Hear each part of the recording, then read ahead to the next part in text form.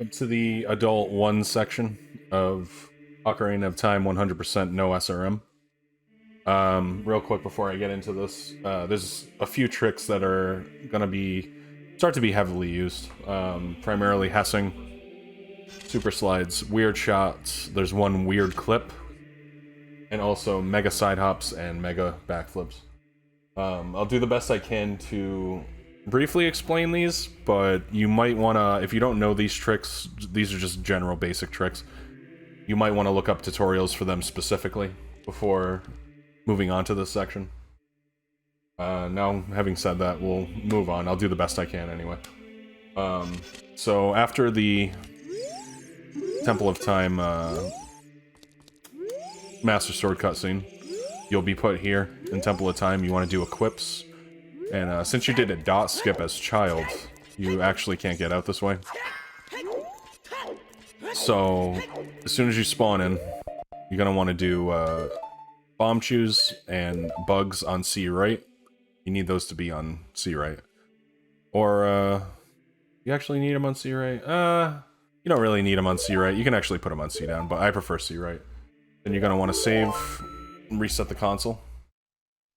This will warp you out to the front of Temple of Time, and then you can get started.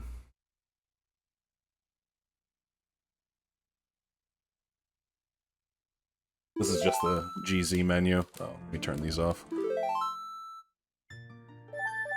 You can mash start in A. So you'll spawn here. Good movement for here is just to start back walking right outside. I'm going to show you how to space rolls. This will be more optimal movement.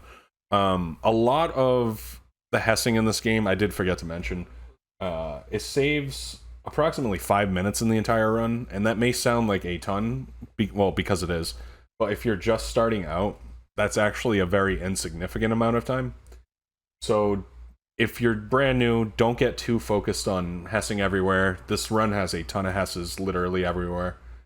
I believe none of them are actually required. If they are required, I'll let you know. But you can do substitutes and all this other stuff. Don't get caught up on Hesses if you can't do them. But I'll go over the optimal stuff as always, then the intermediate, beginner, and backups. So when you exit Temple of Time, you want to do 2 spaced rolls and then 3 quick ones. And then hold right on the joystick and you can side hop.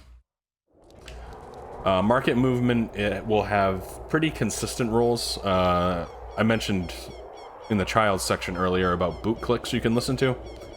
And that's how you know you're spacing your rolls properly, or, you know, GZ has a roll trainer, etc. I like to do 7 rolls to leave market. That's how you know you're in a... That's how you know you're spacing them out pretty well. So, 1, 2, 3, 4, 5, 6, 7. And then 1, 2, 3, 4. Now, this is the first Hess of the run. The goal is to get to Kakariko this way. Typically, if you did everything correct, you should have 4 bomb chews at this point. The advanced players that want to go for this will probably want to just do like a backwalk Hess. That's what I do. You start cooking it immediately. And you actually want to brush up against the fence at like this angle for this Hess. So you would line up with the Hess like this. You want to brush up against the fence there and do ESS right.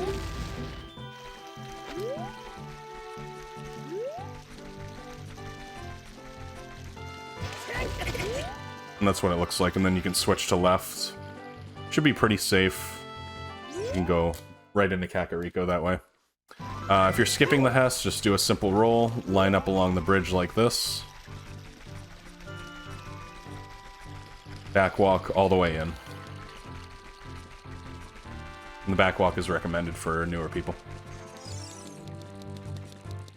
It's that easy. Alright, now once you get to Kakariko, there's a Hess to Anju. You're gonna have to get the weird egg. There's a couple ways to do this. There's the super safe way.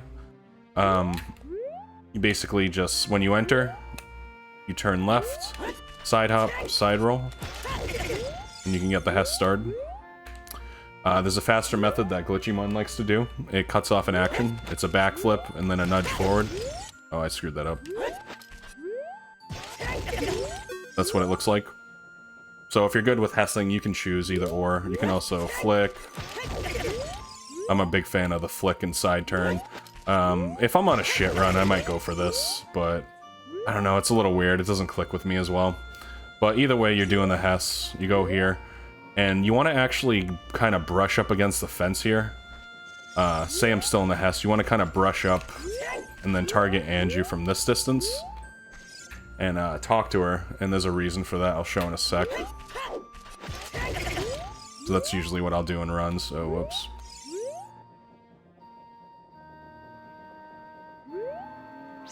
Okay, so you'll target her. I didn't get it, but typically you would target her and hess to a little further away and talk to her for a lineup. Now, if you're skipping the hess, all you have to do is do a simple roll, start backwalking. Go to this ledge, press up and A. Pressing A against the ledge actually makes you climb a little faster. You press up and A. Couple rolls. Line up where Anju would be, and you would backwalk. Alright, so for this hess, I'll try to show what I mean here. Like a safe state. So you want to actually brush up against the fence. Target her. This is a little more optimal here. You want to target her like that and talk to her from a distance. What this will do is it allows you to get the egg and then turn around without targeting her again. Kind of like a more optimal way of backing into the graveyard. We'll be going to the graveyard after this. Something like this. You want to get a proper angle, and this will give you the perfect angle to just backwalk into the graveyard. If you hess and you're kind of too close, you'll talk to her like this. If this does happen... Wait. Am I on hold? That's switch, it's just delayed. What the... Okay, anyway. What you can do if you're too close is just do a simple roll, get your line up, and then backwalk into graveyard, and move on. You need that egg.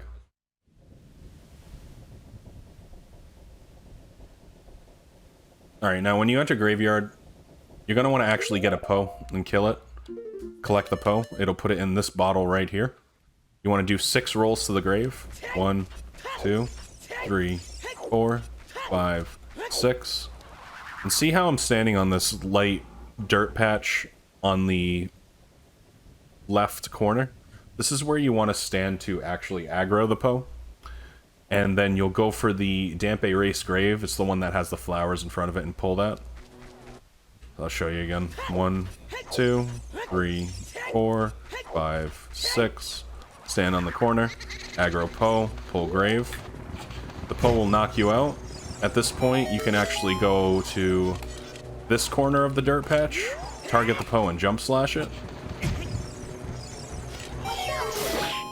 Now this kills it in a position that sets you up for a trick called Poe Dive. You want to go off the ledge and jump slash. And then target the Poe when the jump slash is stopping. I swear I'm on hold. It says switch, but it's like hold targeting. Alright, anyway.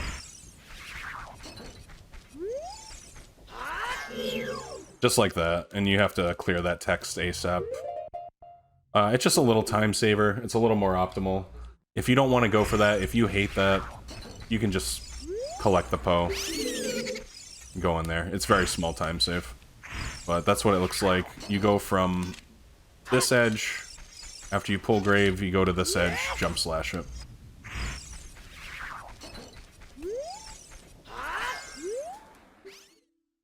There you go. Alright, Damp Erase. I'm going to show you what a good Damp Erase looks like. Or, well, the best I can. It's kind of RNG dependent. The best you can get is a 46. Well, at least in this category. The worst you can get is, you know, God knows. It depends on how many flames he's throwing at you. I'll try to link an in-depth tutorial on Damp Erase. I know there are them out there. I just need to find it. I think Arthur might have one. But I will give you a general idea of what this looks like. You want to actually space your rolls out in a specific way. I'll just try to count out loud what's going on in my head as I'm doing it, and, you know, do the best you can to copy it. And that's just all you can do, and I'll try to link a more in-depth tutorial if you need it.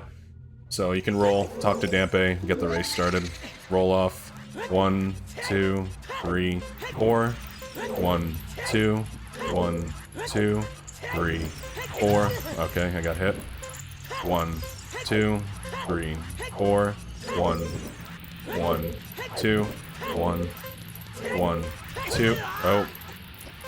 Be careful to not get hit by a flame when you're on the other side of this door, because if you do, it could potentially knock you back into the other room, crush you.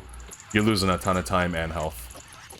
1, 1, 2, 1, 2, 3, 4, 1, 2, 3, 4, 1, 1, 2, 3, 1, 2, 3, 4. Right here, you want to go to the kind of leftish. You want to actually, you do kind of like a hop up, right? And on this hop up, you actually want to target and jump slash. If you don't target, you get a reverse camera. Sometimes. Sometimes you'll get a reverse camera, it screws you up. But if you target and jump slash, it'll always stay ahead of you. 1, 2, 3, 4, 5, 6, 7, 8, 9, 10, 11, 12. Alright, 53 is really terrible. It is what it is, though. I got hit by flames. Oh well, I still made it. All that matters. After the race is done, if you're trying to be very optimal, you can save 2 frames by doing a slow walk and mashing A to put away sword. This allows you to put away sword while Dampe's still moving, and then you can just talk to him. He spawns the hookshot.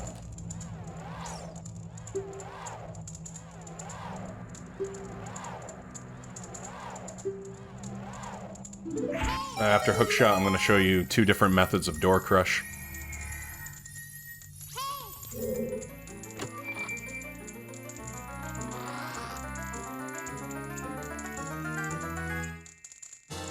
Alright, so the optimal way to do this is to actually get crushed by the door itself, and it puts you closer to the warp upon leaving. You want to flick in the opposite direction of where Link is facing depending on the camera. It's kind of tough to describe. This is for way more advanced players. I do not recommend this for beginners. This saves not much time at all. It's like a second, and it's very risky. It can potentially cause your run to die. But he is facing... I don't know how to fully describe it. Basically, I want to flick left with this camera because he's facing further left on this camera, right? I edge up here, and then I do 2 side hops and back walk. And that's a door crush. See where it puts you right there, near the warp. This is why it saves a second. It puts you much closer to that warp. The safer way to do this is to target the chest, turn, either left or right. 2 side hops, and then a side hop back left. And that puts you a little further out, but it is completely safe. So, whichever method you want to do, you gotta decide on that. The door crush is much more risky, but it does save time. And after the race, you want to scroll over, equip your hookshot. So at this point, you'll have choose, hookshot, bugs, and then you exit. After you're done exiting the Dampe grave, you want to go for a trick now called hookshot jump. You want to do rolls like this. Roll behind the grave. Space them out just like that. And pull hookshot. You want to make sure to pull hookshot during one of these rolls. I tend to do it right here. Alright, that's good movement. So you want to basically get a bonk state and mash hookshot while in the middle of a bonk to get like this weird state. I tend to do it by lining up here, target, turn around, make sure you're against the wall, and then you want to side hop, press A for the side roll, and then hold up after. You're going to maintain target as well. So side hop A and up, right? And you get a bonk. After that bonk, you'll just hit hookshot. I tend to mash it. I think you can just hit it once though, it should be fine. And that's what it looks like. So Link is going to start moving his head to the side, and he's going to kind of put the hook shot up and like pull it out like that. It's kind of weird. On the third time he does this, too, you want to actually, you can do this unbuffered, but this is the frame you're looking for. You want the first frame that the red dot appears. I recommend buffering this to newer players. It is, however, a 2-frame trick, so it's very easily unbuffered.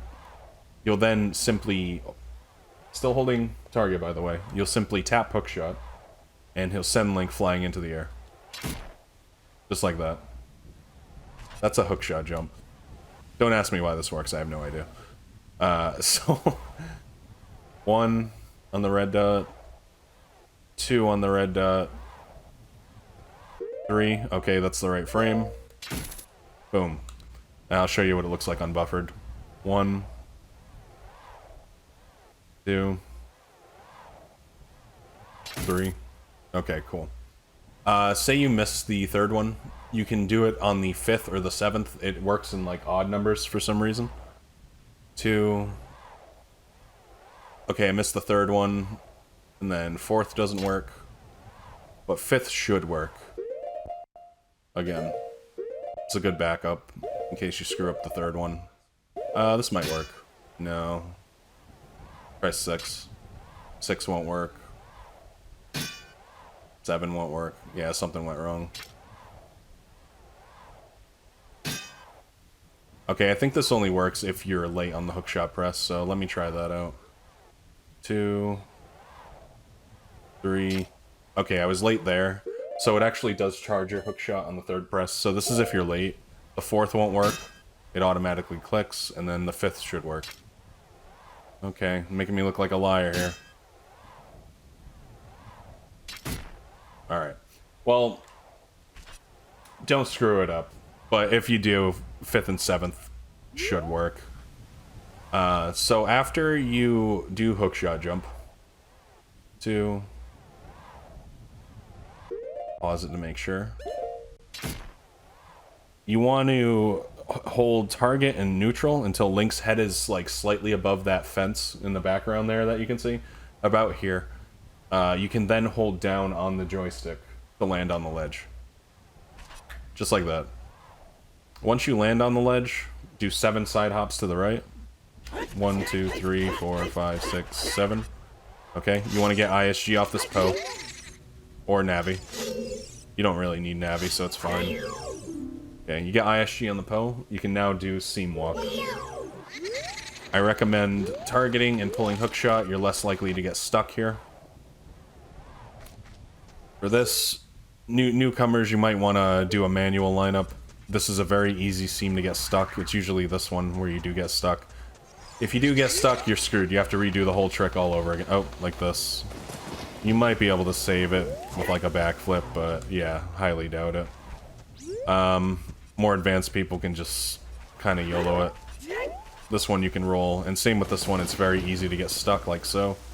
So you're going to want to be careful. Do a manual lineup if you have to. Make it straight with the seam. Run along. So more advanced movement is to here. Just get the correct angle and jump off. Start side hopping. You can manual line this up as well.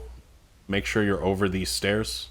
You want to be against the seam as far as possible. Turn. Side hop. And this gets you over the loading zone to Shadow. If you hit the loading zone, you'll be in trouble. This is the advanced movement. Just doing it like this, and you can just side hop right into Shadow. Get started there.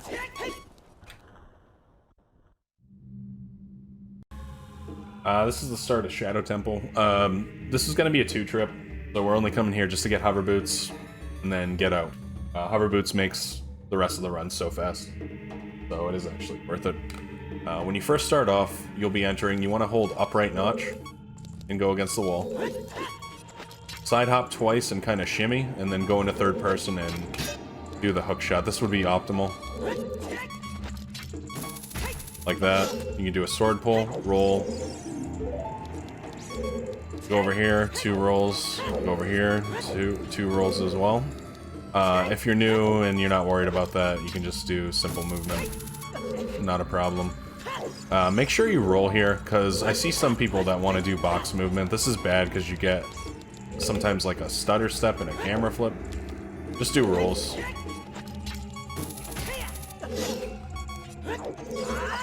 This jump slash doesn't save much, it's just literal frames. Probably negated by putting the sword away anyway. And then you want to just copy this movement here. 1, 2, clear the text box. 1, 1, 2, clear this text box. 1, clear text. 1, 1, 2, 3. You can pull sword here against the door, or you can do this, or you can just slash it if you want. Optimally, you want to do a sword cancel and open the door. Now this Deadhand Fight is very similar to Child. There's a little difference on the damage that is given to him. So the Master Sword actually does double damage that the Kokiri Sword does, so you want to do this a little bit differently. So spawn Deadhand in the same way, your jump slash. That's not bad RNG. To kill him the fastest way, you want to do a single crouch stab, and then a vertical slash. Like that. You don't want to do 2 crouch stabs, otherwise it's going to take longer. Like that takes longer, it'll require more hits. So crouch stab, vertical, and then you do your Minuet. Same visual cue, by the way, when his left arm does the second jiggle. That's how you know when to jump slash. Okay, I messed up there.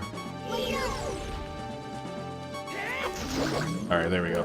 So he should take 2 hits. If he doesn't, can I replicate that? Yeah, okay, I got 1 hit by accident. You can just go to the other side and crouch stab, it's easy. Get ready for your hover boots. So there's 2 things you can do here for the hover boots. Optimally, you want to do a double damage down. You want to do a damage down, open the chest, and then the chest buffer will actually do an additional set of damage that makes you die. And it will send you to the beginning of Shadow, which actually is faster. If you don't want to do that, if you're not comfortable with it, you can just save warp. It's fine. This is what it looks like. You want to target, move forward, drop the chew, slash it. As soon as you take that damage, that first piece of damage, you open the chest, and when you clear the text for the hover boots, it'll do an additional piece of damage, which will give you death.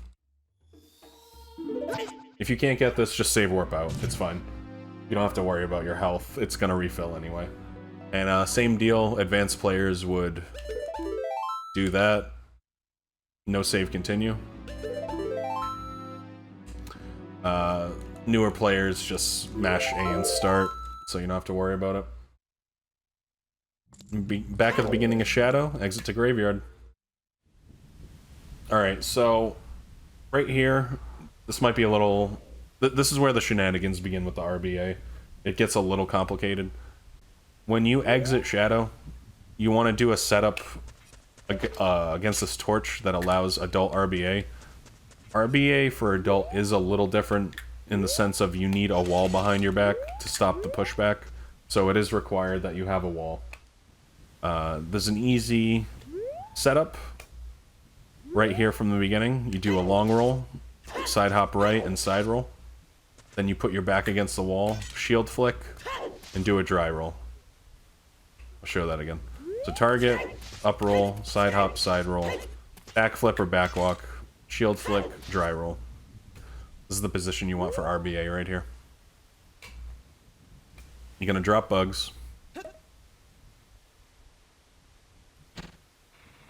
So you can do the same thing that I mentioned with Child RBA, where you hold target and R, and then you drop the chew 1 frame, pull bottle, and you can look for the same frames. It's the crooked arm frame and the pushback frame right before crooked arm. Those will both work.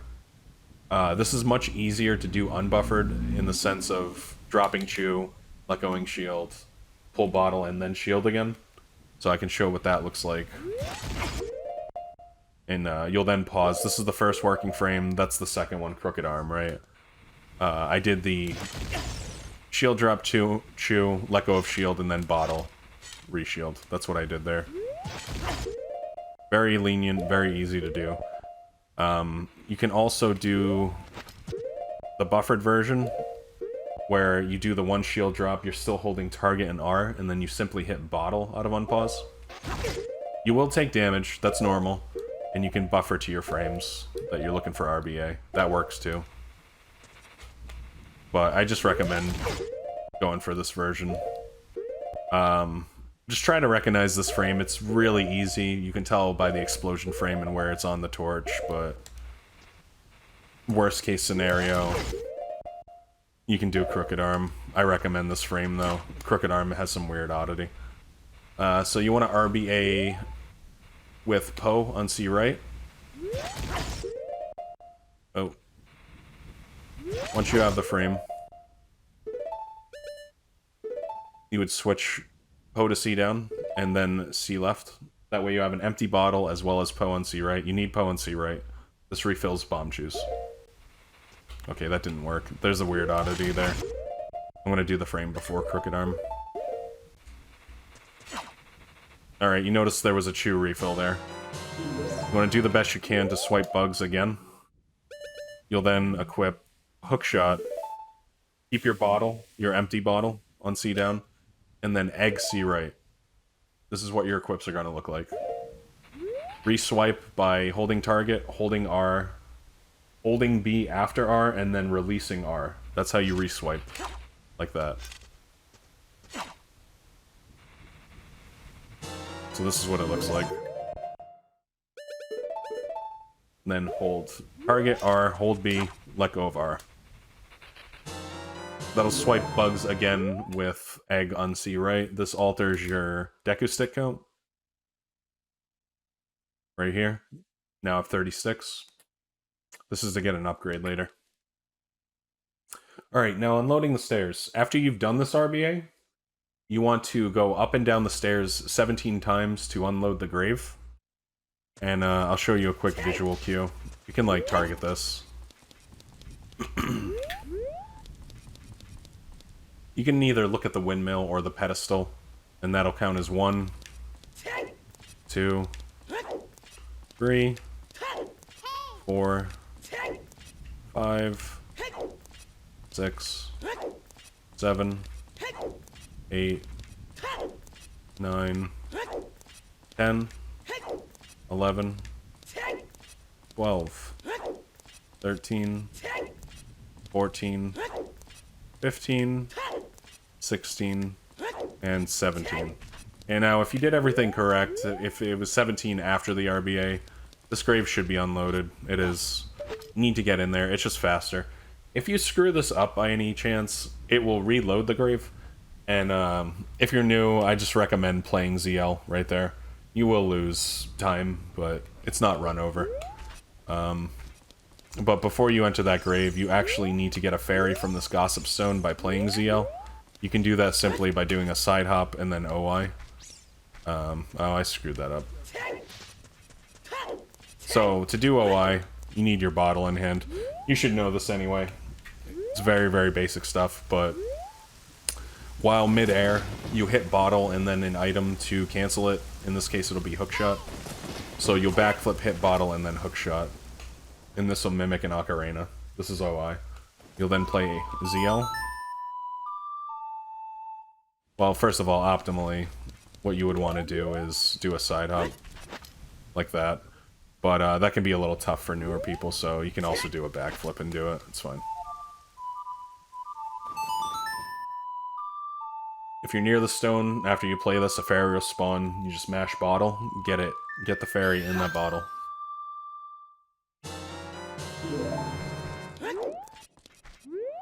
And typically, this would be open. You can just enter the grave. It's that simple, right? Like I said, if you mess up the loading of the stairs like that, what you can do as a backup, you just simply, after getting fairy, you would do these equips. Play Zelda's Lullaby, a cutscene will play. It'll get rid of the grave. You can go right in. It's not a problem. This is the royal family tomb. This is where you're going to get Sunsong. We're coming in here just for Sunsong.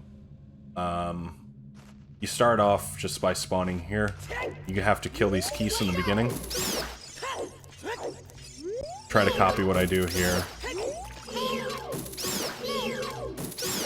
Okay, after you kill this last guy, you have two choices. You can either go for the swag torch hookshot or just climb up. I like to go for the swag. This doesn't save much, it's not important, but it's cool, so I go for it. If not, you can just climb up these stairs and do some side hops.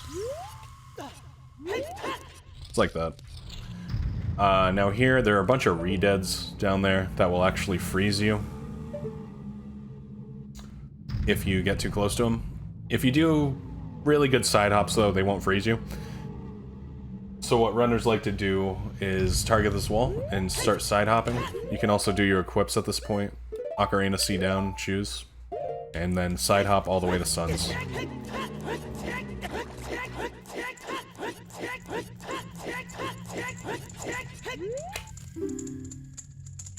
Okay. You'll get Sun Song, cutscene will play. You know, you have to do it. You have to play the song, cutscene plays, whatever, right? And I will show you what we do after that. After the cutscene plays, you can either just start back walking and do your side hops like this all the way out.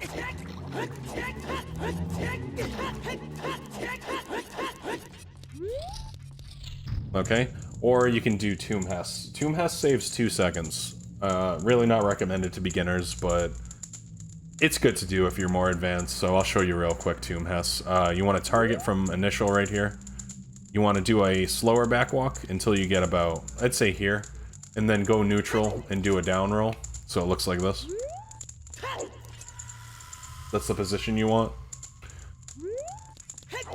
When you're in this position, to do this Hess, it's kind of weird off the torch. You have to do an insta-chew, and then delay roll and kind of roll a little bit and do a Hess. That's what it looks like. Then you turn. Oh, don't do that. Might need to switch there. If you get a second frame, you need to ESS switch. This is why this is kind of hard. But you can do that as an example.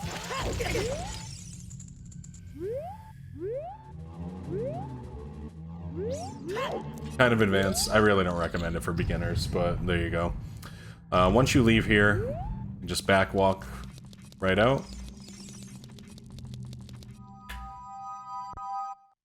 Now here, you want to avoid reading this grave, because it does come back. And you also want to avoid reading this grave. So you have to roll in a specific way. You want to start to run, and you want to roll about here, pause, and then start to roll about here again. So this is what it looks like. Boom. 1, 2, 3, 4, 5, 6. Aggro that guy, same deal. He'll bop you. A little bit quicker, enter grave. Then it's Dampe race number 2. This will be for a heart piece. You are on a time limit for Dampe. You have to beat 1 minute if you want the heart piece, otherwise he makes you redo it. So you do have to be a little faster on this one. It's the same exact concept as the first race though, so I'm not going to go into it. Try to look up a tutorial, but I'll show you the best I can what it looks like on the second race. And I'll try to beat a minute. Hopefully I can. Better be able to.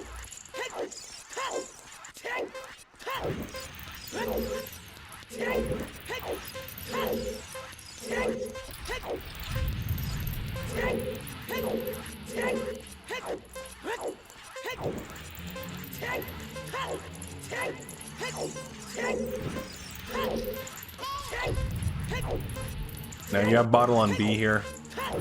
There's no jump slash, so go further to the right ledge and just climb. And that's the only difference.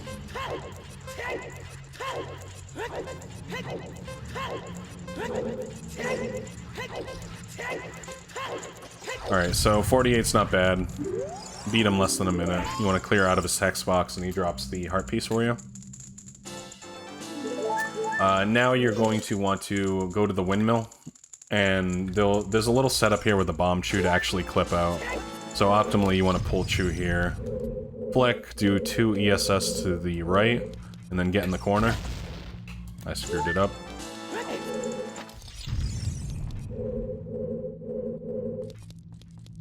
Okay, that's what it looks like optimally. I'll do it a little slower. So what you can do is either target this, move over here, and then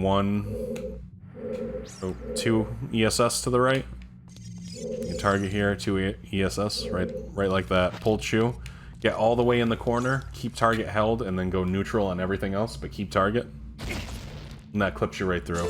Or if you're trying to do it fast like I do, or if you hate targeting this block, you can target here, turn, and then ESS turn twice. Either way works. You do the best you can. Okay, from here you climb up, target for a straight angle, turn, 9 side hops to get to the top. 1, 2, 3, 4, 5, 6, 7, 8, 9. Roll. Roll on this. Roll on that. Get that heart piece. If you fall off this by accident, it does happen. I've done it in runs. It sucks, but it happens. You can actually go to the left side of these ledges, climb up them, and then jump on the middle portion there as a backup.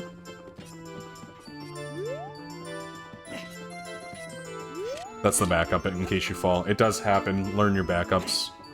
After you get the heart piece, pull Ocarina out in front of this guy. He'll teach you Song of Storms, he'll get super pissed off, and then you can just bounce up out of there, dude.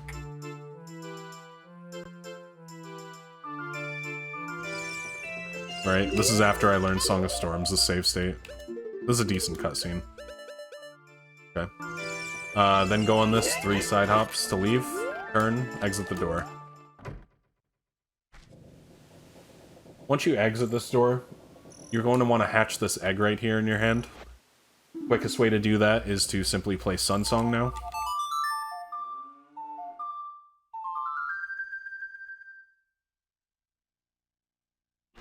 Okay.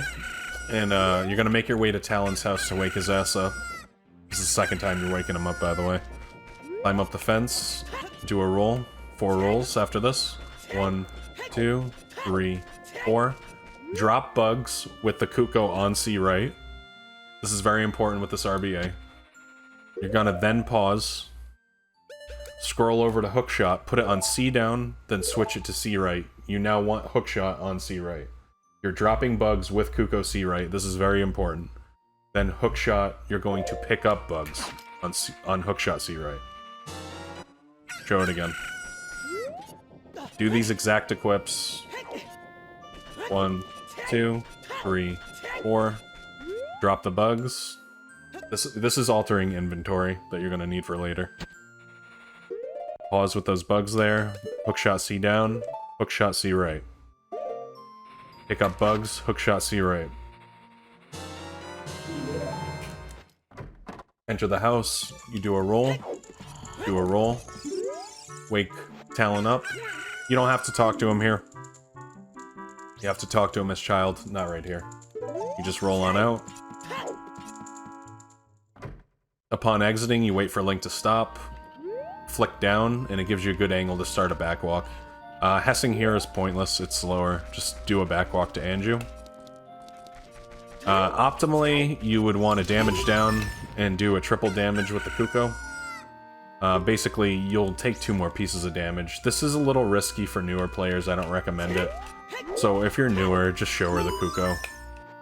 But if you are doing more advanced, which I'll show, you do the damage down.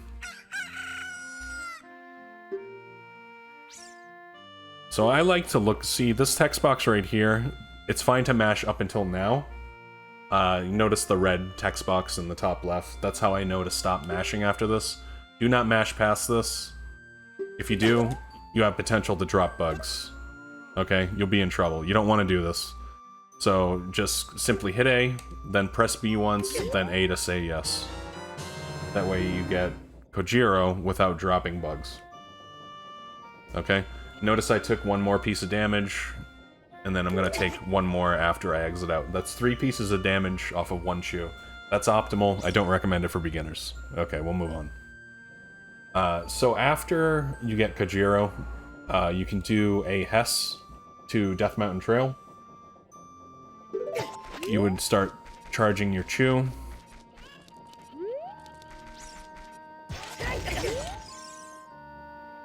This is not even optimal. Optimal is Anju Hess, which you're gonna have to look up a tutorial if you want to do that. I'm not explaining it. Basically, you can... I'll explain it, fuck it. You can, Hess off of Anju's hitbox. I hate this strat. Something like that. I don't even do that, but yeah. What I do is I just cook the chew and I Hess into DMT. It's that easy. If you hate Hesses, no problem. We have better movement as well. You would just roll over here. Hookshot this. Roll over here. Line up for Death Mountain Trail. Backwalk the rest. Roll up. There you go. See you on the trail. Well, I'm at Death Mountain Trail now. As always, we'll go over the optimal stuff first, and then show intermediate beginner, and then I guess backups. I'm not sure if there's any backups, but we'll go through the Death Mountain Trail. There's actually a lot of information just on this one section, so I'll go into it the best I can. So when you first spawn, or when you first arrive here, it'll play a cutscene, and then it'll place Link right here. Optimally, you want to do a flick and Hess off of the sign. Target the Tektite, do a double chew, kill this Tektite on the rock, and you'll then get this gold skull. Roll here, and Hess off of this rock, right into Death Mountain Trail. That's optimal movement. If you're a beginner, I don't recommend it. I say just start backwalking. Oh, whoops. Start target here, double chew. Well, I messed that up.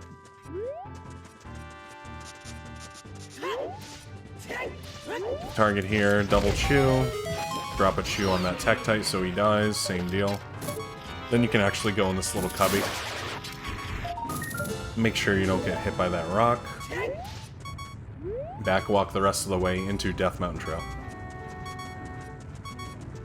All this damage down is actually required to do a trick in Death Mountain Crater, or sorry, Dodongo's Cavern. My bad. But yeah, the important part here is so you don't get completely pwned. When you're around this rock, start to target. That way you can double chew, take this guy out. Because this guy's a pain in the ass. That's what I'm most concerned about.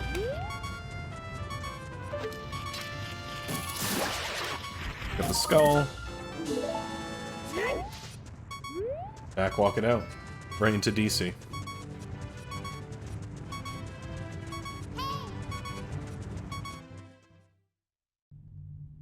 This is the start of Dodongo's Cavern. This is also going to be a 2-trip, similar to Shadow. We're coming here basically for bombs and a couple of gold Skulltulas. I'm not going to show... There's a very new strat that just came out where you can light the eyes and skip the cutscene. I'm actually not going to go over that. More advanced players can find a tutorial for that. It's all good. I'm just going to show the old conventional ways of how to light the eyes and get bombs and go through DC. And I'll run through some of the options that you have, as well as the semi-optimal stuff. It's not really optimal anymore, it got obsoleted, but I'll go over it the best I can. So, you're in Dodongo's Cavern, you have about this health, about 20 chews and these equips. You want to blow this door up with a double bomb chew while taking damage. One thing I want to make you guys aware of is if you blow this door up and you're too close to the door, it has a very high chance of getting a VC crash. It's just a known crash, it happens, so if you blow it up like right there, that's very dangerous. Just be aware of that. So I like to blow it up a little further out, like that. So you want to go blow up the wall. And you're going to get ready for another hookshot jump that uses death this time. So you're going to want to actually damage down to exactly 1/2 of a heart. The best way to do this is to do a roll, damage down, start back walking. Then when you hug that wall, you can roll it out and go to this wall here. This is where you're going to light the eyes, unless you're doing the other strat, in which case you wouldn't do this, but for now I'm just going to go over this way. You can also use the lava to damage down if you're low on bomb chews. Like so. You want to go as far right of this ramp as possible. More or less right here is good. If you go too far left, you'll hit a text trigger like that. It's a little slow. You just want to avoid that. So roll it out to the right. Get your damage, start back walking. When you hug this wall, start rolling it out. Oh, I didn't mean to do that.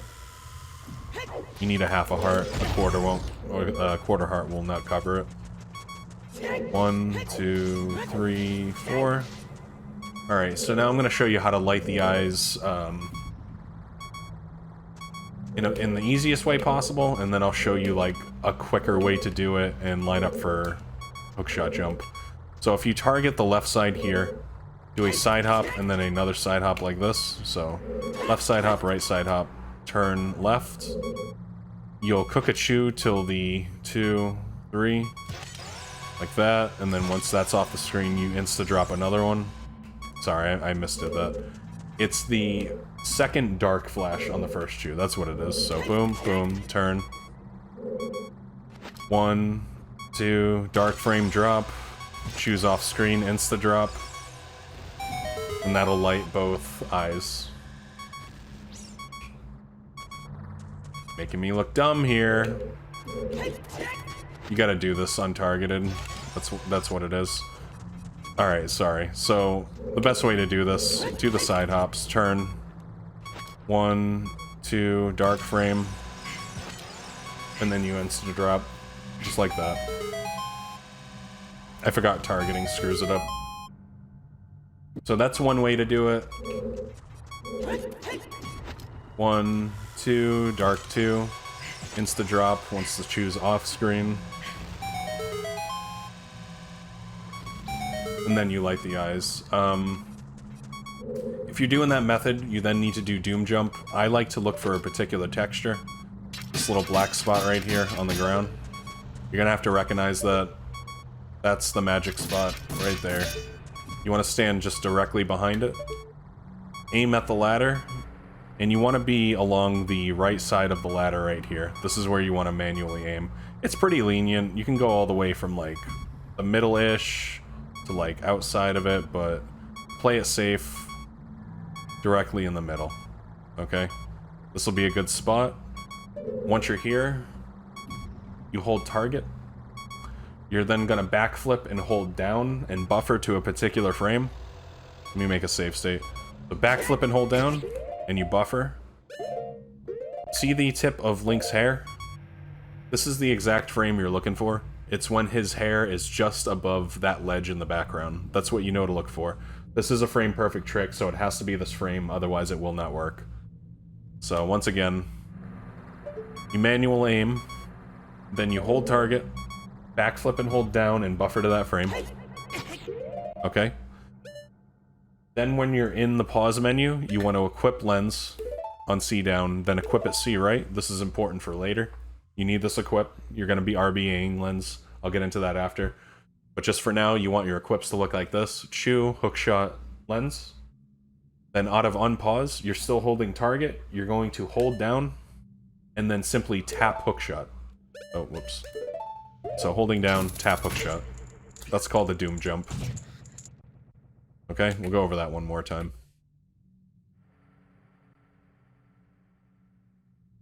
So you got your lineup, hold target, backflip, hold down, go to the frame, do your equips, hold up, and tap hookshot.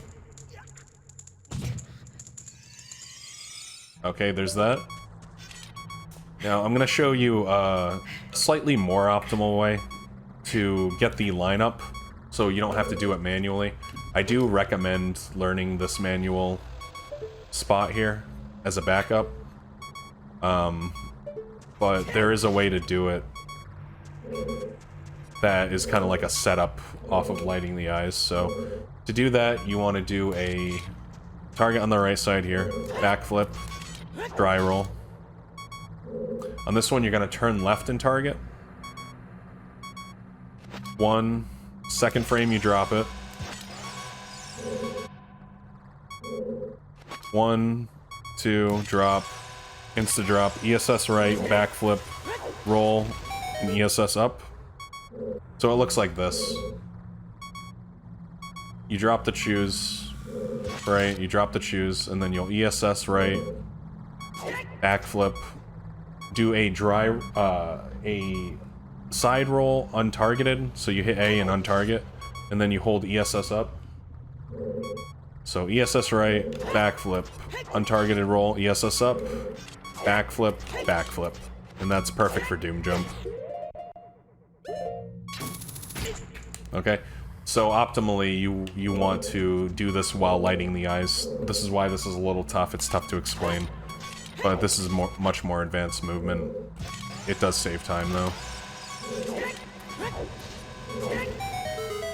That's what it looks like. Oh, I didn't mean to do the side hop there.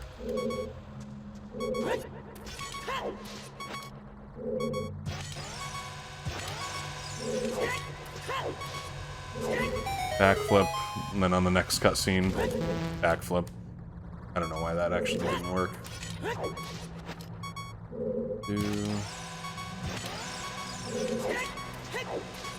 I swear I've done this before. Alright, there we go. So that's what you want to get set up for, and then this will give you the perfect setup while lighting the eyes for Doom Jump. There's no manual aiming. You just let it rip. Do your equips. And that's the fast method. It's a lot of information. And I screwed up a bunch of that, but hopefully that makes sense. Alright, so after you do Doom Jump, you want to roll on the bridge twice. Roll to the right, I believe 3 times, and then 8 side hops to the left. So we'll do 1, 2, 1, 2, 3, 1, 2, 3, 4, 5, 6, 7, 8. Turn around, hookshot this, open bombs.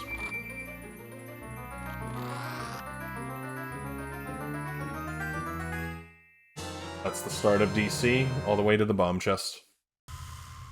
After the bomb chest, you're gonna make your way toward through a little more DC in the reverse way to get a couple of gold skulls. There is a bridge hest you can do with hover boots. I can show you what it looks like real quick. The thing is, though, I don't recommend this for anyone. World record doesn't even go for this. ZFG went for this. I don't know. It only saves 4 seconds, and it's extremely risky. That guy was completely correct. But I can show you what it looks like real quick anyway. So it's a double chew hess off of this. And if you don't know how to even do double chew hesses, I'm not going to get into it. You need to figure that out. But basically, you'll do a double chew hess, equip your boots here, and you get a specific angle. And oh, party across the bridge, baby. If I did it right, I would have hessed all the way to that door and take hover boots off. You would also need to blow up this bottom door at the beginning of DC, which I didn't do. So the fact that I didn't do that, you shouldn't even go for this hess if you don't do that.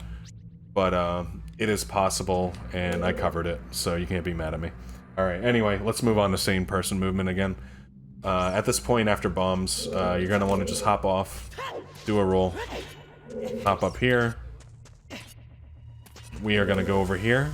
Now, right before this dark loading zone area, you're going to want to target, turn straight left, drop a chew, do this movement and start back walking. When you get here on the bridge, you can turn around. That blows up the bottom door. Oh, I guess the save state actually did blow it up. But typically this would not be blown up, and that chew I drop blows that up. So you target, turn left, do that. Start back walking. When you reach the flat portion of the bridge, that's how you know to release target and roll. Roll, retarget, turn around, right to the door. That's good movement there. Enter this door. One roll, up and A to climb. Hit that switch. Now you want to open this from, like, the left side, basically. See these little like, screws on the door? If you section this door off into threes, you want to open it from the left side. The left third. That's where you want to open that from. Very fast movement here. You would target, drop the chew, do that, and side hop. Well, don't do that, but up left notch, side hop here. This puts you right on the stairs. This is a little risky. If you fall off, your run is, like, kinda dead. Like, if you have a good time, it's dead. I mean, if you're just starting off, you could come back and get these 2 skulls later. It's not a big deal. But if you have any kind of, like, semi-optimized time, this is a dead run. So, if you're gonna do this movement, make sure you're really comfortable with it, but that is the optimal. 5 backflips, get the skull. You would then roll, get this skull. You want those 2 skulls before exiting right there. If you're not comfortable with this, you're afraid of falling, what you can do is you can still send that chew off, and then do a manual lineup like this, and then simply jump off, target that, and then do backflips. Get the skull. You can reach it from the top, as long as you're over this line right here, you can reach that. Get the other skull. Same deal. Now from here, there's 2 options. We got a death cutscene skip coming up again at Bolero of Fire. So optimally, you do want to damage down on the way. You should have taken damage at some point, even if you didn't. Like, let's say you have full hearts here, it's fine. Say you have the full 3. Just for an example. Alright, no damage was taken. After you get this skull, you can take damage by side hopping off of this. And then you'll damage down to 1 full heart at this point. This is optimal. If you're a beginner, just jump off and roll. That's what you want to do if you're a beginner. But I'm going over the more advanced stuff, so for now we'll just do the damage down. Okay. This Hess saves 1 second. You want to start cooking your chew and Hess out this way. Hug the right side here. It's the same deal as entering. If you're along the left here, you'll hit a Navi text box, so you want to stay off to the right side. Start cooking the chew.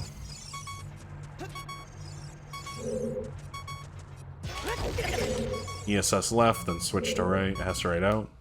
If you're not good with Hessing, I don't recommend this to beginners, just do rolls. Stick to the right side, back walk it out.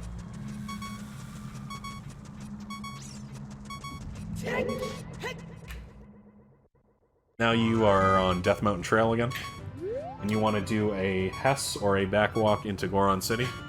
The Hess is very simple. You simply turn left, chew Hess right off the rock. Whoops. Saves 10 seconds as opposed to backwalking. And you want to turn like this without falling.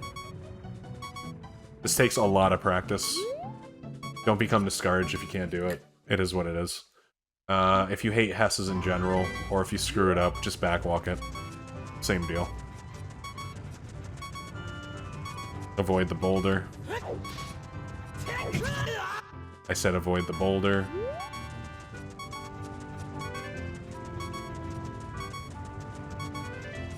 Probably better to go tighter like this.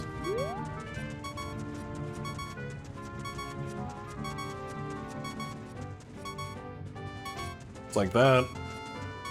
Turn around, backwalk the rest of the way into Goron City.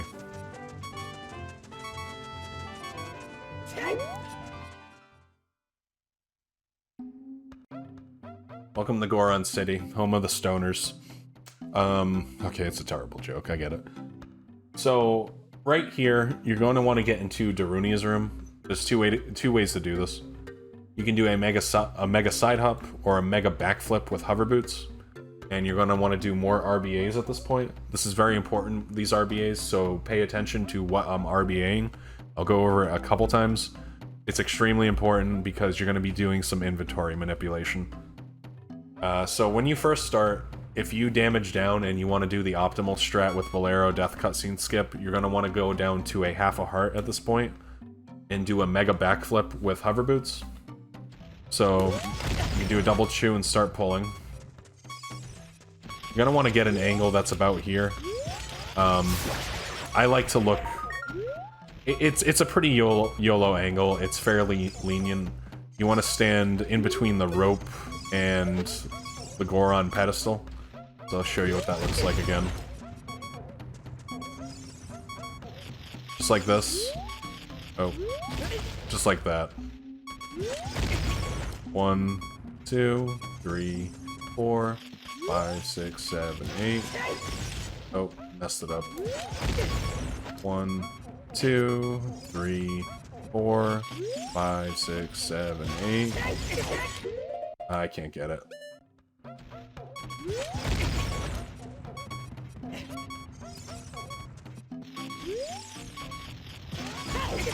There it is. Okay, so once you get the mega backflip, you then equip hover boots, and you simply hold only right on the stick, and this should clip you out of bounds in a safe spot to do your RBA. Okay, and I can switch to up left now. That's what you want to do. You hold right till you clip, and then once he starts floating, you hold up left. Now, you can do this buffered as well. I think I went over a buffered mega flip, but I'll do it real quick anyway, again. 1, 2, 3, 4, 5, 6, 7. 7th dark, or 8th red, whatever works.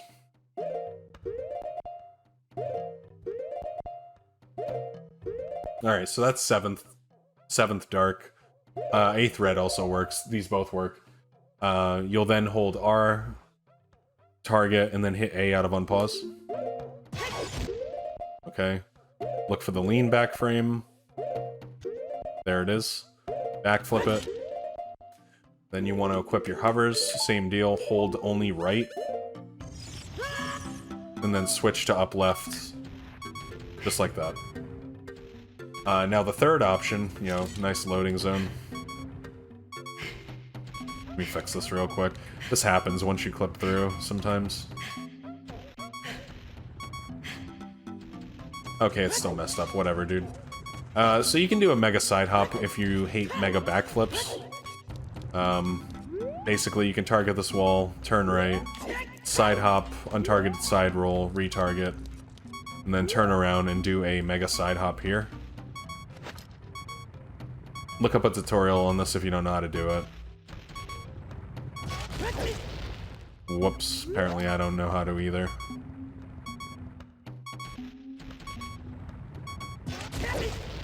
Hello?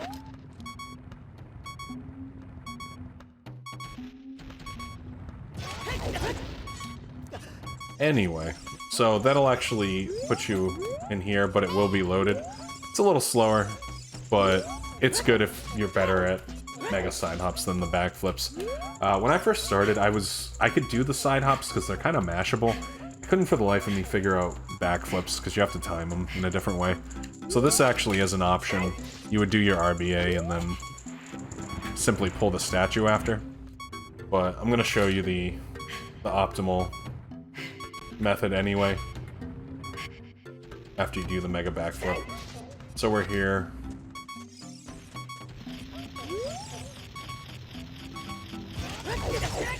Okay, I do the mega backflip. Hold right. Okay. Once I switch to the up left, you can then drop the bugs. Make sure your lens is on C right. This is very important once again. What this does is it actually alters your hammer slot. I'll show you what that looks like real quick. Since you have an empty bottle on B and lens is C right, it then puts the empty bottle in your hammer slot. You need that to stay empty. Okay?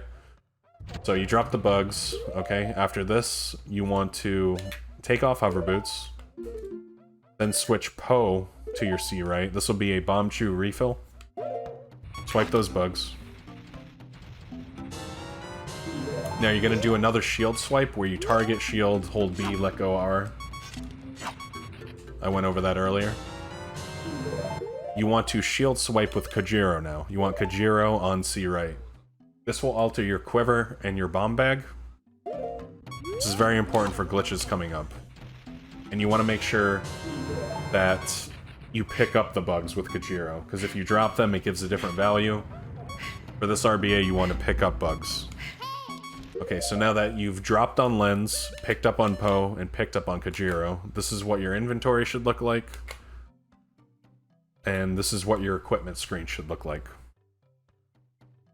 Okay. You can then equip Ocarina C right, and your Master Sword. You're done with RBA shenanigans for a little bit. Use the map to make your way to the loading zone in Death Mountain Crater. You can see the little arrow. You want to basically aim for that zone right there. That's the best way to do it. But you want to make sure your Ocarina and your sword is equipped before going here. Now that you're in Death Mountain Crater, there's two ways to do this. You want to skip the Bolero cutscene, and the save's about a minute, I think, something like that. It's similar to the Zelda's Lullaby cutscene skip in the sense of you'll pull a chew midair and you'll die while hitting the loading zone, but it still gives you the song you're looking for. Now, I have a save state here that damaged down to a half a heart. This is, once again, the optimal stuff. I don't recommend this for beginners. But I'm going to go over this, and then I'll go over something that beginners should be doing after this, alright? So this is optimal. I have a half a heart. I'm first entering Death Mountain Crater. I want to do 2 rolls to the bridge, hookshot ASAP. While this text is up, because you only have about 4 seconds till you die. Okay, now that I'm on the bridge, I want to climb up target, turn around. I want to do 2 backflips, and on the second backflip, halfway through, I do a chew shield. So that way it will hit me and push me into the cutscene loading zone. So 1 backflip, chew shield. It's only chew shield after the second backflip. Everything else is released. Target's released. All that. I'll show one more time. Oh, whoops. Just like that. Okay? And you know you got it if you died and you get this little cutscene playing. You can then do the quicker no save continue. You'll skip the cutscene, have full health, and you will have Bolero in your inventory. Now, if you did not do the damage down along the way, this is for more beginner.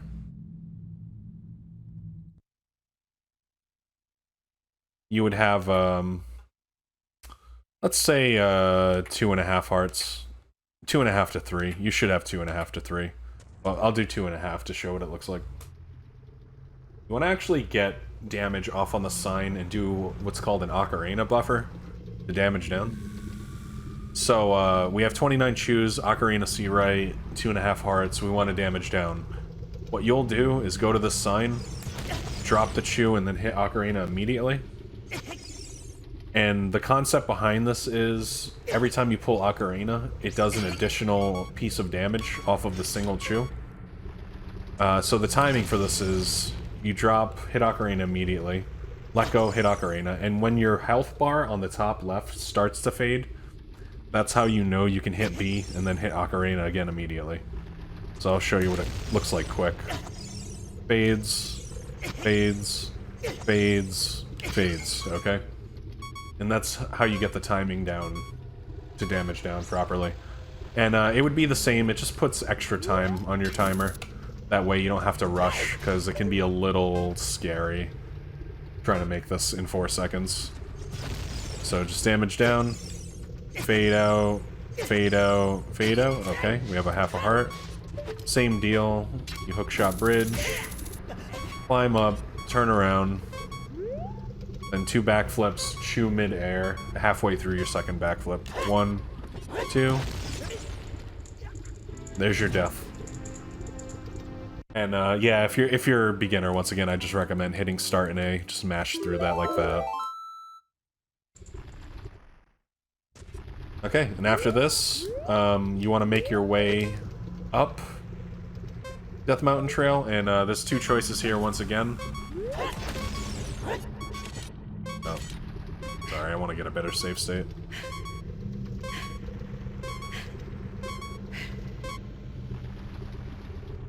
Alright, so when you're here, this is right after Death Bolero cutscene. You're gonna want to roll 1, 2, 3, 4, 5, 6. Pull hookshot midair, 1, 2. You want to stand here and hookshot the ladder all the way to the right side. More advanced players, this is only if you have a really good time. You can actually skip the bomb grotto and just do a couple side hops and leave immediately. This will leave you with 20 bombs. I do not recommend this for new people. I have a 407 top 10 time and I still get bomb grotto. I believe Eric has a 4-hour even time and still gets bomb grotto, so don't feel pressured to skip this grotto. Get the extra bombs, trust me, okay? Unless you are just going balls deep. So what you would do is you get the bombs, you blow this up, enter the grotto. 1, 2, 3. And this gives you 20 extra. There you go. So you should have 40 at this point. The reason why you would have 40 is because RBA and Kajiro did give you a bigger bomb bag, but kept the value of 20, but then you can refill it. That's basically the TLDR, what happened there. So you shoot the right side of the ladder once again. Make sure it's the right side from that position. That way you can climb up through. Get your bombs.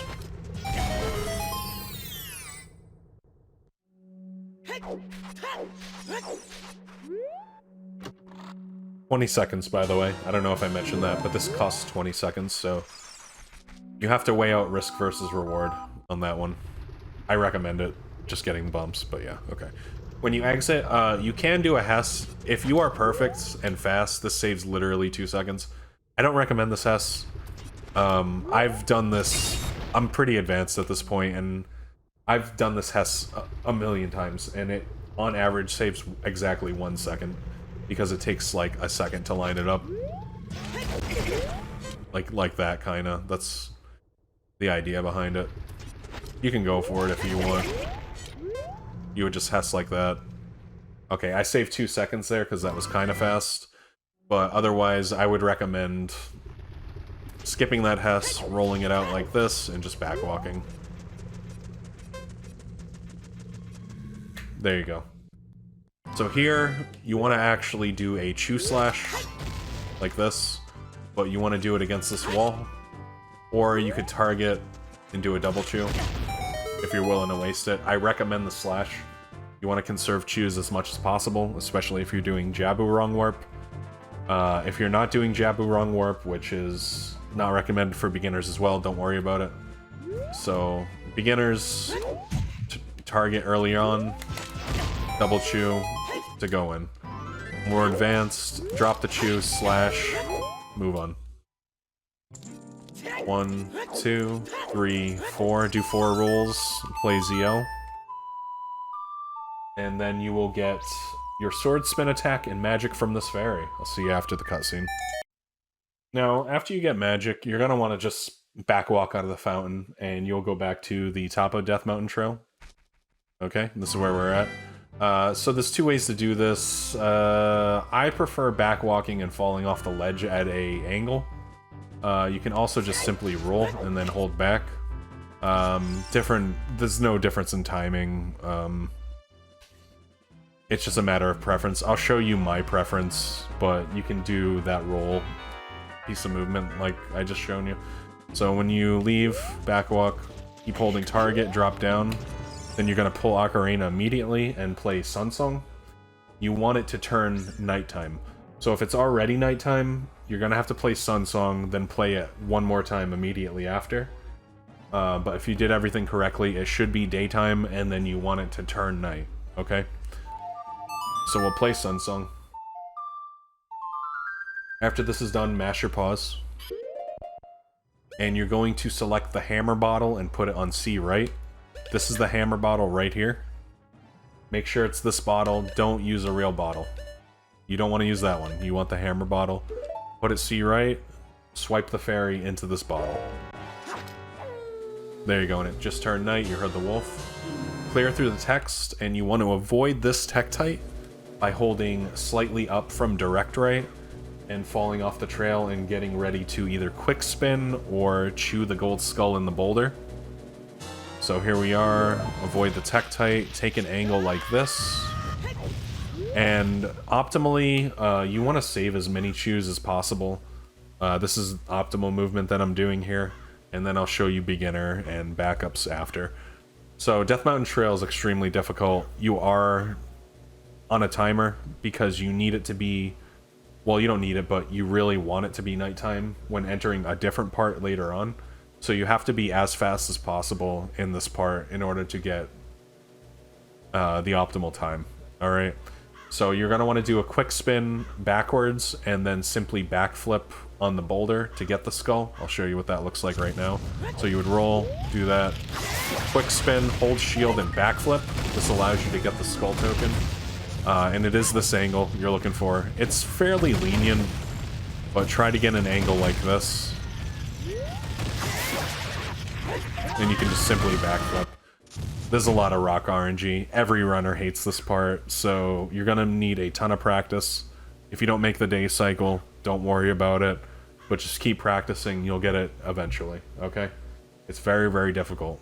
So I'll show you what it looks like. Do that, backwalk, quick spin, hold shield, backflip. Now at this point, you want to continue to hold target. Do a side hop left, backwalk a little bit, side hop right, and hess off of the boulder. Very difficult, like I said, rock RNG. It's hard anyway. And that's what it looks like.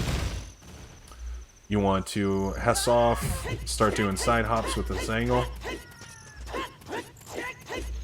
Another quick spin on this one. Now the trick right here is called hookshot extension. Basically, you go into first person on hookshot, and then you hit up... what is it again? Up an A. And then you cancel it by hitting hookshot a frame later. Arthur Houdini has a good tutorial on this. I'm not going to go too deep into it. I will try to link that. Hopefully I can find it after. I'll try to link it, but watch his tutorial, because it goes far more in depth than I ever could. But you're going to basically want to do that, so... Once again, do the Hess. You're going to fall off, do your side hops. Quick spin. Oops. Quick spins are so hard. Hookshot extension. Hookshot extension gets that, and then you can slash this boulder. And you can Hess with ESS left into the loading zone. Now if you do this quick enough, you'll be able to make the next day cycle, which is what you want. If not, once again, don't worry about it, but it does take a lot of practice.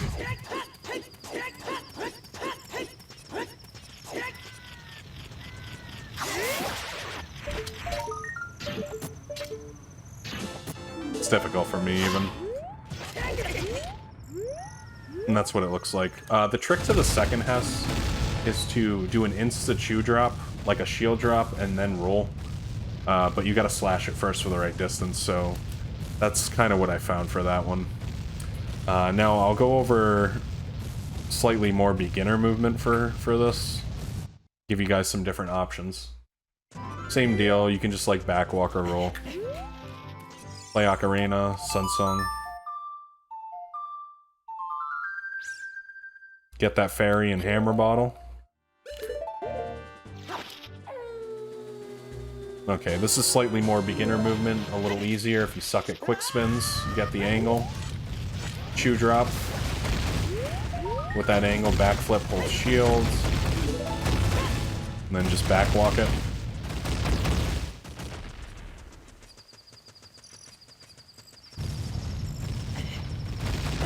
Oh, whoops. Same deal, side hops.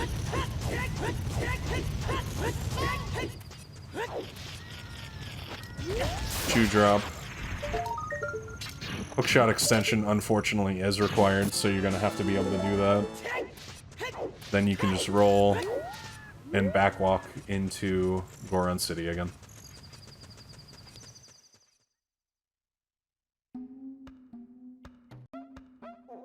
After the second Death Mountain Trail, you'll enter Goron City, like I just showed.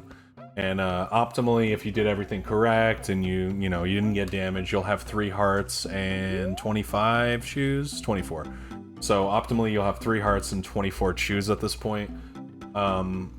If you're doing the optimal route, you're going to want to start to damage down, because you have another death cutscene skip coming up for Minuet Forest.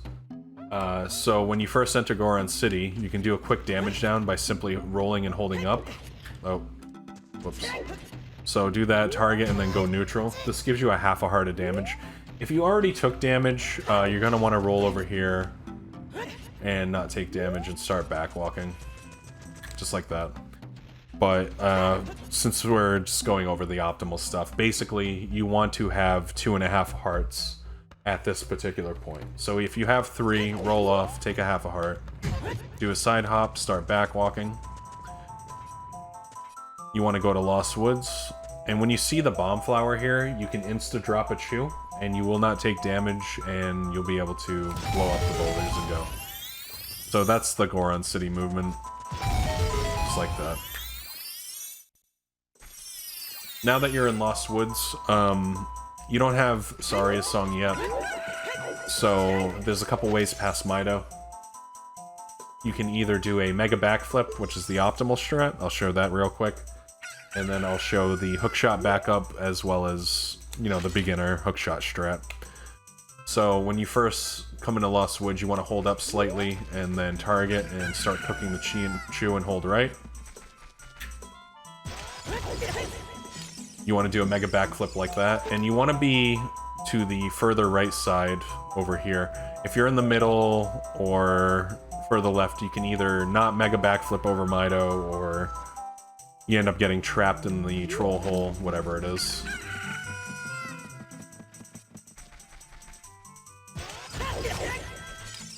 I can't show it. It's hard for me to do, but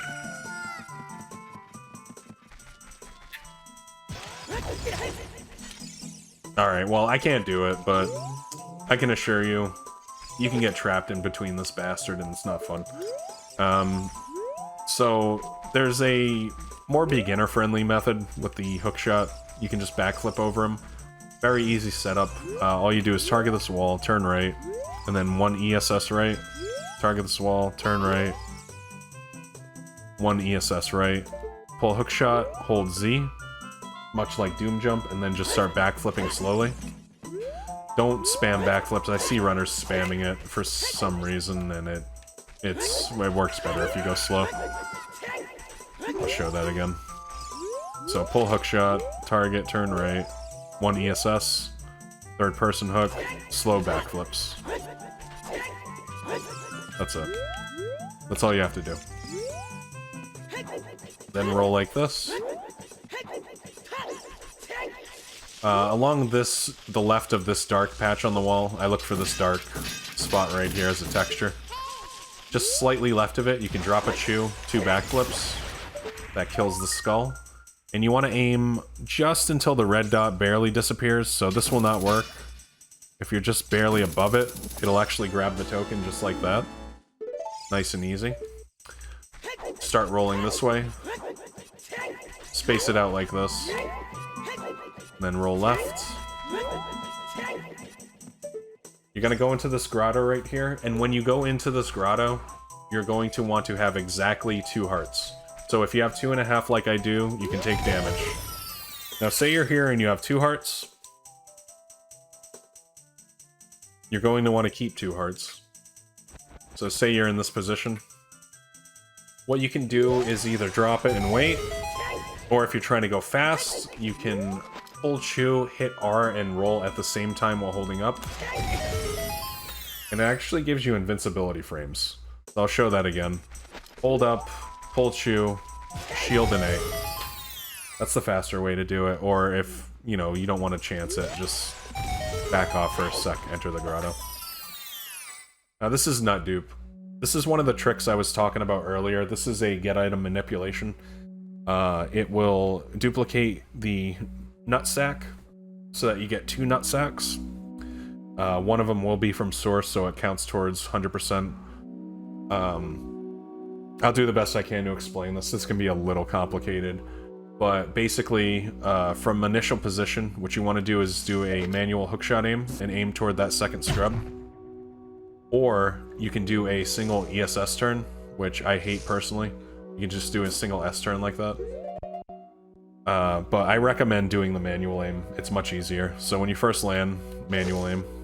Aim more or less to that guy. And the first scrub will shoot a nut at you. You want to buffer to a particular frame. This is a 2-frame window. You know it's the correct frame where... See where the nut's shadow is? Right below Link's arm? Not that frame. That frame.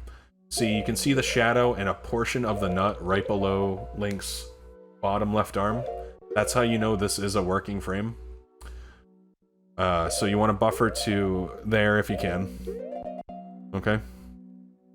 Then, out of unpause, you'll hit Z, R, and C up. And this will put you in a glitched state that allows you to do this. You know it worked if you release everything and your camera's still like this. Like it looks like it's targeted, but I'm not even hitting anything, you know? Taking damage negates it, all that stuff. So, Z, R, and C up. And then you want to go toward the left guy. Pop up the left guy first. Avoid that. Yeah, don't talk to him. That's not good. Hold on. Okay, there we go. So left guy, then you want to talk to him. Oh, sorry. Piece of information I missed. The nut you reflected should hit the guy on the right. That's the whole point of manual aiming. Anyway, go back to what we were doing. So yeah, it hits him, then you hit the left guy. So this is very important which order you do this in. First of all, you need hookshot to stay in hand. If you pull sword, it will not work. It screws up the trick, so make sure your hookshot stays in hand like this. Talk to the left guy by simply targeting him. You just simply target, that's all I hit. Scroll through his text, buy it, yes. And then you want to move to the other guy and simply target him. Scroll through the text, okay. Once you're here, I'm in this exact position in between the two. You want to go into first person by hitting hookshot, then simply hit A once. That gives you fake nuts, and then the second scrub gives you real nuts. And this is nut dupe, okay? It's a little complicated. Go over this a couple times.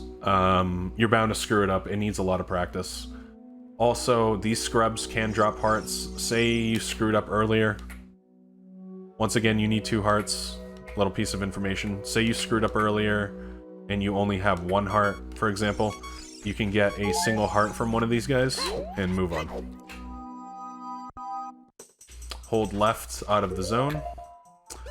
Oh yeah, so on that last pause, by the way, you do want to equip either like this, bombs and shoes, or bombs and ocarina.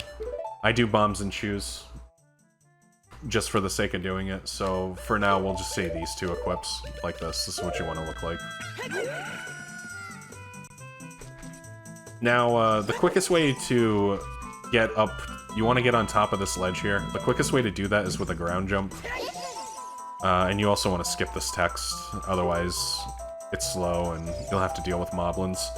If you don't know how to do ground jump, I highly recommend a tutorial. I will show you the way I do it though. The easiest way I found is to pull a bomb, roll, pull a bomb, drop it with shield and A, backflip while holding shield and mash A. So it'll look like this. You just mash A. And that gives you a ground jump. You can also do a backwalk, drop the bomb,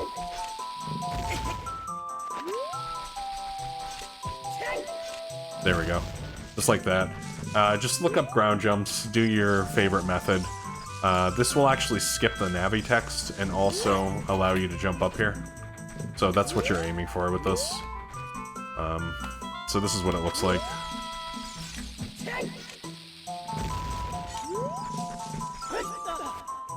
You want to target to reduce lag, pull hookshot, and do movement just like this. Get the skull.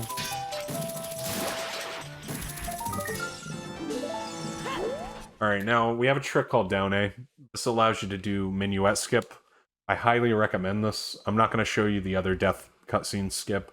You're going to have to look that up if you want, because this is actually easy enough. I'm going to show you a very easy way to do it.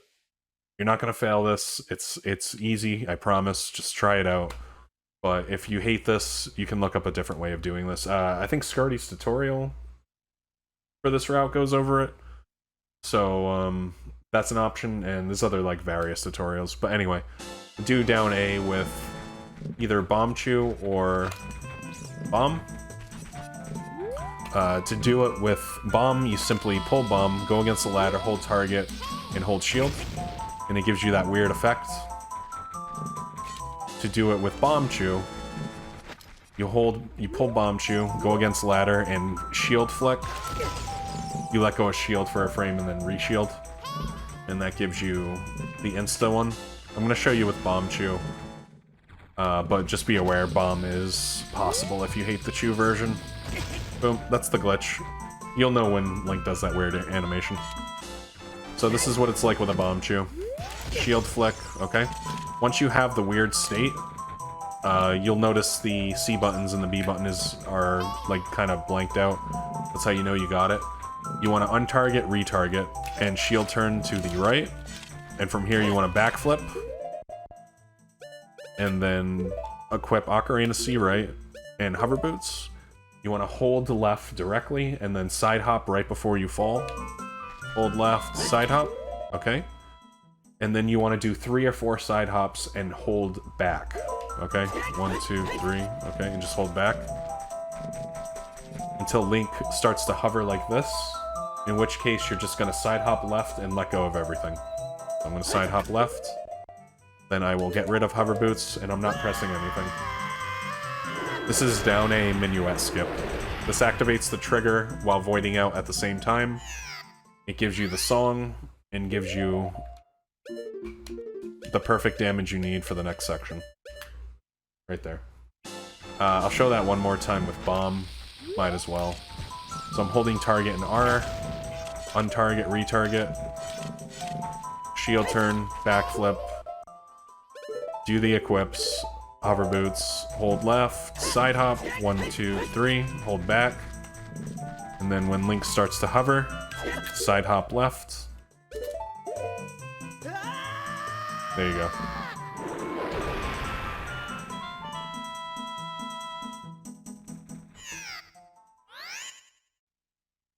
Alright, after you do Minuet skip, optimally you would have your bombs, hookshot, ocarina, and a half a heart. Go back to Lost Woods. This is the first required... Well, it's actually not even required, so that's not true. Optimally, you want to do a Hess past Mido. You can backflip past him one way, but the other way, you require a super slide or a Hess to get past it. So that's what you would want optimally. Just like that. If you're not good with Hesses, what you can do is a super slide as well. You would just side hop here till about here, and then do your 2 bomb super slide. Look up a tutorial for this if you don't know how to do these. They're very important. That works as well. If you are extremely low on bombs by any chance, or you just hate Hess and super slide, it's not a problem. What you can do is actually just head directly to the right and get lost. And then re-enter Lost Woods. Start rolling this way.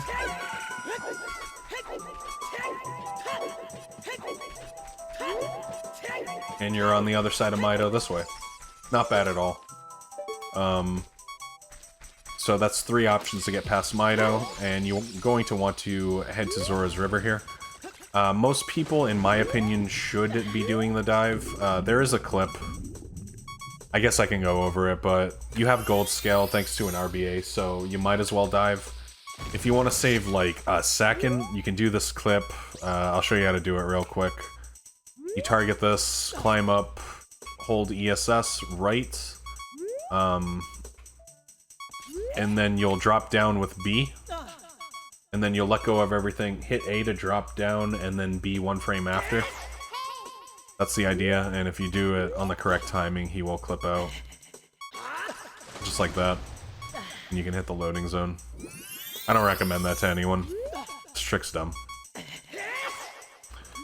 But it is an option if you really want to go for it. It's optimal in theory, but for the sake of sanity, we'll just dive and move on. Zora's River. When I was talking about making the day cycle earlier at DMT, this is for the section I meant. So the save state actually does have perfect time of day. Once again, if you don't make this, it's fine. I'll show you a backup. It's no big deal. But optimally, you are going to want to enter here with half a heart, 18 bombs, at least, if not 38. You got Bomb Grotto, Hookshot, Ocarina. And I will show you the movement to get the 2 skulls and do a death to get to back to the top of the river. So you want to target, go up here, roll, roll, target, pull hookshot, roll, roll, roll, roll. So you can either climb up this fence like this, you just do simply a climb, or you can climb here and then hit hookshot to stop your momentum. If you climb here and you don't hit hookshot, you're going overboard. So you got to be aware of that. Just simply tap hookshot, grab the skull, turn down, and then go on the bridge. You're gonna have to figure out a way to get that angle. You can avoid all these popcorn shooting guys by just running right into them. You don't have to be afraid, just run right into them. Roll there. You want to aim until you're on the left of the ladder, the opposite, and you can climb up. Roll here, kill the skull, drop a bomb for death, grab it, and that's the optimal way to do that movement. Now, if you're a little slow, it's not a big deal. You can just play Sun Song, but this is to save a Sun Song, this quicker movement. Try not to bonk here. If you do, this guy can hit you. Rip. So avoid bonking there. Avoid falling. If you do fall here, though, it's not a big deal. You can hookshot up, I believe. No, not there. Where's there a place to hookshot up? I actually forgot. I haven't done this in a while. Honestly, you might need to just go all the way back up top, unfortunately. So if you fall here, you're missing day cycle no matter what. And you're just gonna have to go back up, redo it, go this way, redo it.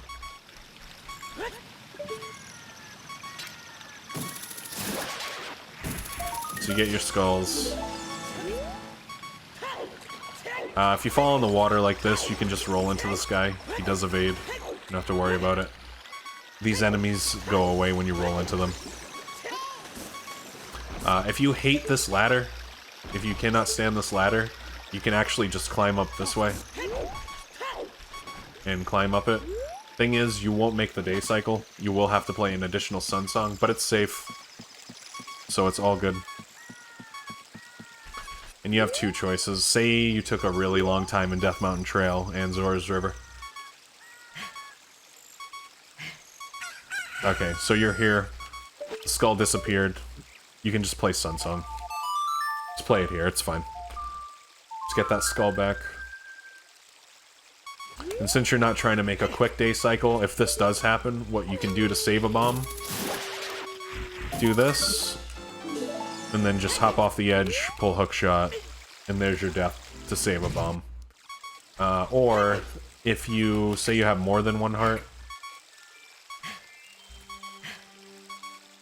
let's say something went wrong and you have 2.5.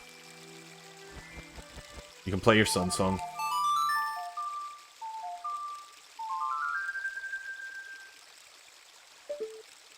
your skull. This is for beginners, by the way. Okay, I got my skull, do that. Take damage. Well, let's say I did take damage, but then you can just go to this guy, eat some popcorn, and he'll help you out. It's obviously slow, but it's a backup. Okay. Same deal with the save stuff. New people, mash start in A. Advanced people can do the no save continue.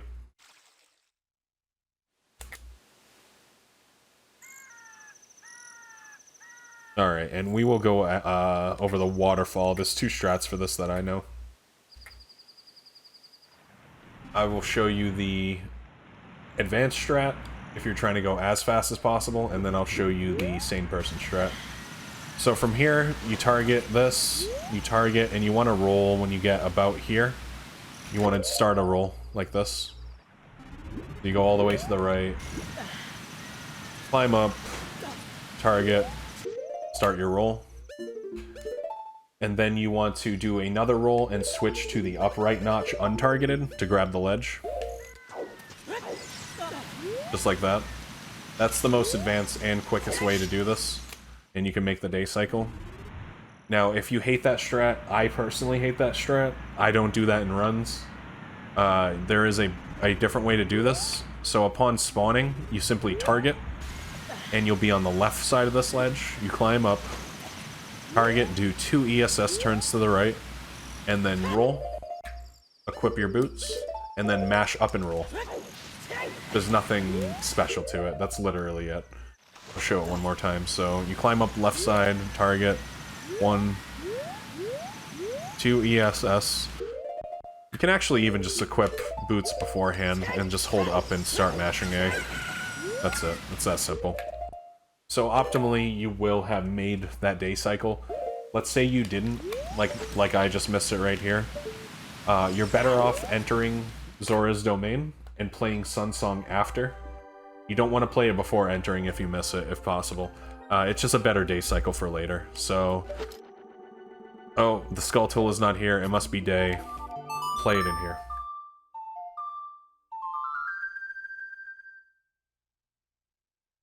And ideally, you want to enter here with 17 bombs, 3 hearts, at night. Alright, this is Zora's domain. Pretty chill place. You know, no pun intended. You want to do a couple things here. I'll be showing the Hess up to the sign to unfreeze King Zora. I'll be showing a Kojiro strat to unfreeze King Zora for newer players. And basic movement, how to clip behind King Zora. Then I'll be showing Fountain, Hess to the Fountain to FW. So optimally, what you want to do is you want to start a Hess as soon as you enter. I did go over that. You would want it to be night, obviously. I believe it is. Oh yeah, it's nighttime. Alright, so you would start a Hess like this. Don't do this unless you're good with backwalk Hesses, it's not worth it. And you want to go until about past this dark spot and finish off with your side hops. Now, to unfreeze King Zora, you have a pretty wide window. Basically, this texture right here, this white texture, you want to line up either right where I am and all of this you have. It's very lenient. So basically, from here all the way to here, you can line up with any of this, okay? You're going to simply do a side hop left and mash A to read the sign. Okay, and that should unfreeze King Zora. It's a nice little trick I like to do. I'll show you again one more time. So from either here all the way to like here. This all works. I like to go like right in the middle, like right around here.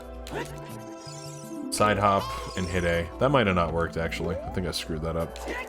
Okay, that worked for sure. You'll know it worked if you did like an insta read on the sign. You roll over. You want to get this gold skull. When you shoot it, you target. Do a side hop and start rolling. You can mash rolls on ice. It's actually fast. And he will be unfrozen and you can actually talk to him and get the tunic early. Don't hold anything when talking to him. I don't know if it screws it up, but yeah, you're trying to get that tunic. If you hate the sign strat and you don't want to do the Hess, what you can do is I'll show what that looks like.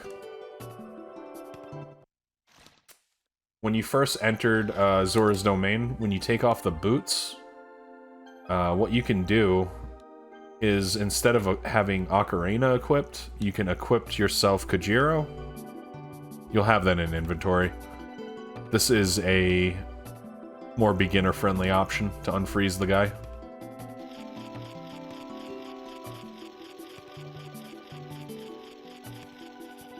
Okay, so yeah, you would have these. It's nighttime. Just roll it out. Space out the rolls like this. Target this wall, turn, and start backwalking. Now, when you hit this darker spot, this is like a loading area kind of zone. All you have to simply do is just hit Kajiro. That is literally it. Just press Kajiro. Link pulls it like this.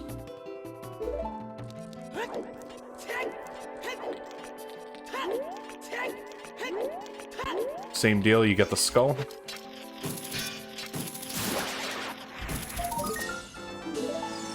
Side hop and start mashing rolls.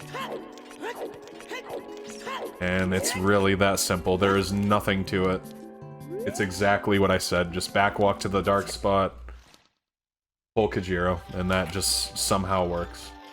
I don't know. But yeah, anyway. We'll move on.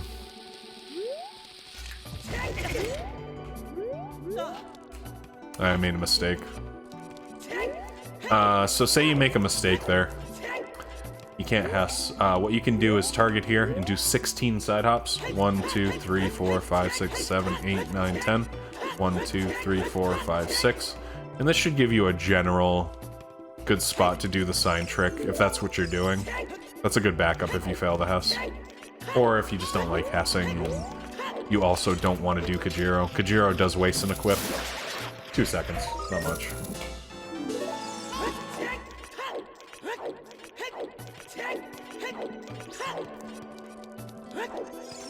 Get the Zora tunic. And now I'm going to show you how to clip past King Zora and get behind.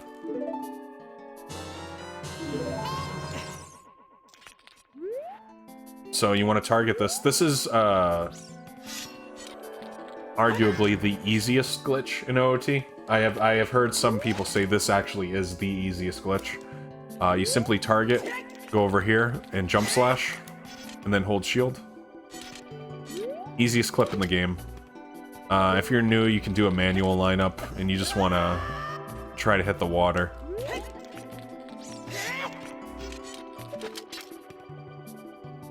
You can do a manual lineup if you're newer. That's it. That's how you get behind them. It's really that easy.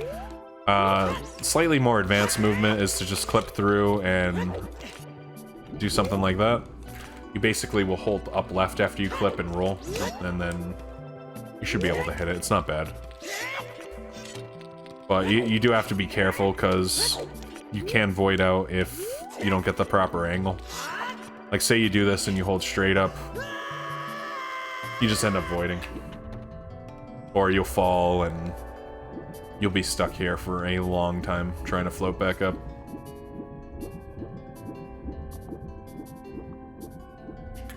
But as you can see, it is possible to just float up and hit the zone still. So that is an option. But that's it. Angle, jump slash, hold shield. And then you just do the thing, man. Exit to fountain. I'll show now a Hess to the fountain. The optimal way to do this, and then I'll just show you how to roll it out, which is very self-explanatory as well. So if you're here and you want to do the Hess maneuver, you're good at backwalk Hessing. Turn left, ESS left, and pull bomb. Wait a second, and then start moving backwards. Do a very short... Typically you would do a longer backwalk. For some reason, I think it's the hill. There's like a hill in this water. You want to do a much shorter backwalk before performing your Hess. That's what it looks like. Hold right. Wait. Around here, when you're a little bit past that little mountain thing to the right, that's when you pull another bomb. Hug the wall, drop the bomb, and you can just essentially go right into the zone. Now that's the optimal way to do it. If you're trying to do a standing Hess, I believe you can get away with it right here. Although, once again, I don't recommend it, but... yeah, you can get away with a standing Hess right there against that wall. That's another option, if you can only do standing Hesses. And then if you can't do Hesses at all, just roll it out.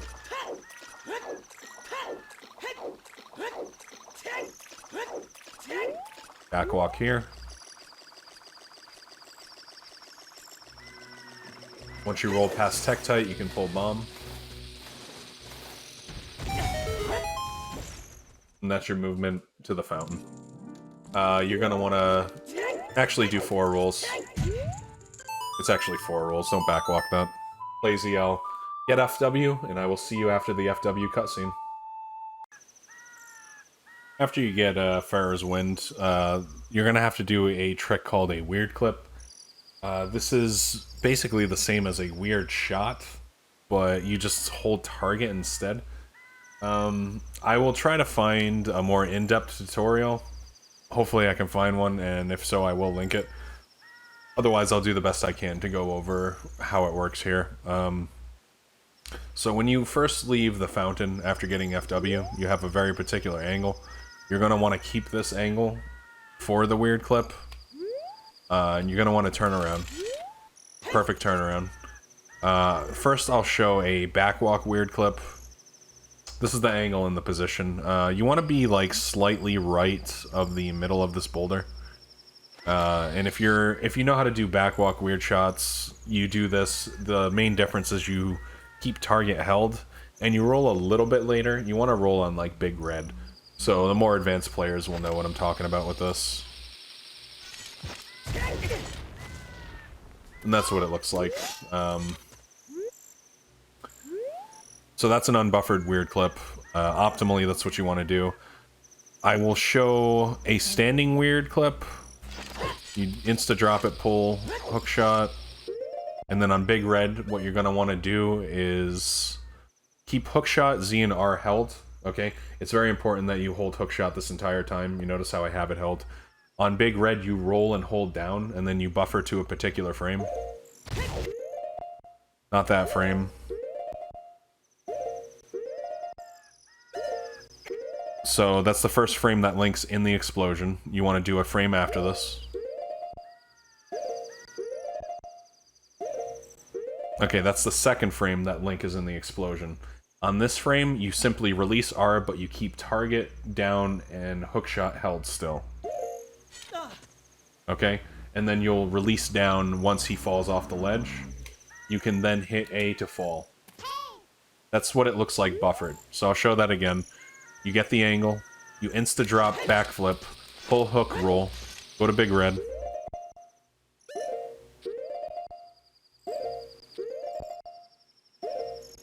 Alright, big red, everything's held still, hookshot, Z and R. Roll and hold down until you get the second frame that link is in the explosion.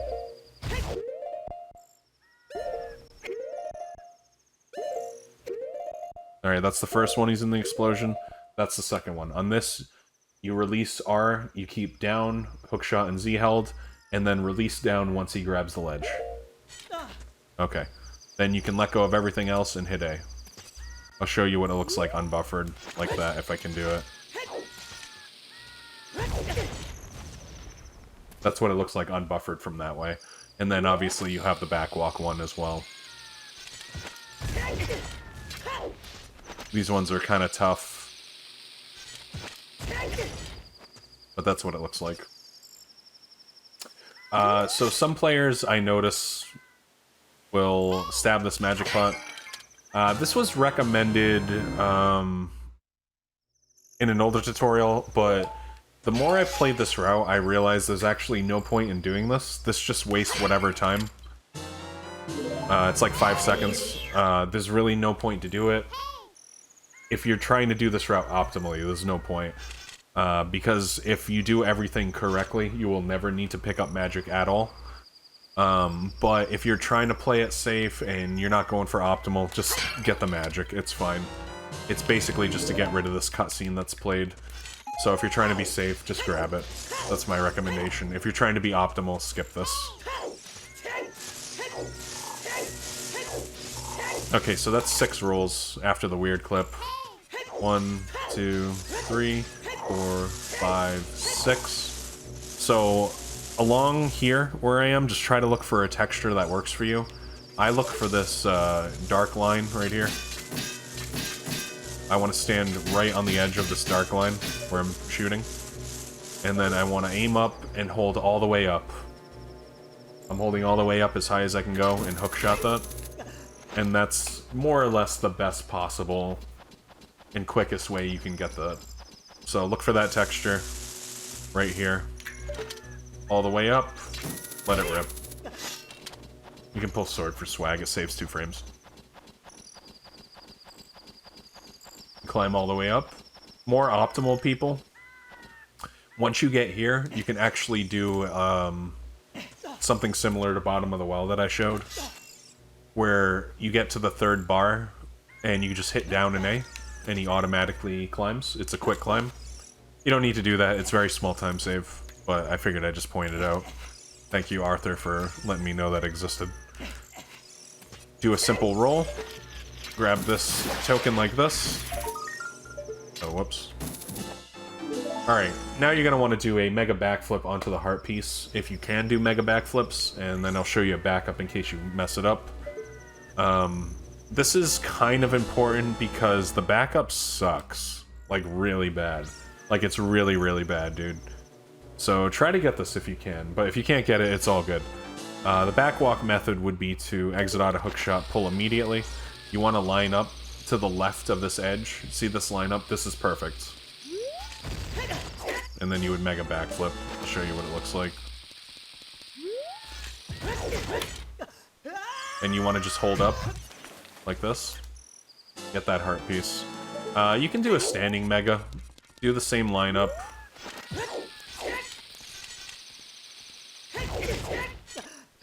Same deal, hold up.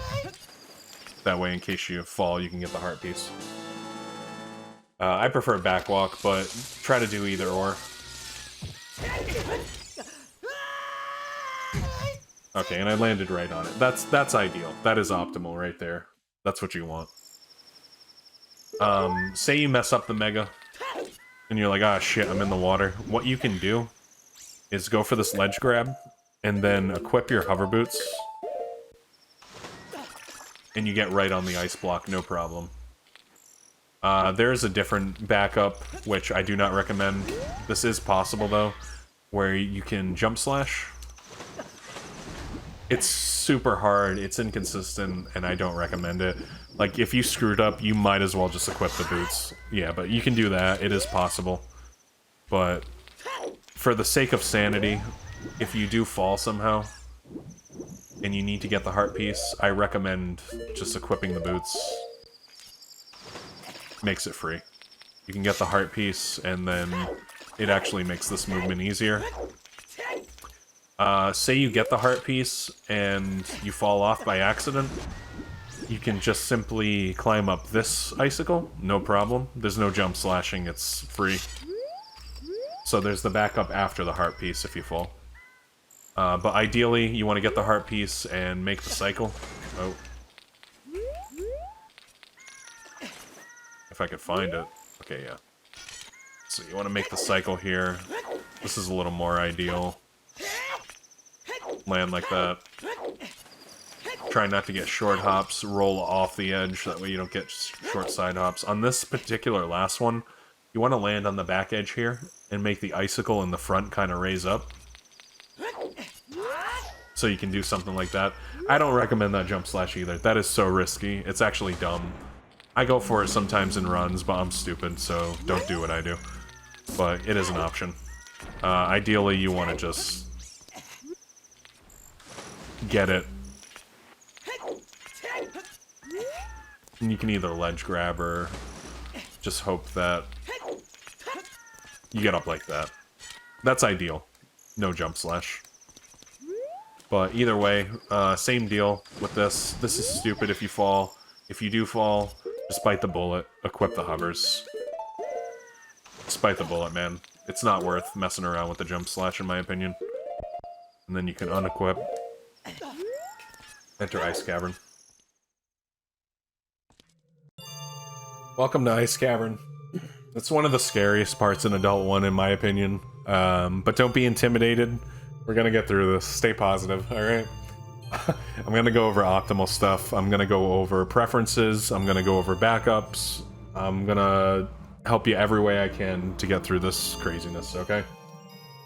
So you start off in Ice Cavern. You want to do specific movement to the freezered area, and I will show you 2 different ways to clip. I'll show you the quickest way, the second quickest way, and then I will show you the backup, as well as the more casual way to do things to open the gate in the beginning.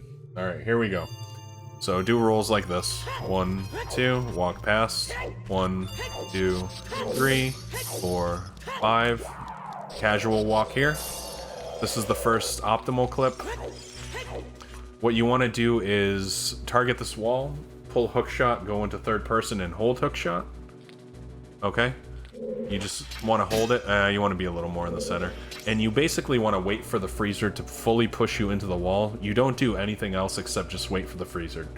Once he fully pushes you, you let go of hookshot to clip, then you let go of target, then you hold straight down. That's the idea. Oh, I messed up. Okay, that's what you don't want to do. That's a big no-no. You gotta show examples of what not to do as well. So wait for him to push you, boom, let go of target, hold straight down. That's the optimal way. It's a little risky, because you can actually void out here if you're not perfectly down in the notch. It's really not bad once you practice, though, I promise. So you might want to just try this at first. Wait for him to push you, clip, release target, out. And that's what happens when you don't release target quick enough. You void. That's the risk. Show you what it looks like if it's good again. Somewhere in the middle of here. Charge it. Let go. And that's what it looks like if you do it correctly. Now, something a little slower, it's like a 1.5 seconds slower, but it's completely safe, is a different one near the gate. What you can do is just go over here. You want to stand about the middle of this third bar. Same deal, pull hookshot. And you're going to do something similar where you wait for the freezer to push you against the wall. Except this time you're going to hold left and then release hookshot. So you kind of like lean into the freezer and hookshot him that way. I'll show you what I mean. So you're holding Z and that you wait for the freezer to push you. Hold left, release. It's that simple. There's no risk in voiding out. This is only a second slower. I do this in runs still, actually, this version. Although most players do that version over there, because it is actually pretty easy, but anyone who knows me, I like to play very safe. I hate losing time to anything, so... Anyway, so there's that. I'll show you one more time real quick. About the middle of the third one. Hold Z. Charge hookshot, keep it held. Hold left, release. Okay. Now, if you hate both of these, what you can do is kill the freezers. Crouch stab them with a jump slash. There's 3 standing, and a 4th that spawns, and that opens your gate for you. That's not even that bad, believe it or not. But for the sake of everything, we'll just go with the clip I use.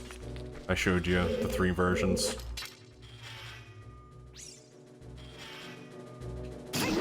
Okay. Now you want to roll once there, roll. You can side hop past this. This movement's not bad, like that. Or you can do this, slash and roll. I recommend the side hop. There's no reason to slash, it's really easy. Okay, and once you're here, you're going to want to get a skull to your left. You're going to want to stand either right here or right on the edge. Right here works.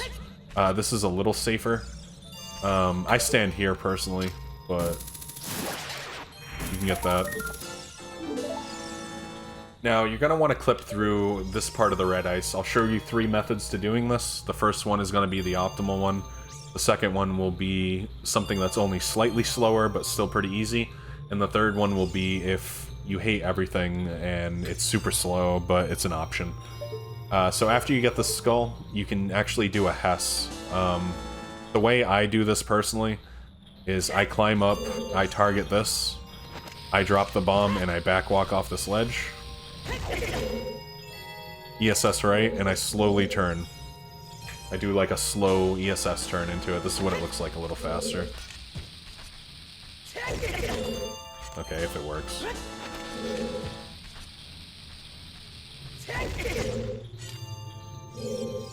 Okay, that's what it looks like. That's the fastest possible method. I will show you something called lunge storage now. Kafufu found the setup. It's dope as fuck. If you hate hessing.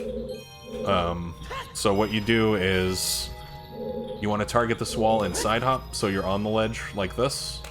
Quick draw your sword, and to get lunge storage, basically it cancels out your jump slash animation and stores that animation where you get additional lunge forward on the next jump slash. That may sound a little confusing, but you'll see what I'm talking about next time. So basically, if you try to jump slash through this red ice, you're not going to make it. It doesn't work. Right? He just gets stuck here.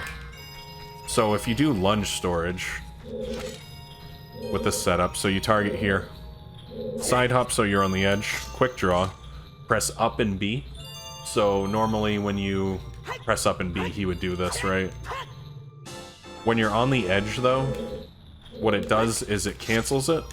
Just like that. I pressed up and B. That's all I pressed, and it canceled it. You're then going to want to target the right side of the ice around here and get in the corner and jump slash like this. So it gives you extra lunge forward. That's lunge storage. That's a nice, quick, and easy way to get through. This is literally only 2 seconds slower than the Hess. This is pretty good. Just like that. That's what it looks like. And if you hate both of those for whatever reason, I can show you a ledge clip.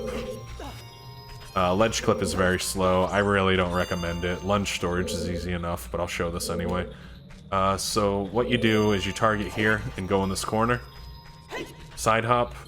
And you're going to want to hit A for a side roll and release target and pause immediately.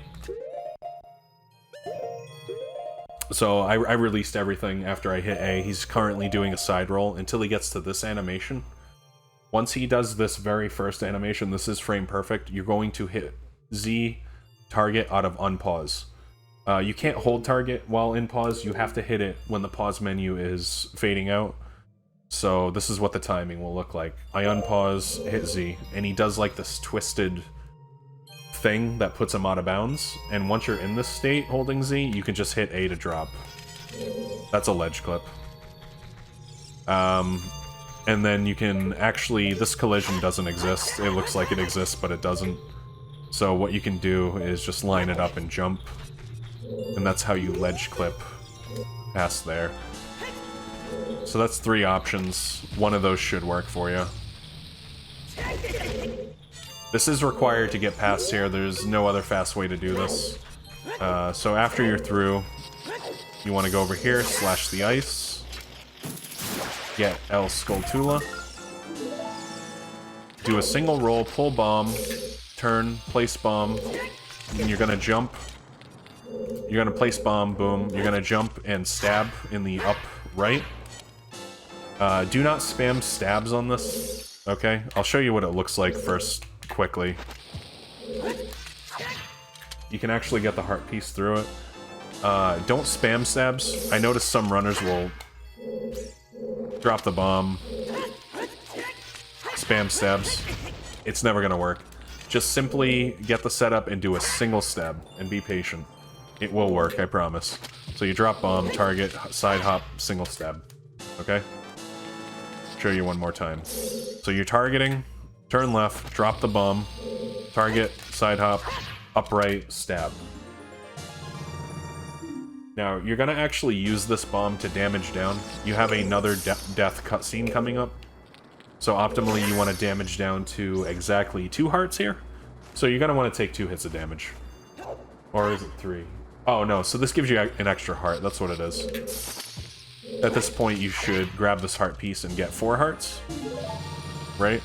So you then want to take 2 hearts of damage. That's what it is. So you get the heart piece. Okay. And what I tend to do for timing, you want to do your Ocarina buffer, right? And you don't want to just sit here wasting time. So a fun little thing I found was you can actually spam stab like this, and then pull your Ocarina, and it should always pull it on a good frame. Like that. So I'll show that once again. Spam stab, and then hit Ocarina. Get down to 2 hearts. You might even want 2.5 if you're new. Okay, now there's going to be a couple options I'm going to show you. Optimally,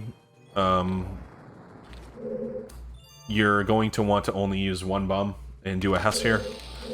This is Ice Cavern Hess. It's extremely difficult. This is high-end stuff. I don't recommend this to beginners at all. Don't even bother.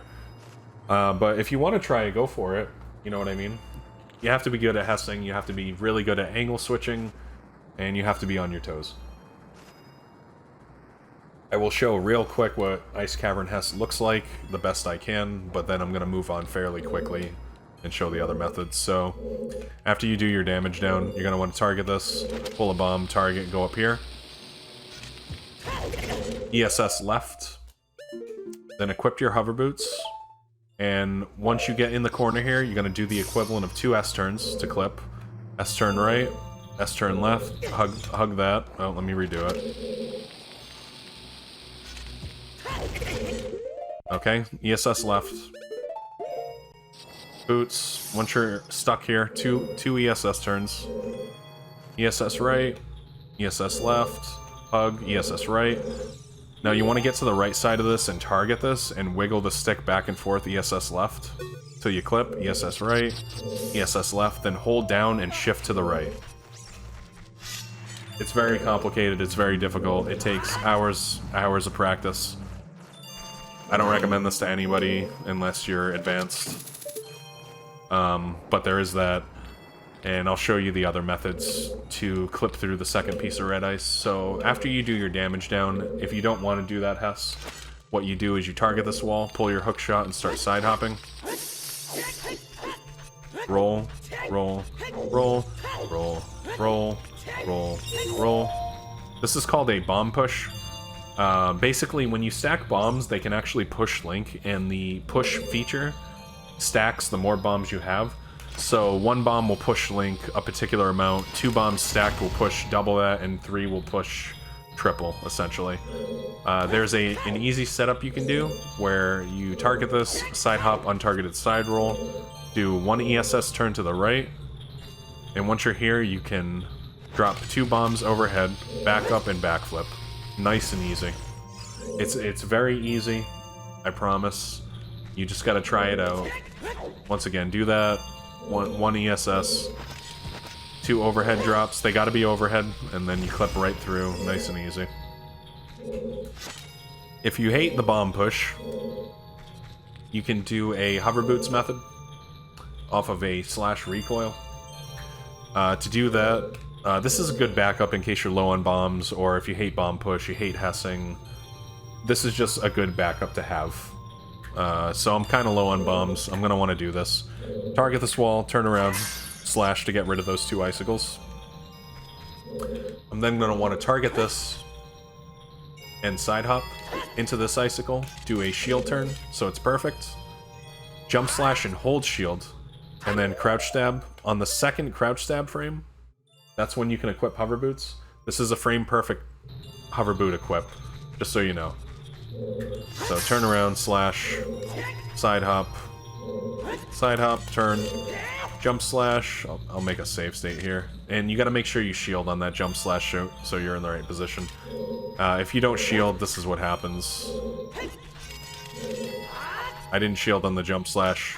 Crouch stab doesn't make it. You gotta make sure you shield, alright? Shields. So, that's the first frame of the recoil. That's the third frame, I missed it. That's the second frame. So we got... I'll try to do this. That's 0 frame. That's frame 1. And that's frame 2. Just try to recognize what that looks like, okay? You'll then equip hover boots, and you will hold up left. And as soon as you clip, the moment you clip, you hold directly up. You have to switch to directly up, otherwise you're gonna void out. So that's what it looks like. If you don't switch to up fast enough, this is what happens. You void out, you're not gonna have a good time. It's not gonna be fun. So hold up left out of unpause after you equip, and then immediately left. Right away. And that will clip you through. Alright, next we'll go over the rupee room. I'll show you the hover boot strats. I'm not gonna go over the movement if you get Ice Cavern Hess, because it'll be obvious to advanced players. What I'm gonna do, however, is I'll first show you if you have Kokiri boots on. And then I'll show you, or this is hover boots, sorry. I'll first show you if you have hover boots on, then Kokiri boots, and then we'll finish off Ice Cavern. Okay, so you just did the recoil, or you got through and you have hover boots. You can roll, do a crouch stab here. You want to roll over here. Do a slash. You want to do a roll into a targeted backflip onto this pillar. And then you can either back... This is more advanced movement, that backflip. I don't recommend it. But what you should be doing if you're new is just ledge grab. Go over here, slash this to get a good position. Nice in the middle. And then you can just jump slash to get the rupee. You can do rolls like this, and you're going to want to climb up. This is a similar thing where you roll and do a targeted backflip. Oh, whoops. Sorry. Let me redo this. Get a good save state here. Okay.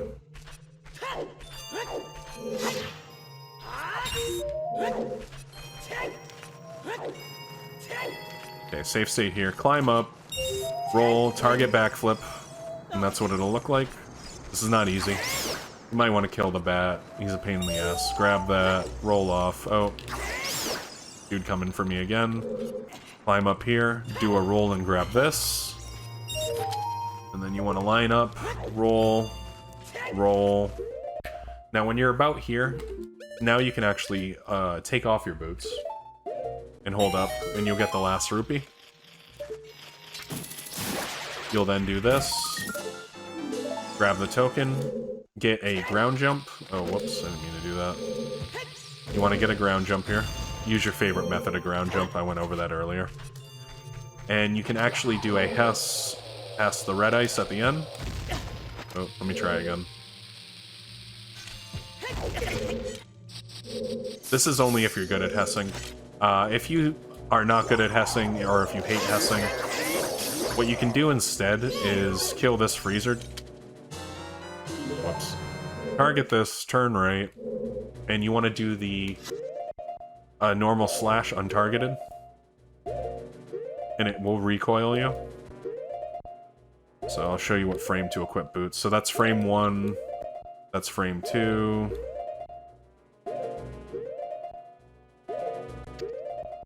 Okay, so that's the first pushback frame. That's not the correct frame, that's not going to clip you. The second one will, though. So after this frame, you advance 1, and Link should be halfway through the red ice, if I could ever do it.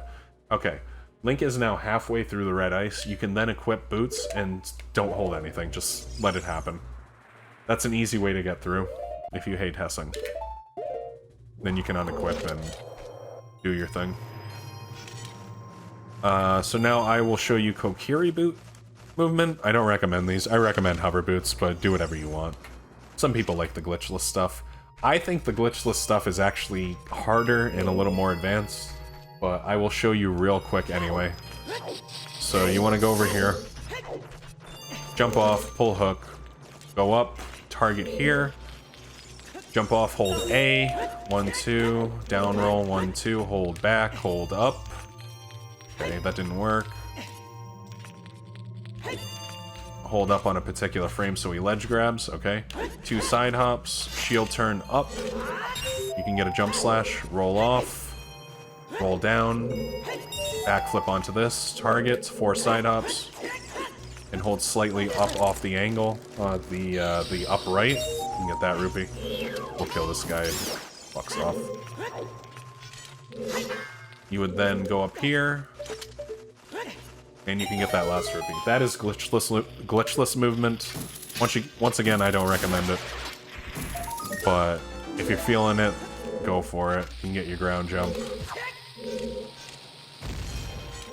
And the ending would be the same as hover boots, either Hess or do the hover boots recoil. If you are super low on bombs, and you cannot do this ground jump, you're like, shit, there's no way. I can show you a quick glitchless backup. I always thought this was kind of cool. So you want to target here, side hop left, side hop right, and then side roll on target. Hit hook shot, press Z to get this effect. Backflip, on target, and then you side hop right and hold up. That's a glitchless backup right there. That's actually really useful. This has saved my button runs where I messed up my bomb count. You know, I have Enter Jabu coming up. What am I gonna do? I don't have bombs. That saved my butt before, so learn your backups. Now, once you get past the final ice, you go through the door and you face a wolf. The quickest way to kill this guy is to get right up in him and hookshot him just like that. Shoot him right in the balls. Boom, right? And then you can just hit him in the back. If you're trying to take damage from him, say you want to do the, there's 2 different cutscene skips. You can do the Ocarina damage, the Kojiro damage, or you can do the single bomb half-heart damage to do Iron Boots. You can actually take damage from this guy by putting your back to him. He likes hitting people in their butt. That's a quick damage down. But if not, you can just shoot him in the balls and hit him in the back. Now I'm going to show you the death cutscene skip 3 different ways. So the first way is the optimal way. You would have bombs, hookshot, ocarina, and 2 hearts. That's optimal. You want to target the chest, place a bomb behind you, and damage down with ocarina. Don't take a hit on the first bomb explosion. If you do, it can actually make this fail. I did find this out recently. Some people die before opening the chest, and this seems to be the root cause to it. So I'll try to explain what I mean by that real quick. So when you place the bomb behind you, I take damage right there. And he kind of gets pushed forward. You notice that before pulling ocarina. You don't want that push forward animation to occur. That's what can make this fail. You actually want to go to Big Red, pull ocarina, and then have the damage explode behind you, and do the buffer that way. So it looks like this. Right? That's how you basically guarantee it to work. So I didn't take damage before the ocarina press, but I can still buffer. When you get to the final last half a heart, when you press B, you want to mash start and A. The idea behind this is, if your A press doesn't catch the chest opening, hopefully the start will, and then you can mash A out of unpause and get it. So you're at this particular point, you want to press B and hit start and A. I actually got it that time. Okay, and I got the pause that time, and then I can hit A. That's the safest way to do this, with Ocarina anyway. And that's the concept behind there, that's the optimal way. Something slightly easier, we can actually use Kojiro to damage down very easily, if you don't want to time anything. Same deal. What you do is you place the bomb behind you and start pulling Kojiro. You can just mash Kojiro after you exit out of it. Is this thing ever gonna explode? Okay, it's about to explode on the next frame. So, yeah, it'll start to explode. You want to mash Kojiro after exiting out of the text box. And I'll show you real quick. So, A, mash Kojiro. A, mash Kojiro. Okay. A, mash Kojiro. And now on this one, same deal. After you get rid of the text box, you want to mash start and A to hopefully catch it. Okay, my pause caught it, so then out of unpause I can mash A. And there you go. That's the Kojiro damage down.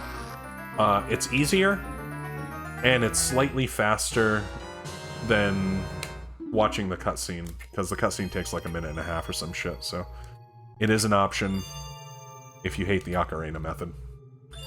Now the third method is if you have a half a heart already. Let me just... actually, I can edit it. Some guys do prefer this, and I don't even blame them, because this is more guaranteed. So, you would damage down on the wolf to a half a heart, and you would pull bomb overhead, and drop it at your feet.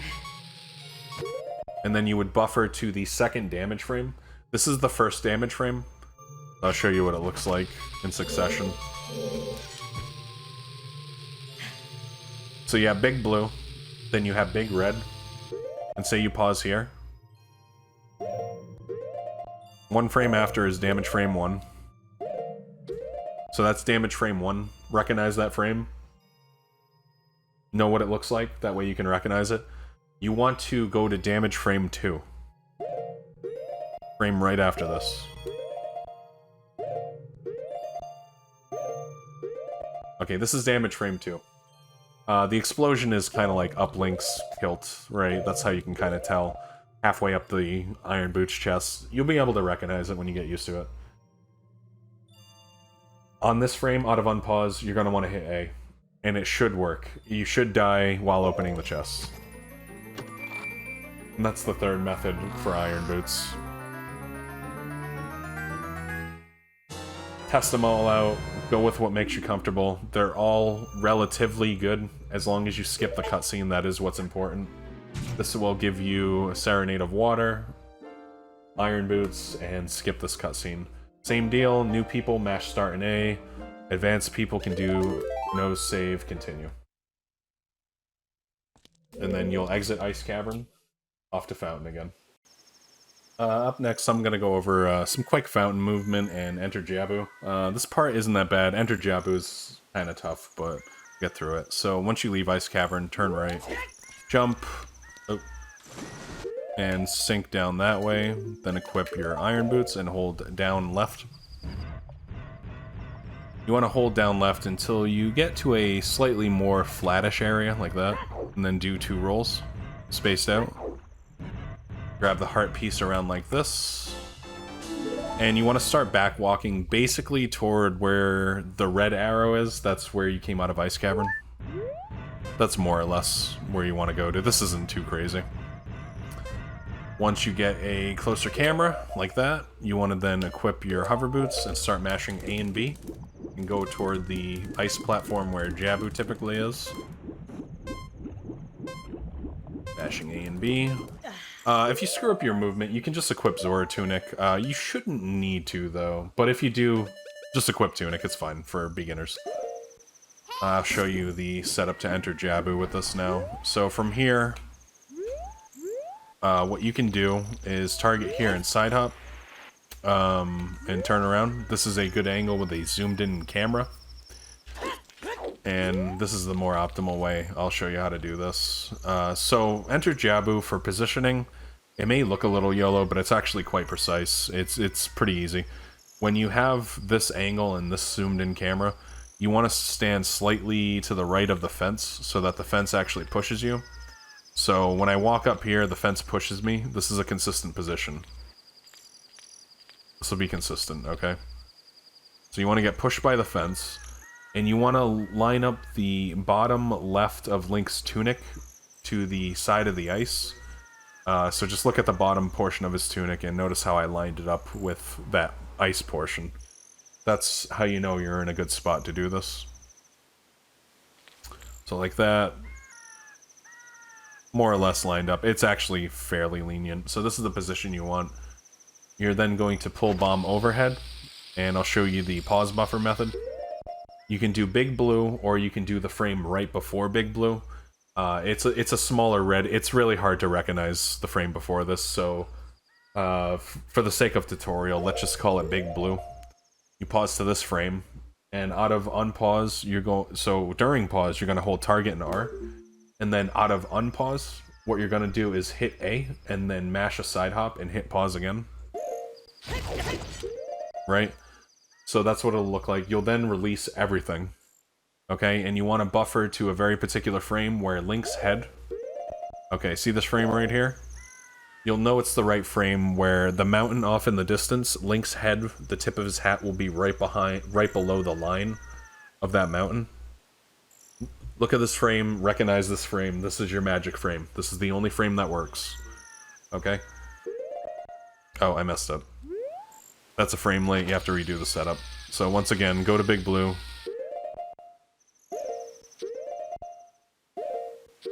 This frame will actually work, it's the one before Big Blue, but for sake of tutorial, we'll go to Big Blue. Hold Z and R, and hit A and mash side hop right, and then hit pause again. So that's what it looks like. You're then gonna buffer to this frame, not that one. Okay, I advanced 2 frames, sorry. The one after this. Come on. Okay, that frame. That's the frame you're looking for. You're then going to equip either Kokiris or Irons. Irons are more optimal because it's like one less scroll, so you can just equip Irons. You want to, for beginners, you want to do 2 jump slash frames, just to play it safe. 1 jump slash frame does work if you do the side hop perfectly. There is a camera oddity that it can occur. It just makes the camera look a little weird, and Link does like this weird limp side hop. I'll try to get it after this, but I'm not going to guarantee that I do because it's an oddity. But basically, to prevent that oddity from screwing your trick up, you want to advance 2 jump slash frames. So this is the frame right here that you want to advance to. Re-equip your hover boots, and that's it. It should auto enter Jabu. Just like that. Okay? So what I can do is try to get that oddity, though. Okay, I got the oddity. Cool. So, notice how Link is in a slightly weird, different position, where his hands are further out, and the side hop looks weird?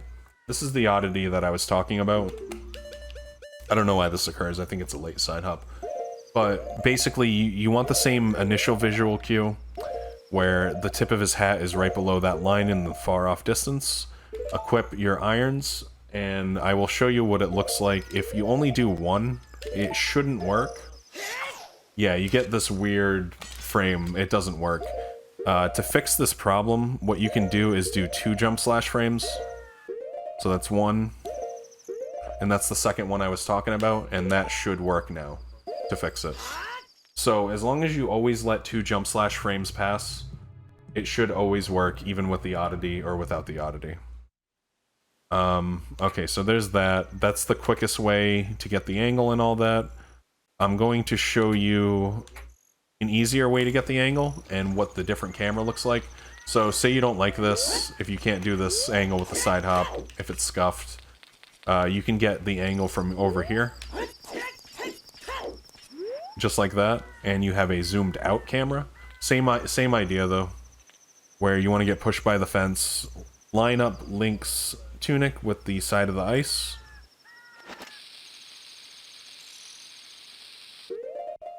Go to Big Blue. Same deal. So what this is a similar visual cue where you want the tip of his hat to be below that mountain. So not this frame. Not this frame. One more. Okay, see, with the zoomed out camera, it looks like it's far further below, but this is actually the correct frame with this camera now. So you would then equip the boots, just let 2 frames pass just for the sake of safety, and then re-equip the hovers, and it will work. And that's enter Jabu. Alright, once you enter Jabu, you're going to start here and do quips immediately. You're going to want Nuts, Hookshot, and Fair's Win. Then take off Hover Boots. You're going to want to do 4 rolls and hit the switch with Hookshot.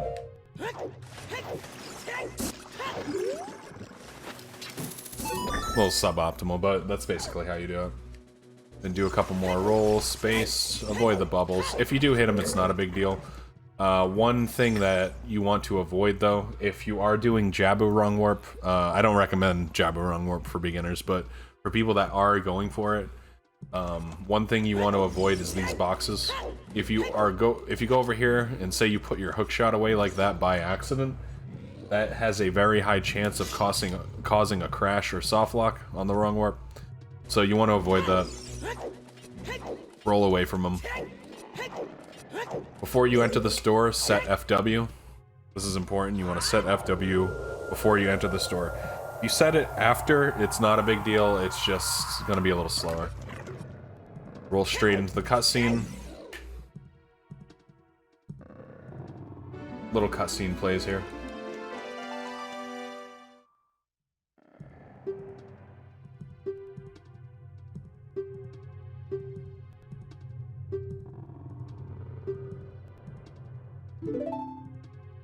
Rudo falls down the hole, dumbass.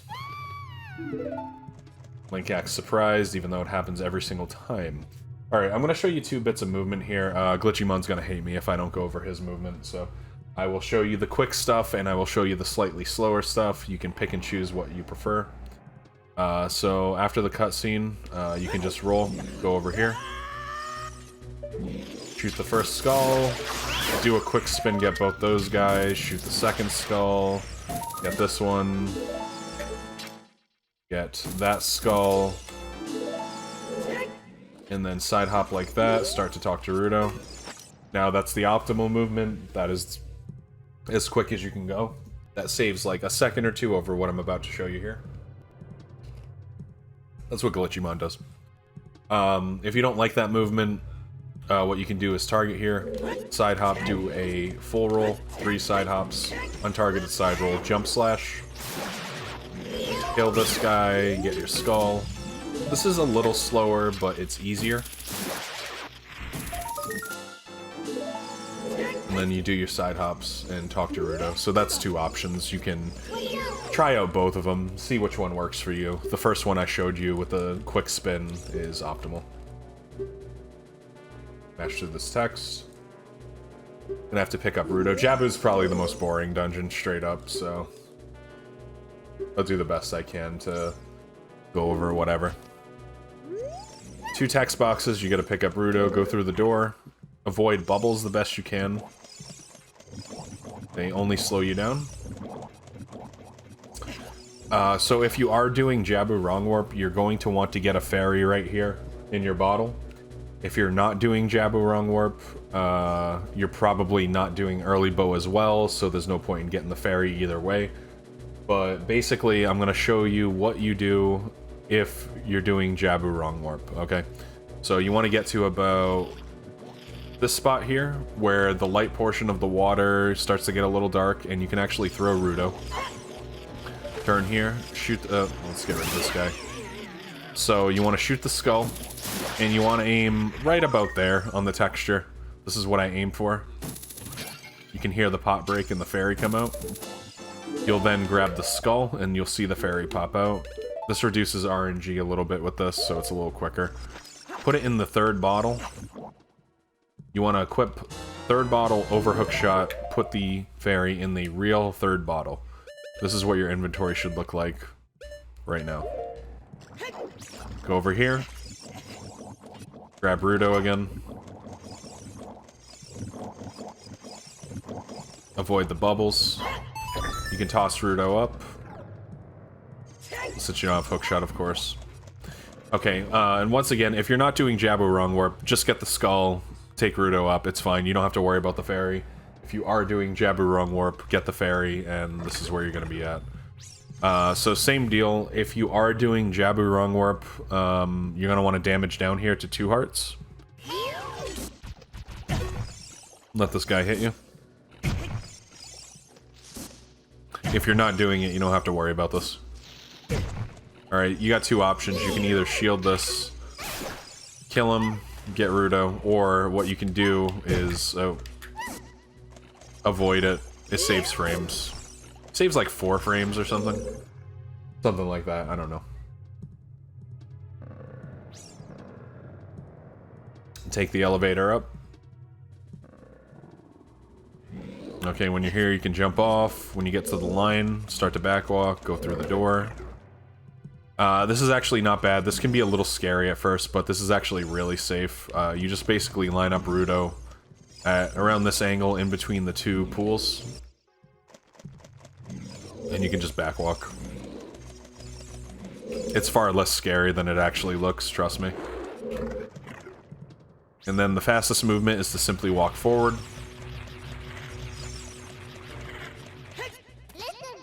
Okay. Let the double switch hit. You're gonna want to open the door from around here.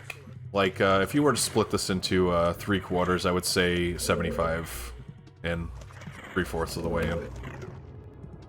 You're gonna want to go to about here, look for a texture on the ground, recognize it, toss Rudo, and you'll be able to kill these little dudes. I missed them. Maybe it's a little bit before. No, it doesn't matter. I actually do want to get an example, though. Okay, around there. So use that as an example. Rudo auto kills one. I'm not gonna go over how to do this, but if you want to meme it up, you can do that. Pretty hilarious. Get your boomerang.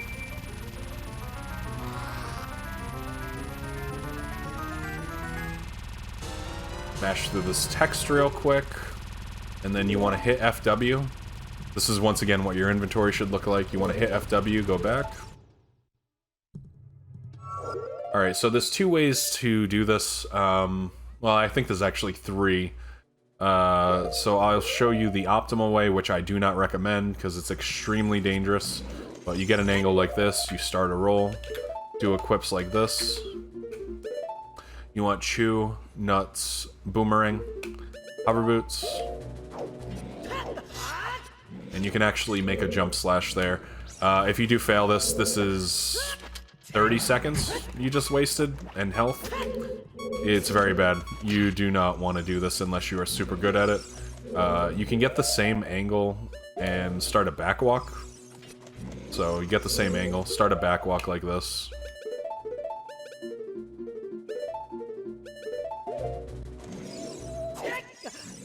And, well, there is a way to, do it. Maybe it's a more shallow backwalk.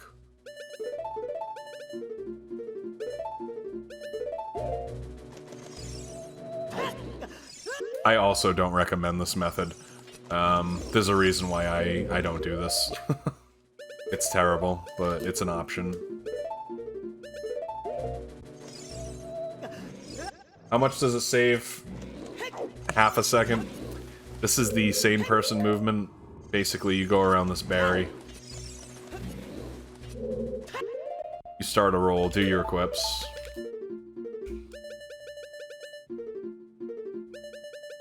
I should probably go over that you have to equip swap Boomerang.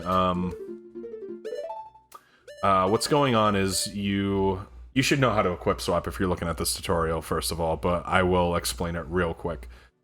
So you put your cursor over the item you want to equip swap, you scroll over once, and when you scroll back on a specific frame, you hit up, left, and the C button at which you want to equip it. So, scroll over, up, left. If you don't know how to do equip swap, look at an in-depth tutorial or ask in Discord. That's the most explanation I'm going to give you for this tutorial. But yeah, this right here, you just roll. It's should be easy. Well, let's take it from a straight angle. Start a roll.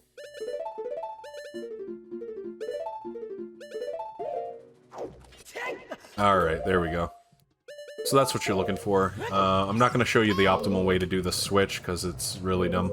I will show you the sane person way, though. You target this door, untarget and just hold down, and keep holding down.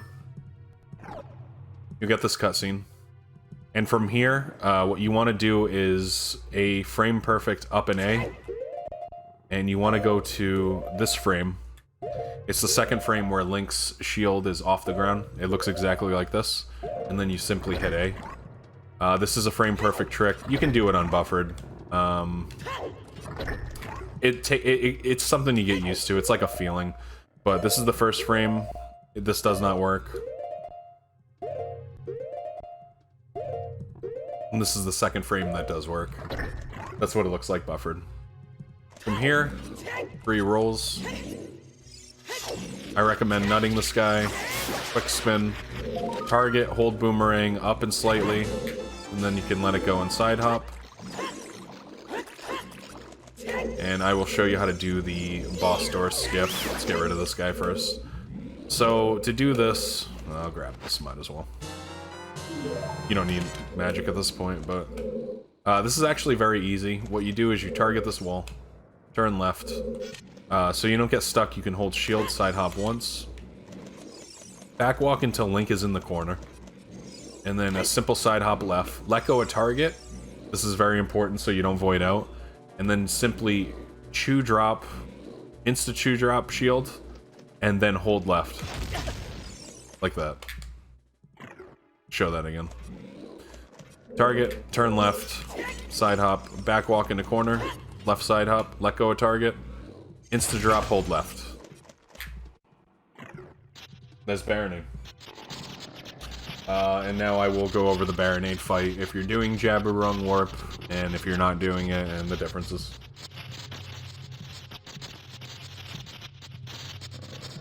So Fig does have a tutorial on this. I can try and find that and link it as well, but I will also do the best I can to explain what's going on here anyway. So if you are doing Jabu Warp, you want to get the kill in a certain part of the room and have Link's position at a certain area. Basically right here, where Link is standing right now, this is more or less where you want to kill the boss. So we're gonna focus more or less to the left of this pot. That's the best explanation I can give for that. Target, do the first tentacle, third tentacle.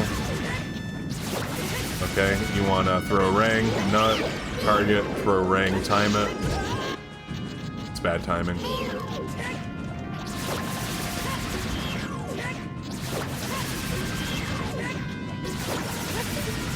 Throw a ring, nut, wait for it, throw a ring, nut, do a quick side hop.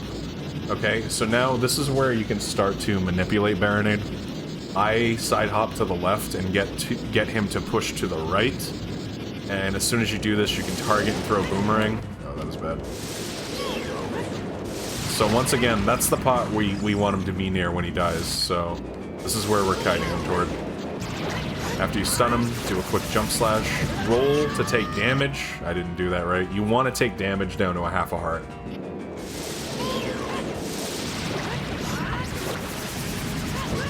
Okay. Do another boomerang.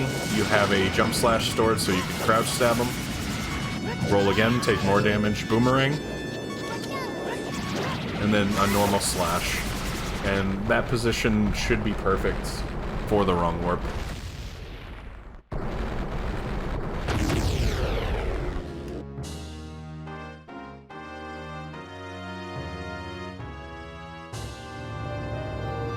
Alright, so there's two methods to do the death here. You're gonna need 2 deaths and a trick called walking while talking. In order to perform this, I'll do it step by step. For the more advanced players, I'll show you an optimal strat. You want to target, go up here. Stand just on the outside, slightly right. Oh, whoops. I gotta be fast. Target this, stand just outside the blue warp, slightly right, side hop, normal roll, up roll, untargeted, and hold shield. And then you're gonna backflip, delay the chew, and side hop. Like that. So Link will be dead. You'll then take the fake fairy and equip it over nuts. Basically what this does is it'll take this fairy to revive you, and it works because it thinks you have a real fairy, but it takes it from this bottle. You have to make sure it is this fairy. It has to be Hammer Slot, okay? So you're basically dying while touching the blue warp at the same time. That's what's going on here. And you should get this weird glitch state where Link keeps getting sucked back toward the warp. That's how you know this worked. The main thing is you don't want to look at Ruto, because it starts the cutscene if you look directly at her, so you always want to be facing away from her. At this point, if you get the glitch, you can roll like this, and then roll into the heart piece and target. Like this, and you can do your damage down. It's basically backflip chew, backflip chew. You do this 9 times.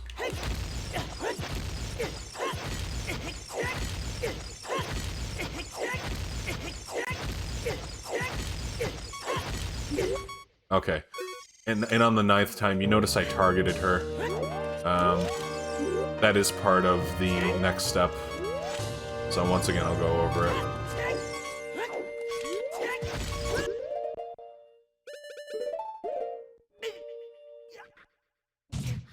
So there's that for that setup. That's the quickest way. If you're not fast enough to make the blue warp, or you're not comfortable doing that, I personally am not comfortable doing that method. This is what I do. There's a setup from the door. You can target the door, turn left, side hop a couple times till you're in this position. Notice Link's feet. There's 2 positions you can get. You can get this position. Notice how Link is further up on the little hump. You don't want that, that won't work. You need to be in this position, slightly lower. It's tough to describe, but you want to be on the lower end of the hump, like that. So if you're in this position, what you can do is 1, 2, 3, then side hop this way, roll like this, side hop, and then this will be where you do the backflip chew, and then side hop left. And that's how you know it works. Same deal, equip Hammer Fairy. And this should get you in the correct spot where you touch the warp at the same frame you die, and you have the glitch active. Okay, well, I didn't do that right. My bad. Let me try it again. I gotta get further up. Okay, here we go. Let's see if this works.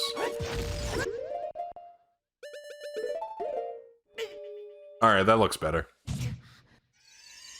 I was too far down the hump.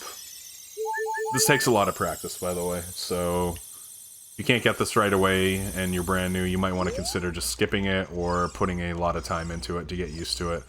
But anyway, it's doing that thing where it sucks you back into the warp. You know the glitch is active. So you want to roll, get the heart piece now. Target as you do it, and damage down.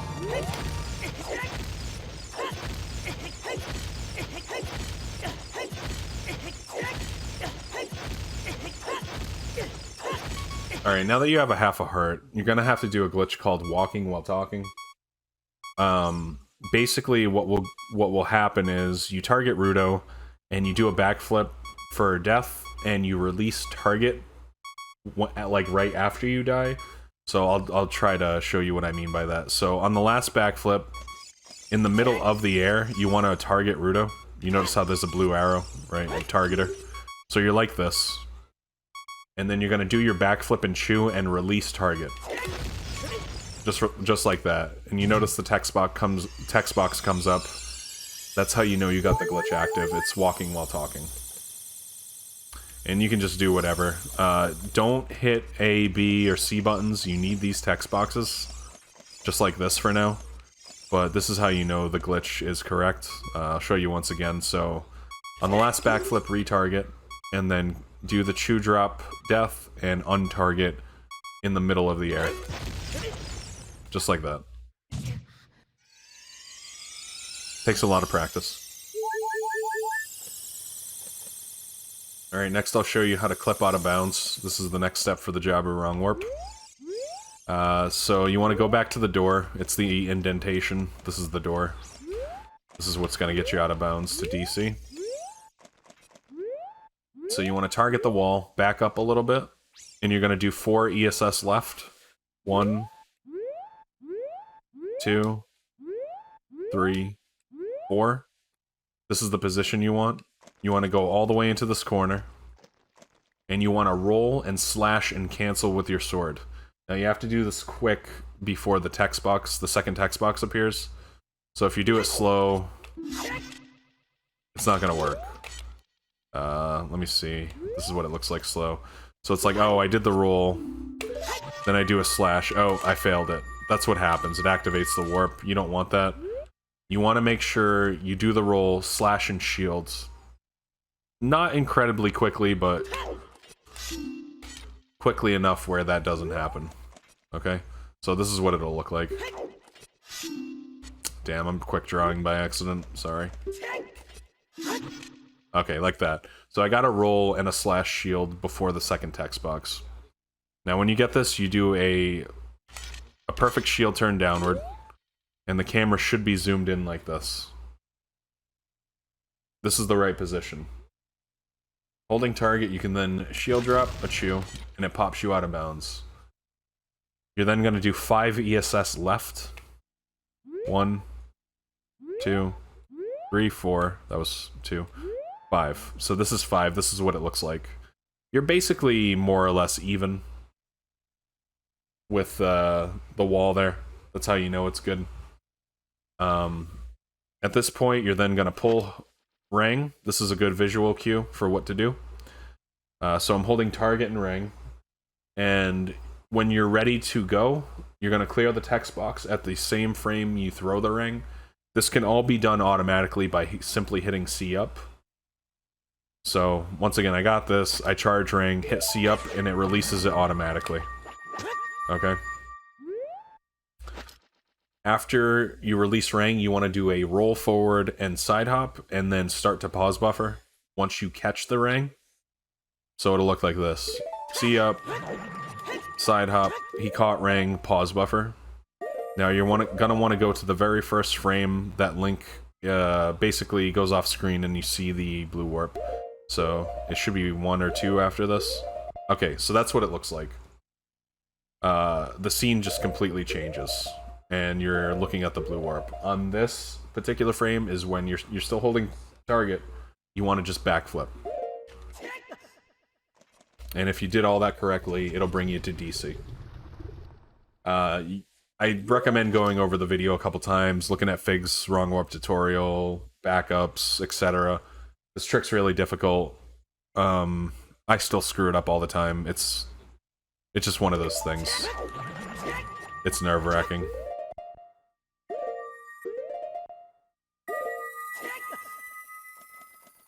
But that's it. That's what it looks like in succession.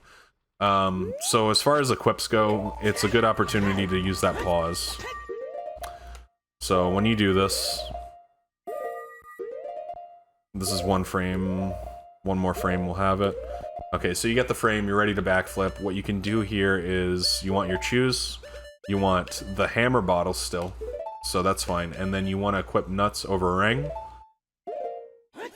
and backflip.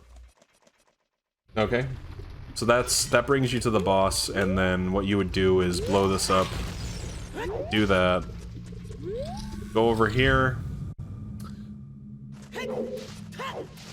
and you're gonna make your way back here to do to grab a skull.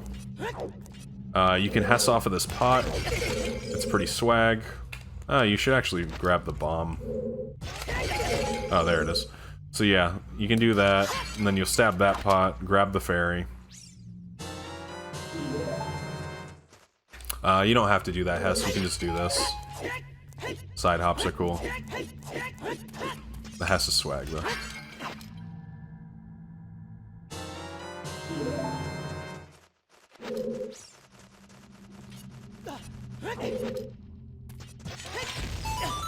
Use your chew nut to blow up the wall, insta like that.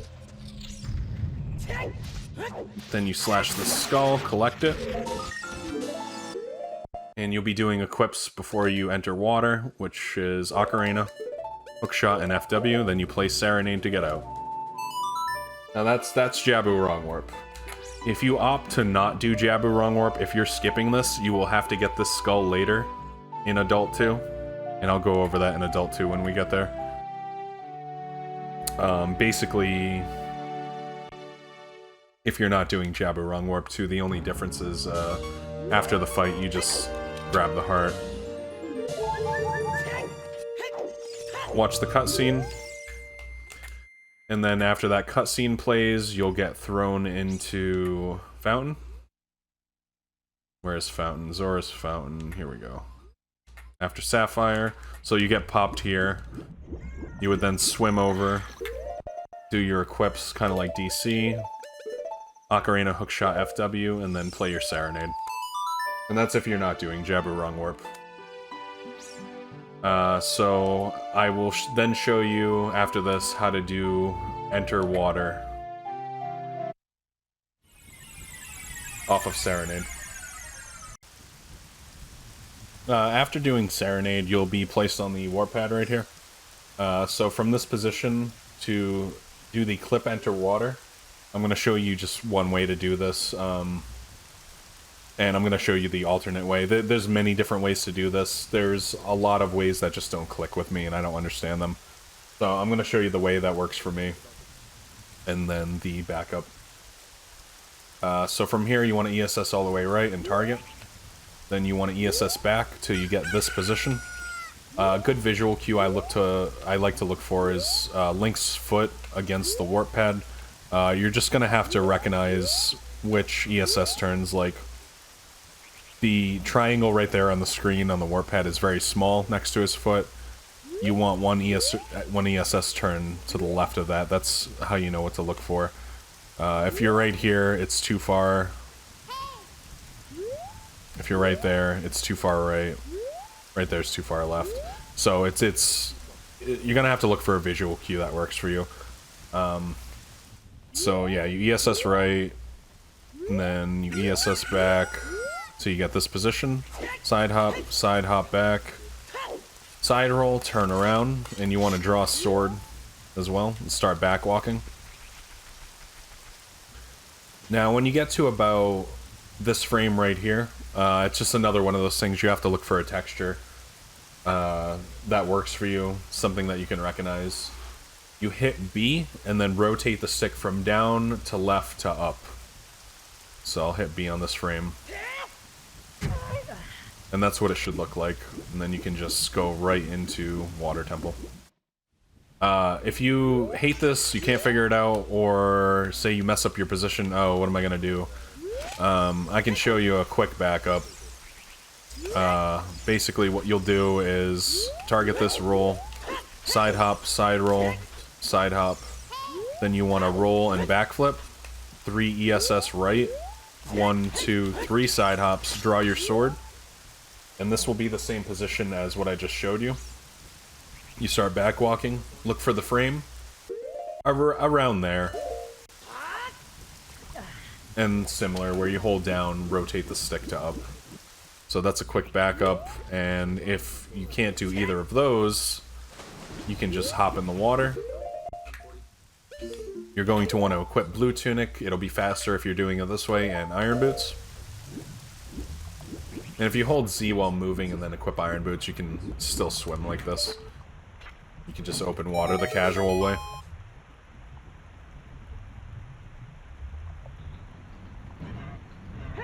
Roll in before you enter, unequip Iron Boots. And that's how you enter water. Welcome to Water Temple. This is one of my favorite temples, although it is very difficult, so this has a ton of information as well, and I'll show you a couple different things. There's some stuff that I don't even do, like optimal stuff like third-person aiming and stuff, but you'll see it in like Glitchy's PB. So if you're trying to do, at this particular point in Adult 1, if you're still trying to do the most optimal route, I just highly recommend looking at like Glitchy or ZFG, Marco, like the top 3. Just do what those guys do.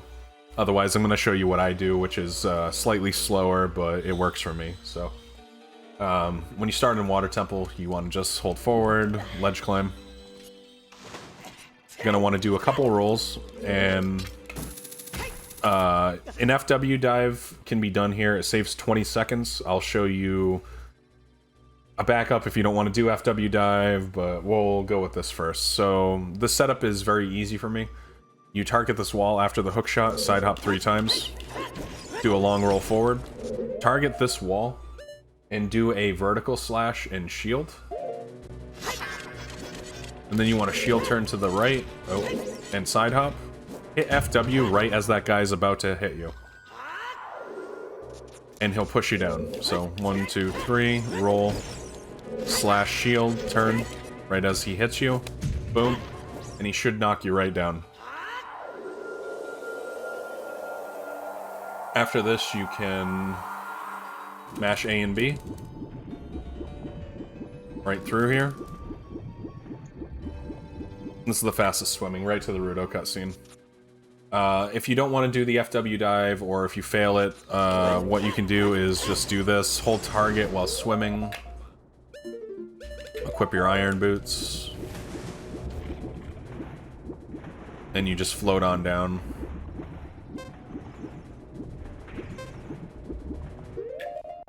You can take your iron boots off and go to Rudo.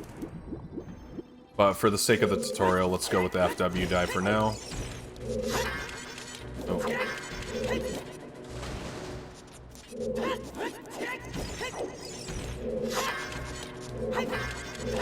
It is this lenient, by the way. It's a very lenient trick. That's why I at least recommend trying it. It's not bad at all.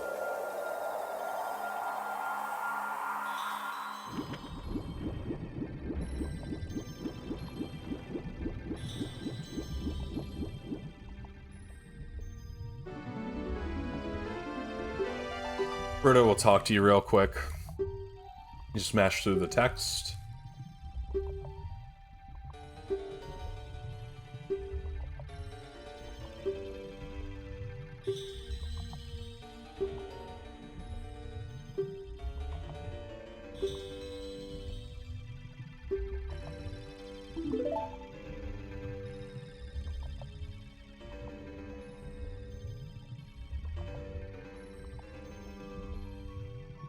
Alright, and after this cutscene, you can save a couple frames by actually swimming against this and mashing A and B.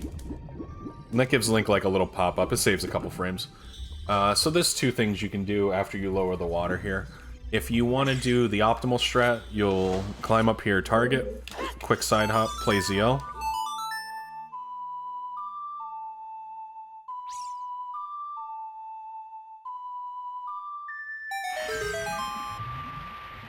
So this will be like a... I forgot the name of this trick. It's like an anti-grav something or another. I'm not quite sure. But basically what you want to do is slash your sword, just hit B and then Ocarina immediately to cancel it. Like this. This gets rid of the text and also gives you a little bit of pushback for this trick. Let go Ocarina target. You then want to do equips, which would be bombs and Deku Stick equip swapped. Okay, and now out of unpause, you're going to release target while you're in pause. See, I'm not holding target right now. You can do an untargeted side hop like this by simply hitting left and A. It looks like this, and then you can retarget when you're about to fall, and it pushes Link forward. So I'll show you real quick again.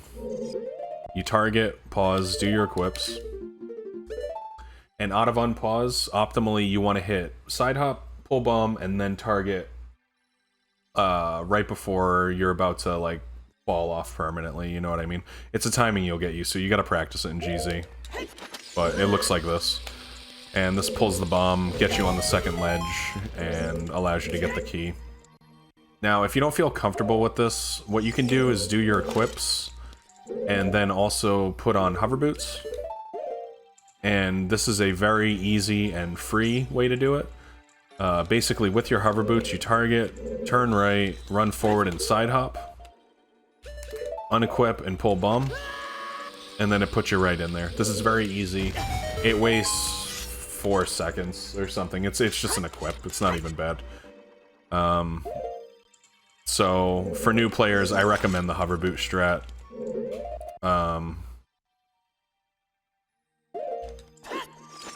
Otherwise, you can do this. You're then gonna get this key in the middle. Target the chest and backwalk. Fall off the ledge, pull stick, light the stick, light both torches. Immediately pull sword. That way you keep your stick. And now we have clams. The fastest way to do this is to enter the left side of the door and do a quick spin after a roll. So you roll, just quick spin, you can take them all out in one hit. The other option is to forward slash the first guy and then quick spin. Or if you're really bad at quick spins, you can just hookshot them all when their mouth is open. A little slower, but it works. So that's preference. There's 3 ways to do it. I personally do this in runs. I'm just used to it. I find it easy. You're gonna get this other key as well. You're gonna need all these keys. Alright, that's 2 key right there. Roll out. And if you're good at hessing, you then want to hess. If not, you can just backwalk this. Or if you're low on bombs. But you want to pull bomb here about and get ready to drop that. Okay, if you're not good at hessing, what you do is you just roll it out. Start your backwalk here. Pull bomb here. Drop it. Easy. You go down. On this pause, you're going to want to do bombs, hookshot, FW. And one thing I do have to mention, if you did the iron boot strat and you did not FW dive, you want to set FW after lowering the water. That's very important. I forgot to mention that, but I'm going on the assumption that we did FW dive. So, but like worst case scenario, let's say you didn't do it and you're like, ah shit, I didn't do FW. Just do it here. Okay, that's fine. Or you can do it after you get the skull coming up, but either way... no, this is not gonna work, sorry.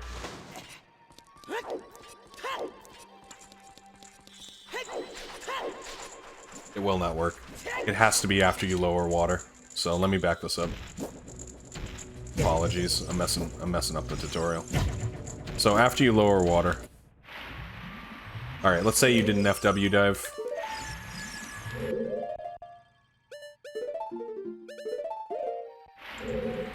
You want to do this. Set FW here. It's very important. You have to make sure you do that. It's not it's not run over if you don't do it, but it saves a ton of time doing it this way. So just keep that in mind. Alright, after clams. Oh. Nice.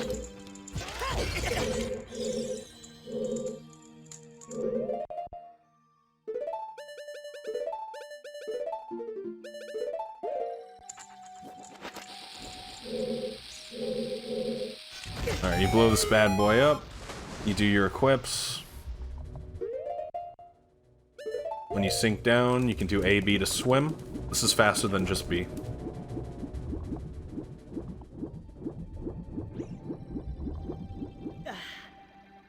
Climb up, hit the switch. You can then hookshot third person or first person, whatever's good. Avoid the Tektite's jump slash here. And that activates the switch. There's 2 things you can do. You can go over here and quick spin. Slightly faster method is to go up and do a side slash. It's a little harder, but either way works. Backflip to grab the token. And then FW back. If you didn't set FW, what you're gonna want to do is just save warp back. That'll be perfectly fine. Same deal. Get up here, you want to set FW again. It's not run over if you miss this, but it loses time. And next we're gonna do a super slide to the key door. If you don't know how to do super slides, look up a tutorial. But I will show you the super slide setup.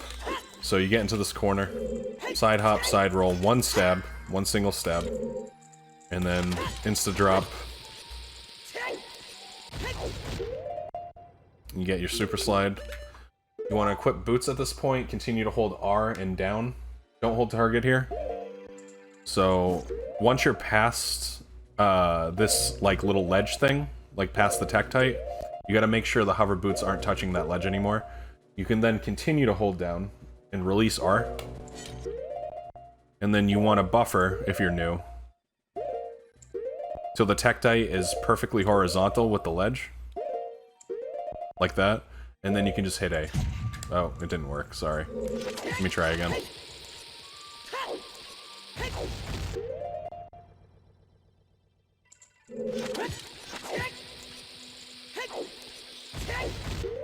Alright, we got the super slide. Equip boots, down R. Okay. Alright, so wait till Link's head's off screen. There it is, that's the frame. So Link's head's off screen. You can release R and hold down. And then you want to go to the point where the Tektite is basically parallel like that. And on that frame you can hit A. Now this is a 2-frame trick. So the frame after that should work as well. It's not bad to do it unbuffered, but I recommend buffering it for newer people. Basically, if you want to do it unbuffered, you hold the same inputs, release R and down, and then you can hit A when the Tektite's parallel again. Alright, so for the next trick, keep boots. You want to get ISG off the bat. Do like a backflip. Just like that. If you hit the slope, you lose ISG, so avoid that slope.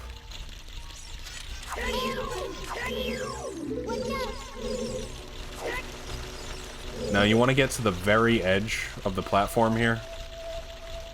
Just like this. Try not to get stuck, but ISG and the edge will make it so that Hookshot can actually reach the skull. And aim slightly above. Okay, this dude.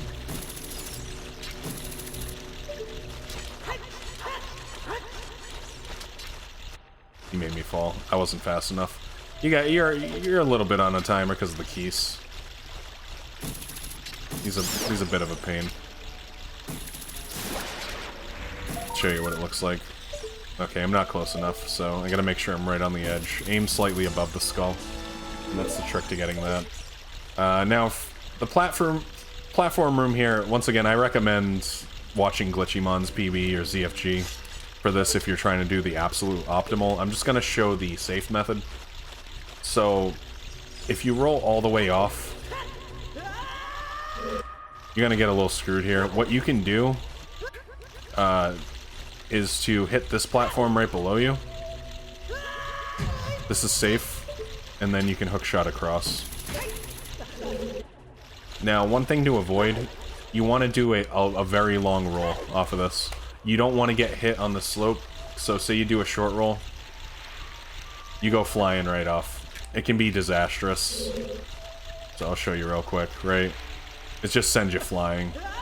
Sometimes you void out, it's best to avoid it, but if you can hit this to save it, that's good. And you just hookshot up. Glitchy likes to do third-person aiming like this, which I suck at, so I don't even bother. But if you can do it, all good, you know?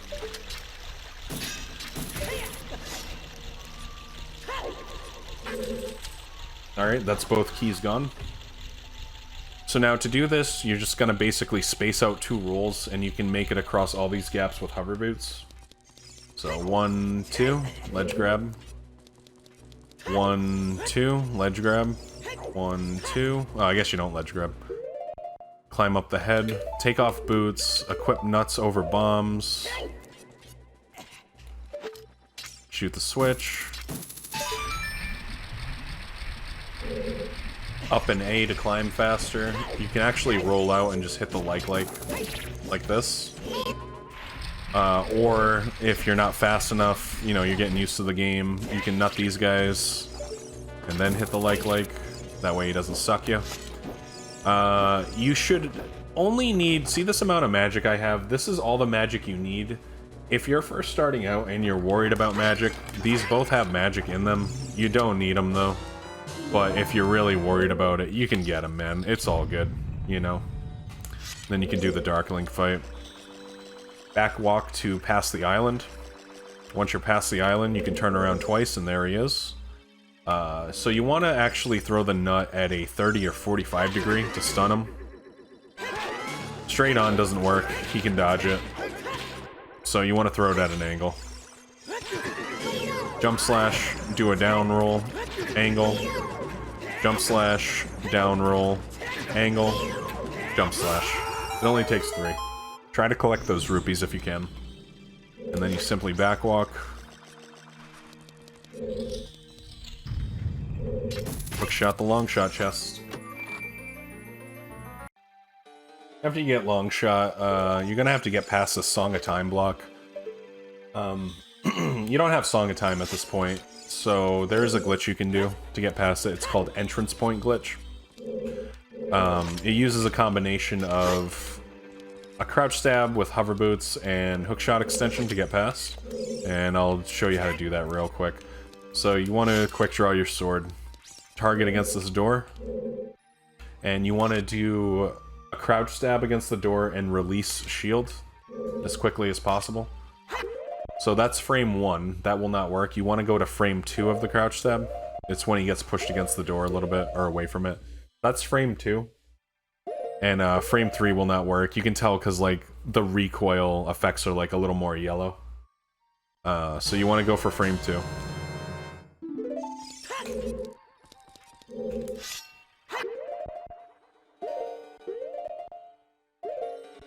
Okay, at this point, you're gonna equip bombs and hover boots.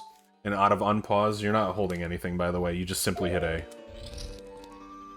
Alright, and you know you got entrance point glitch when the door doesn't close again, and you can see both rooms. To get back into the other room, which has the unloaded block, you want to actually line up. I would take hover boots off first. Just take them off. It's not worth it. You want to shimmy slightly to where, see the texture in the back there, in the back room? When you're targeted, you want that texture to line up with the door frame. Like here, this is really good. And then you're gonna do hookshot extension. Okay. Aim all the way down, slightly up, and to the left. And when the hookshot starts to appear, the red dot, that's where you know where to hit. So all the way down, slightly up and to the left. And then once that first appears, it gets through the door, and you can just walk right through. And at this point, you can target here, backflip and side hop to get down. This does skip a Navi text trigger. If you hate it, you can just land there, talk to Navi, it's fine. So this is going to be the first skull in Weird Shot. Optimally, you want to do a backwalk Weird Shot.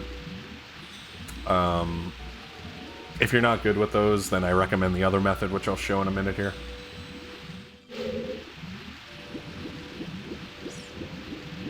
To do the backwalk Weird Shot, you climb up, keep this angle. Weird Shots are dependent. You want to turn perfectly right, do your backwalk Weird Shot. Look up a tutorial for these if you don't know how to do it. Looks like I did it too far. Alright, if this happens, that really sucks, but there is a backup. What you can do is target the wall, turn right, and do this method.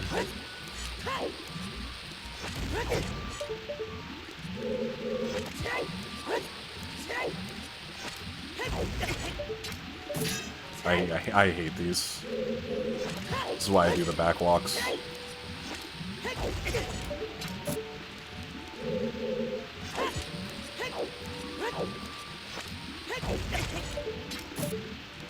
I honestly hate this version of Weird Shot. This is why I do not do these. Anyway, that's a backup. You can do that version. But since they are angle dependent, the backwalk needs this angle.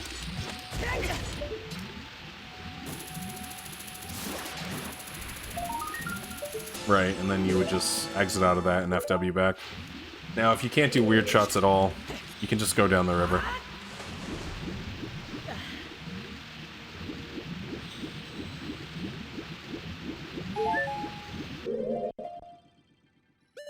Equip boots and tunic.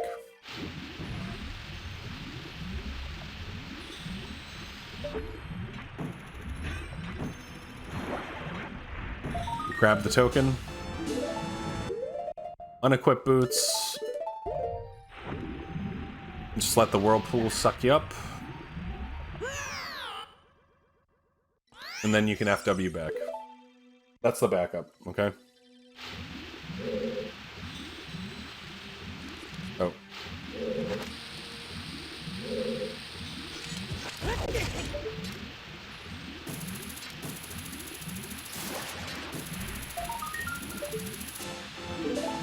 Alright, second weird shot.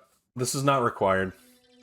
I'll show you a way to avoid this. There is one weird shot that is actually required, so you're gonna have to learn to do at least one no matter what.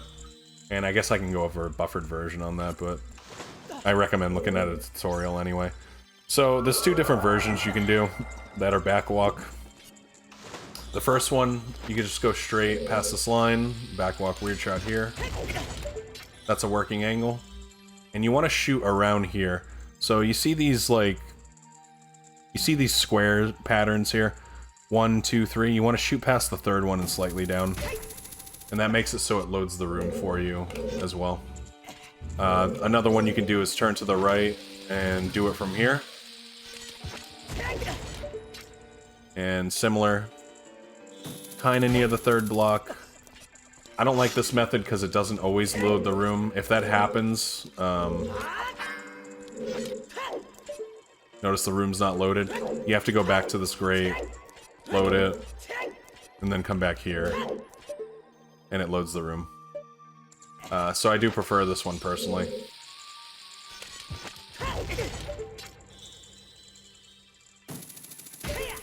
Go there. You would then backwalk weird shot here at this angle.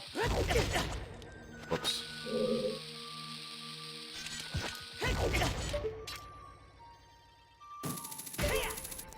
This will be the last key you need. And then you can weird shot out. And kind of the same deal, you have like, what, a half a block. Let's just call that 1, 2, 3. Shoot to the right of the third one. Same deal, that's what I look for. If you can't do weird shots at all, what you can do is reduce it to like 1. You're gonna have to do at least 1, man. What you can do is just equip hovers here. Go to the top.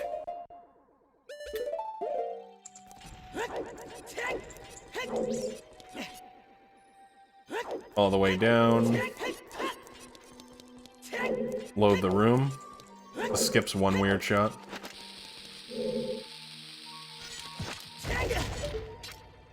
And that's the key you're looking for.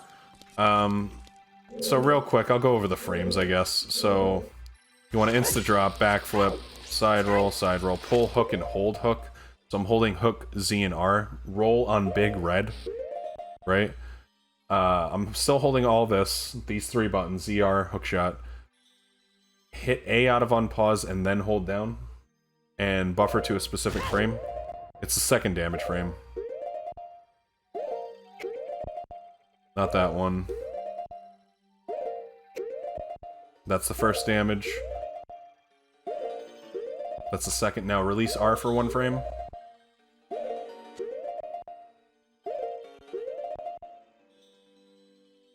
And then hold release Z when you get this frame, like 2 frames after. But hold hookshot. And that's a buffered weird shot. That's basically what it looks like. You're gonna have to probably watch the video a couple times if you're trying to learn that, but that's the best I can do for you. Look up a tutorial. Also, you can just save warp out of here if you don't want a weird shot back, or if you got magic, you can set FW, get your ass out of there. But I will show you what you do after that weird shot. So you get the key, you can weird shot out. Aim for the spot. Target, 4 side hops. Roll. Hook shot up, and then you're going to want to do equips again. You're going to want to do Ocarina and stick. Hook shot as well still. Roll. Roll. Roll. Pull stick. You can shield here. It's easier to light the stick like this and start back walking. Light that. It's not a big deal. Pull hook so you save your stick. Go through the door. Move to the edge. Get that skull.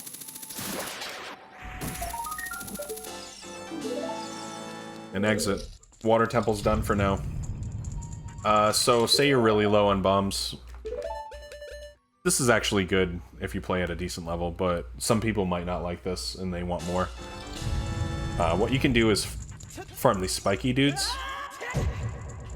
They have a 50% drop rate. You're not guaranteed to get it, but you have a pretty good chance. And that was bad luck.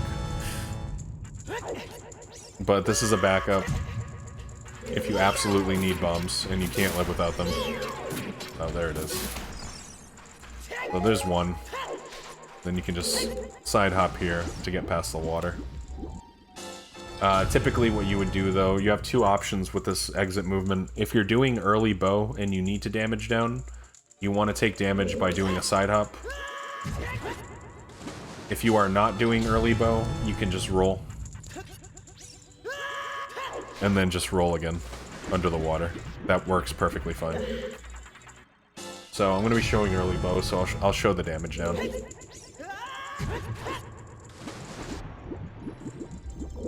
And after this, you climb up, and you're going to hook shot across. Long shot, whatever.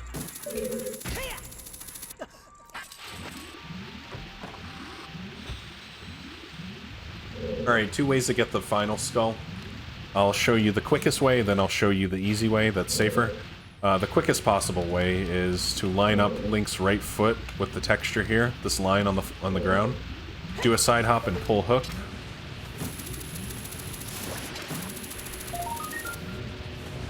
And you can get it like that. It's not really recommended. Something like that. Thing is, you are on a timer, and the Tektite's coming, so... It's the only thing that worries me here. Okay, there we go. That's what it is. So you want the right foot to be over the line, slightly. You can pull Ocarina. The easier movement is to target here. 3 backflips, shielded.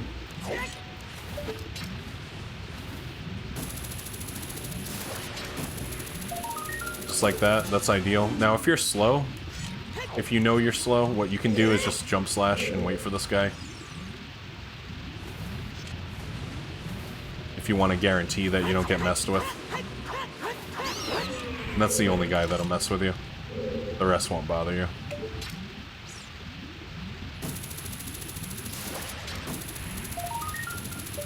Done for Water Temple now. You're gonna want to do Ocarina and Minuet out.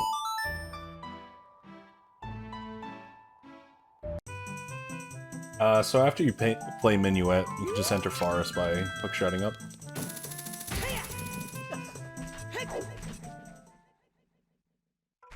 There's Enter Forest. So if you're doing early bow, you can actually skip this key. Early bow is really advanced, so I'm not even actually going to go over it. I do it in runs, it's a lot of time saved, but there's a really good tutorial by Arthur on early bow, so if you actually are doing early bow, then just look at his tutorial. I'm going to go over the basic stuff besides that. So when you first enter Forest, you want to hookshot up here. Make sure you get the skull. Some new runners forget this sometimes. You're then going to want to get this key over here.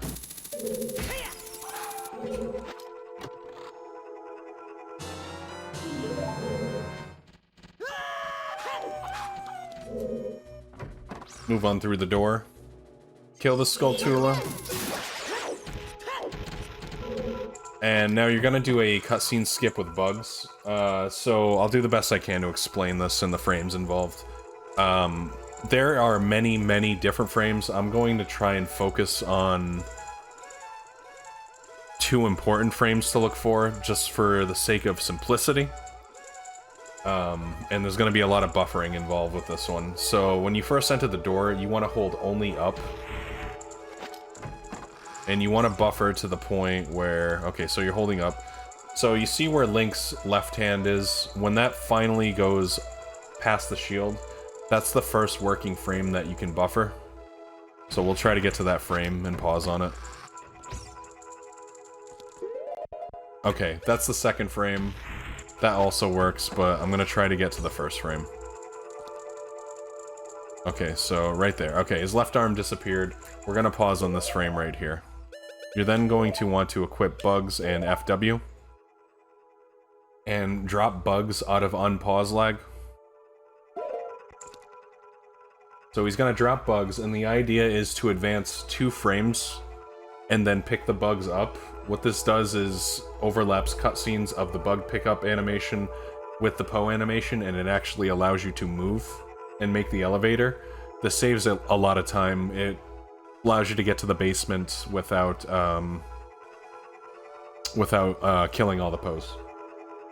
So he's dropping Bugs. You want to hold, with this particular camera, you want to hold up and right. If it had the opposite camera, it would be up and left, but you're going to have to practice that and determine which camera you get. So, okay, that's 1 frame. He moved. Still holding up left, or upright. That's 2 frames. So on this frame, you want to continue to hold upright and hit your bottle so he picks the Bugs up. Okay? And when it scrolls to the green torch, you can clear the text box, and you can make the elevator while the cutscene is still going, technically. Just like that, okay? I'll show you what the next frame looks like. And the frames involved. Where is it? It is Poe cutscene skip. Here we go. Okay, so I just showed you the first frame right here, where his left arm goes behind the shield.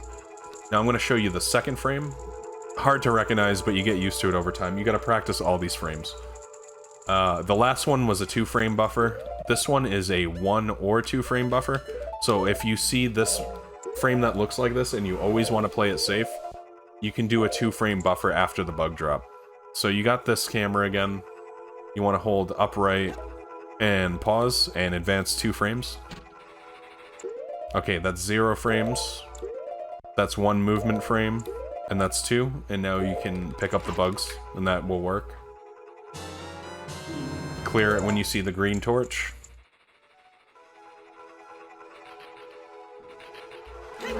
And you can make the elevator by rolling and do a jump slash. Same deal. Now I'll show you the frame after that. So you're walking only forward. This is the first working frame where the left arm disappears. Second working frame.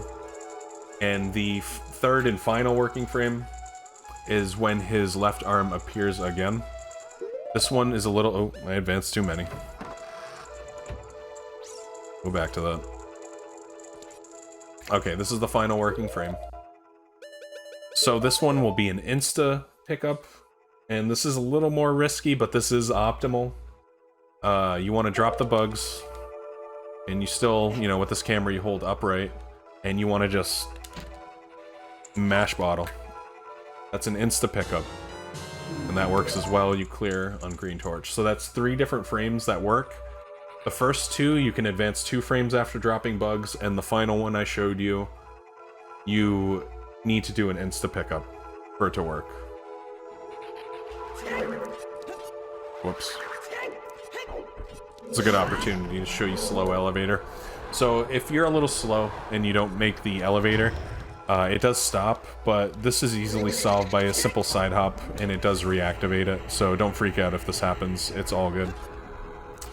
And I'm not going to show you the weird shot here. It's not worth it. Instead, I'm just going to show you that you simply push this, and you can get the skull in the basement.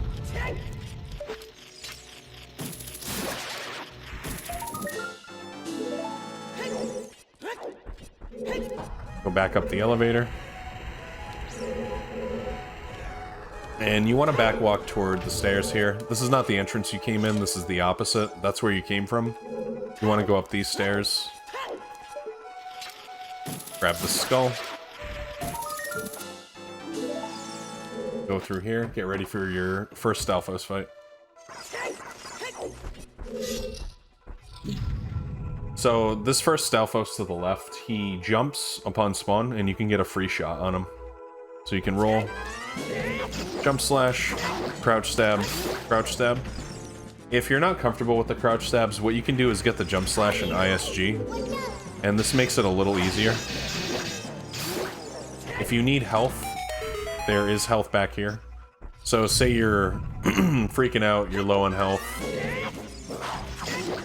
you want to run, there's a fairy here, you can recharge. Get ISG.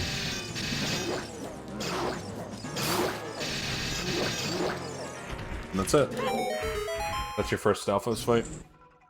This will spawn a key, you're gonna need the second key.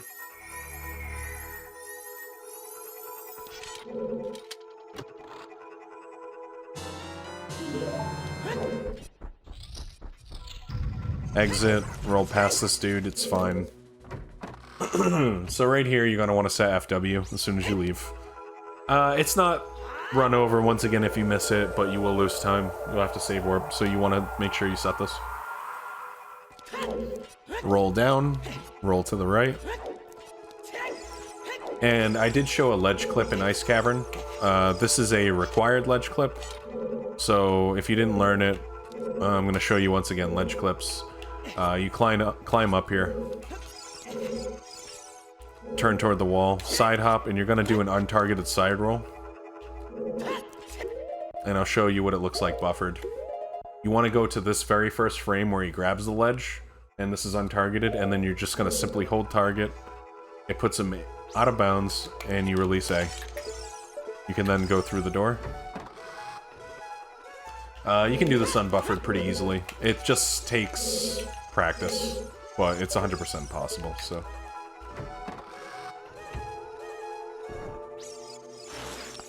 And you can you can roll over here. There's a gold skull up here you're gonna want to get.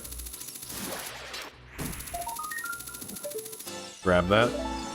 Make sure you hit this Baba and get a Deku Stick. You're gonna need at least one more Deku Stick. You already have one, you need 2 minimum. If you're really new, I recommend getting more than one for dot skip, but that's on you. It's just one of those things. Like, you can always just, like, leave, right? Do this real quick and come back. Oh, whoops. I'm stuck. Okay. Yeah, you can always leave real quick. You want to go to the side here so you can actually get the stick. You can get more than one stick. So let's just say 3 now for safety, in case I break one by accident. And we move on. Hookshot this, climb up. Now this is going to be a damage boost with hover boots and bombs. So at this point you want to equip bombs. Target this wall. Turn right. Keep targeted and pull bomb. And then you want to pause buffer to a specific frame. Unlike big blue, big red, or the first explosion frame, you want to let go of target. So I let go of everything now. And I'm just going to pause buffer to a particular frame. It's the second damage frame.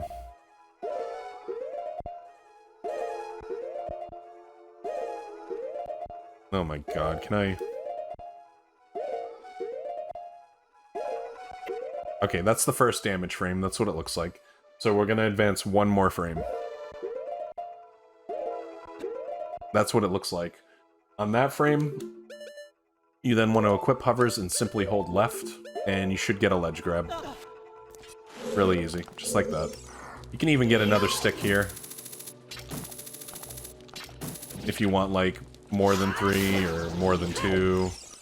Just a good backup overall.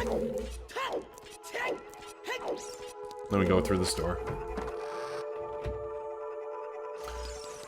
You can roll off here, go up the ladder. So an easy setup I like is when you're on this ladder, target.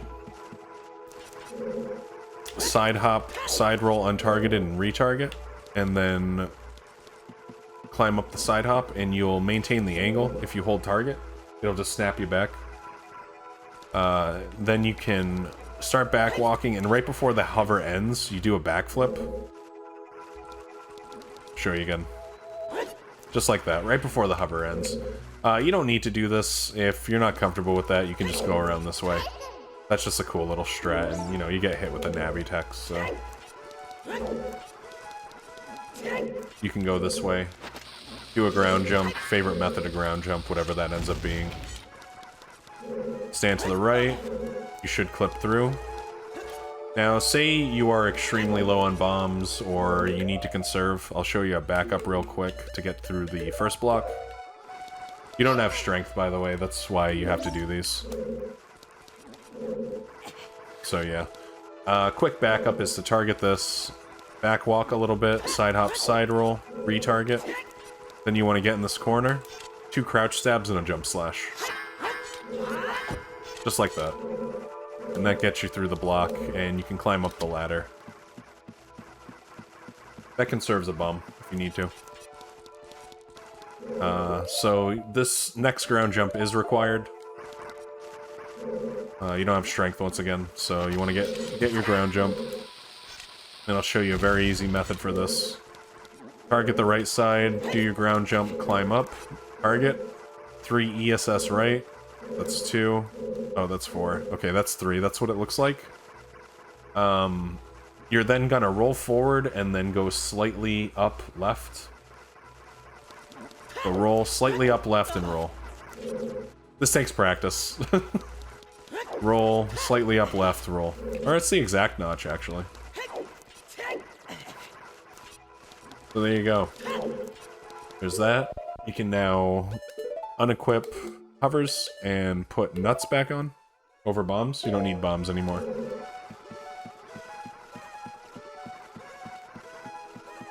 Climb up ladder. This is why you needed the keys. Get through these doors. So there's a Navi text here. You can skip it by doing a simple side hop and rolling. Just like this. You don't really want to get hit with this Navi text, because sometimes she can hit you like 2 or 3 times, it's a pain. So just try to avoid that by a simple side hop. Keeping this angle, what you can do for quick movement is just side hop here. Oh, did I forget the second key? Oh yeah, what happened was the save state.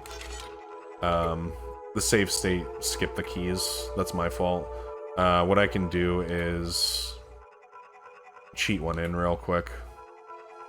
You should have 2 keys at this point if you were following what I was doing. Just bear with me. Okay, there we go. So your second key will get burned, and after this you will have 0. You can then do a quick backflip, go down here. You don't have to do any of the pose, you don't have bow anyway. Upon entering, you can actually throw the nut on this guy and stun him. Get your jump slash, finish him off with crouch stabs. Okay, get ready to stand here. You can throw a nut again. Crouch stab, crouch stab, crouch stab. Crouch stab, crouch stab, crouch stab. That was really good RNG. I don't expect to get that every time. You then get the bow.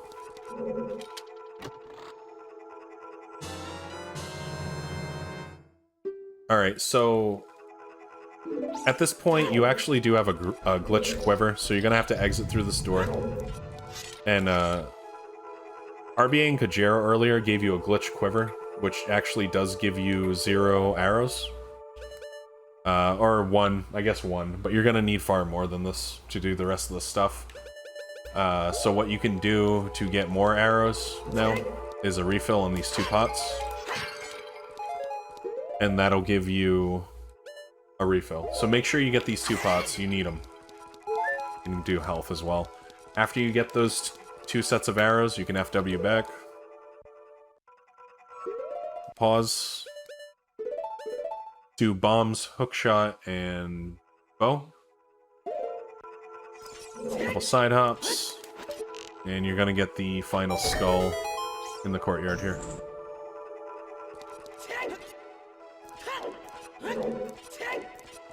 Try to be conservative with arrows for now. You're gonna need an exact amount of 13. So I would recommend just using Hookshot here. If you're new, once again, what you can do is get a backup stick as well. Just the more sticks the better when you're new. Get a backup stick. Alright, and I'm gonna show you a couple boss key skips here. So all the boss key skips are from the stairs. This is the optimal method. It's fairly new. You want to target along the right side pillar here. You want to do a horizontal slash into a shield, like this. Pull your hookshot and backflip and hit a hookshot on the same frame, like that. So he lands on the other one, then hold right, and you're going to want to drop down and hit the load zone. So this is what it looks like. This is pretty advanced movement. When you drop down, you just hold up, and you can hit the loading zone. So hopefully you got that if you're trying to do advanced movement. I'll show you a much easier method. So this is a little slower, but it's very, very easy. You can just target in front of this, like where this pillar is, basically. Target this, backflip, side hop, untarget, side roll. You get a weird angle from this. You don't want to retarget. What you want to do is actually turn around quickly. So backflip, side hop, side roll, turn around quickly and target, so you get this angle. And then side hop and backflip. We'll show that again. Side hop, side roll and target, and turn around, target. Side hop, left and backflip. Okay? You'll then climb up, target, side hop left, and then hit A to do a roll. Just like that. Untarget and retarget. Then hit A to drop down. Side hop right and just hold back. That's all you have to do. It's a very easy skip. This is what it looks like quick.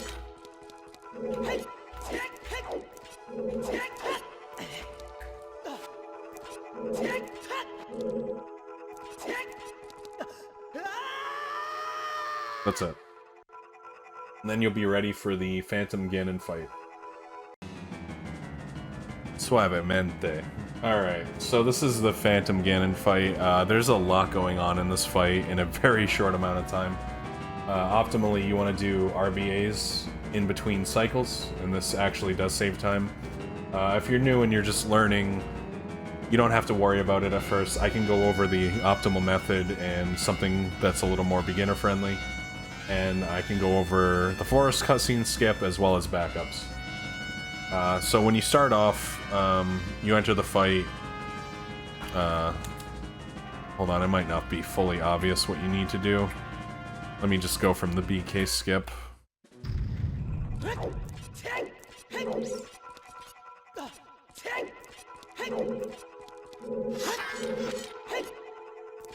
Whoops.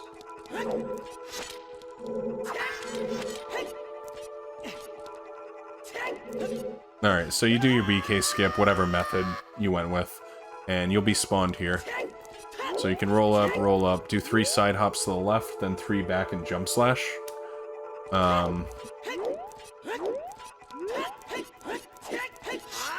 Like that. You'll store a power crouch stab in the cutscene itself. Little cutscene will play, Phantom Ganon, he does his thing, whatever, right? And then the fight will start. So if you did early bow, you're gonna have slightly different equips. I'm trying to think, what are the equips typically? It'll be like bow, hookshot, and I want to say FW, something like that. This is what it'll look like with early bow. And you're gonna want to get your shot first. Release the shot and do bombs, bugs, and Poe. You're then gonna get a quick ISG and do an RBA. So you target this, turn right, and drop bugs. You gotta do this very fast if you did early bow, by the way. Alright, target this, turn right, drop bugs. Now, I went over RBA before, but I'll do the bomb version real quick. Side hop, pull bomb, roll, backflip, and pull bottle. You can buffer to either this frame or the crooked arm. We'll just do this, it's fine. This is right before crooked arm, this will work. Shield swipe to get your chew refill. And then you're gonna do equips and quickly shoot Ganon again. It's gonna be chews, bow, and Kajiro now. Let's see, right? Okay, so you successfully made it through the first 2 cycles. And this is going to be the third and final cycle, and he comes out okay. Okay, so there's a way to actually do a quick kill here. When he's coming out of the painting, you want to stand in the back halfway point here, and you want to try to bait Ganondorf, Phantom Ganon, to a lower portion and on your left side. Your ISG is on your left here. So you want to target him, charge, and get him to try and hit your left side.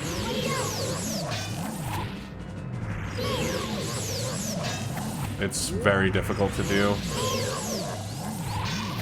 I almost had it there.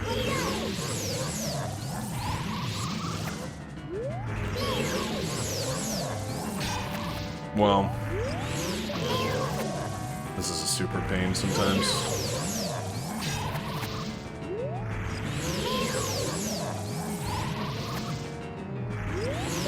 The save state might not work. Yeah, the save state is bad for this. So, basically, if you can get a good... If you can get him at a low spot, basically, like right around here, and get him to swing his staff and shoot the arrow simultaneously, you can actually get a quick kill, but I guess we'll just go over a normal kill. So, shoot him to do that. He'll evade real quick. And you want to shoot the arrow after the 3rd hit at a specific time to keep him stunned. 2, 3... I did it wrong.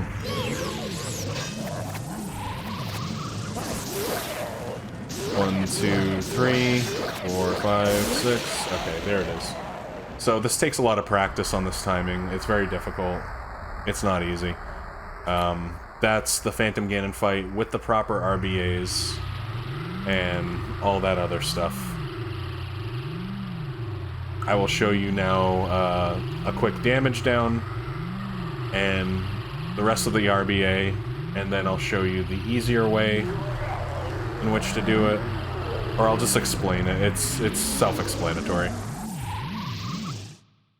Alright, there's 2 ways to damage down. This is for a cutscene skip, by the way. Another death one. So you get an angle here. You grab this heart piece. So the quickest way to damage down is off of this angle. You flick up and you start side hopping. You can side hop and drop chews like this.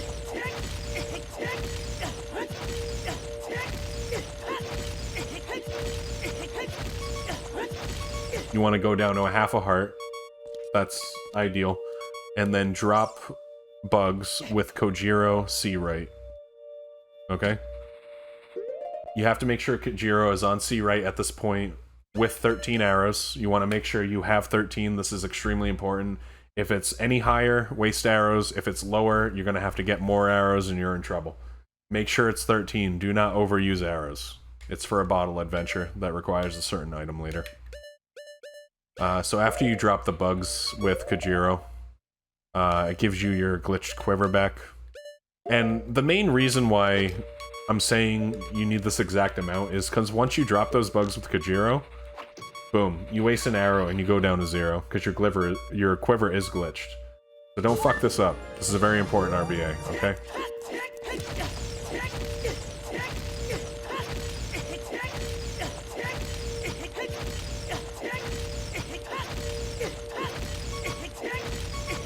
Alright, drop on Kojiro. See right? Do a pause, equip empty bottle C right, and bombs C left, and keep bow. You then want your bugs in either B bottle or C right. It's whatever you prefer. It's all the same. So what's going on here is if you grab the bugs with your C right, it puts it in bottle 3, the bugs, and also the same deal if you grab bugs with your B button, since an empty bottle is C, right? Where are they? There it is. It does the same exact thing where it puts bugs in bottle, in the third bottle. It does the same thing, so either way works. If you don't want to do the RBA during the fight, you would do it at this point before damaging down. And basically what you would do is RBA, right? You do your thing, and you would pick up...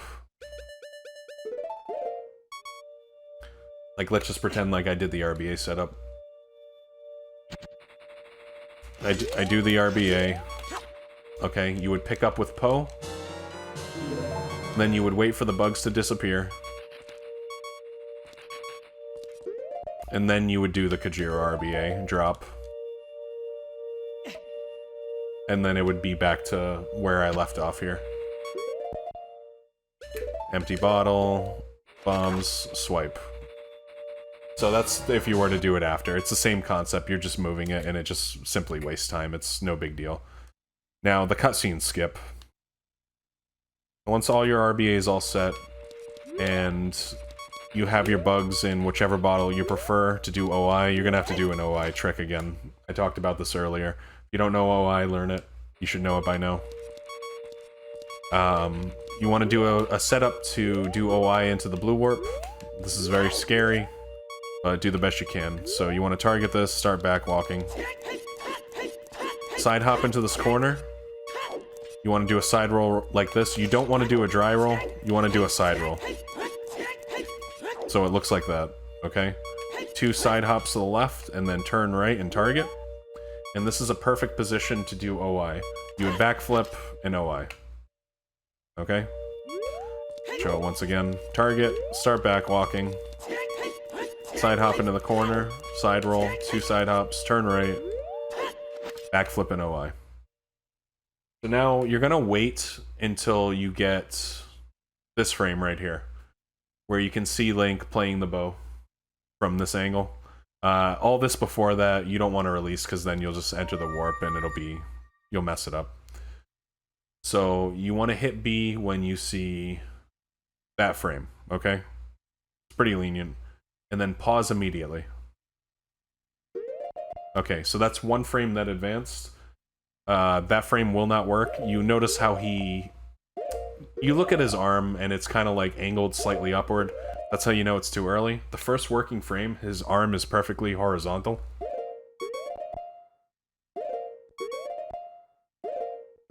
So it's basically perfectly horizontal there, right? That's how you know this is the first working frame. What you want to do on this frame is out of unpause, hit target, bomb, and hold back, okay? So it looks like this. You're hitting 3 inputs all at once out of this unpause on this frame. Target, bomb, hold back. It all has to be on the same frame. And then you can start pausing. You're gonna look for a specific frame on this backwalk. I'll go through what they all look like. So you keep back walking. Say you're pausing through all this. You're gonna look for this frame. It's where you can see the fence post sticking up like this. Any other frame will not work.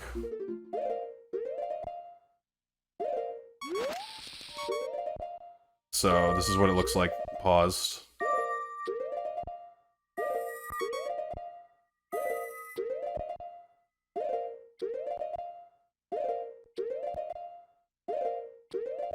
Alright, you can see how in the bottom right, you can see a portion of the fence. This is actually a really good visual cue to show that this is 1 frame early. This is how you know the very next frame after is the correct frame. Okay, so there's the fence post, that's the correct frame, right? On this particular frame, you're going to want to equip bombs, bugs, and fairy. And then out of unpause, you're still holding target. You hit R and do a backflip, okay? So you're hitting target, R, holding back, and then hit A. Release everything and hold down. And it should look like that.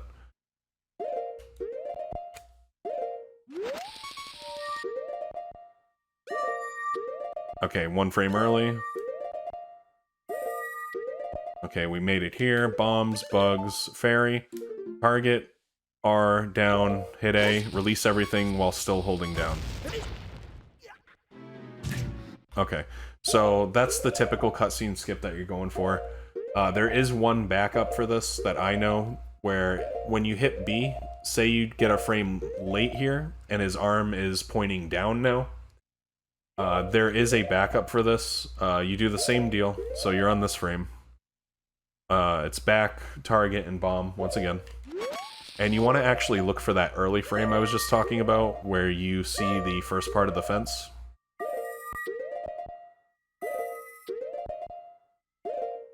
This is going to be one frame early, okay? Okay, so there's the frame. You can see the very first frame where the fence is. Now, on this frame is when you're going to backflip, and you're going to hold a different direction. It's going to be left. So you're going to hold target, R, back, backflip, release everything except for left. You're going to shift to left, okay? So I'll show you what I mean. So you found your frame. Backflip, release everything, hold left. That's the backup. Just like that. Okay, and when you're in practice, same as always, if you're a beginner, just mash. If you're advanced, do the no save, continue. So if this did work, you're going to get a flash after this. That signifies you indeed did get the medallion. The cutscene skip did work. There it is. That white flash means you did it correctly. You can even check to make sure. If you didn't get that medallion, you're going to have to go back to the boss room. Just walk through the blue warp. It failed for whatever reason. Take a video of it. We can assess it, but it's a hard trick. But if you got the medallion, you're good. You can roll out once, hold shield. Oh.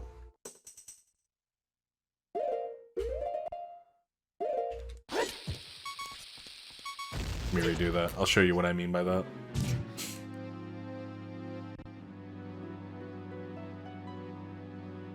So after you successfully get this cutscene skip, you're going to want to exit forest, do one roll, and hold shield. Sometimes what can happen is this room isn't fully loaded, and you can actually void out by accident. It's not happening here, but it can happen, so I just recommend rolling once and holding shield. And then once you're here, you should have Deku Stick on B, an inventory that looks like this. You might have more sticks, more bombs, depending on what you do, but everything else should look basically like this at this point. You need this fairy, make sure you have this fairy, make sure you have bugs. And that's it. That's what it should all look like, and then you would just save warp. Reset the console, and you're gonna do adult.skip now. So the last part of Adult 1 is double dot skip and another RBA.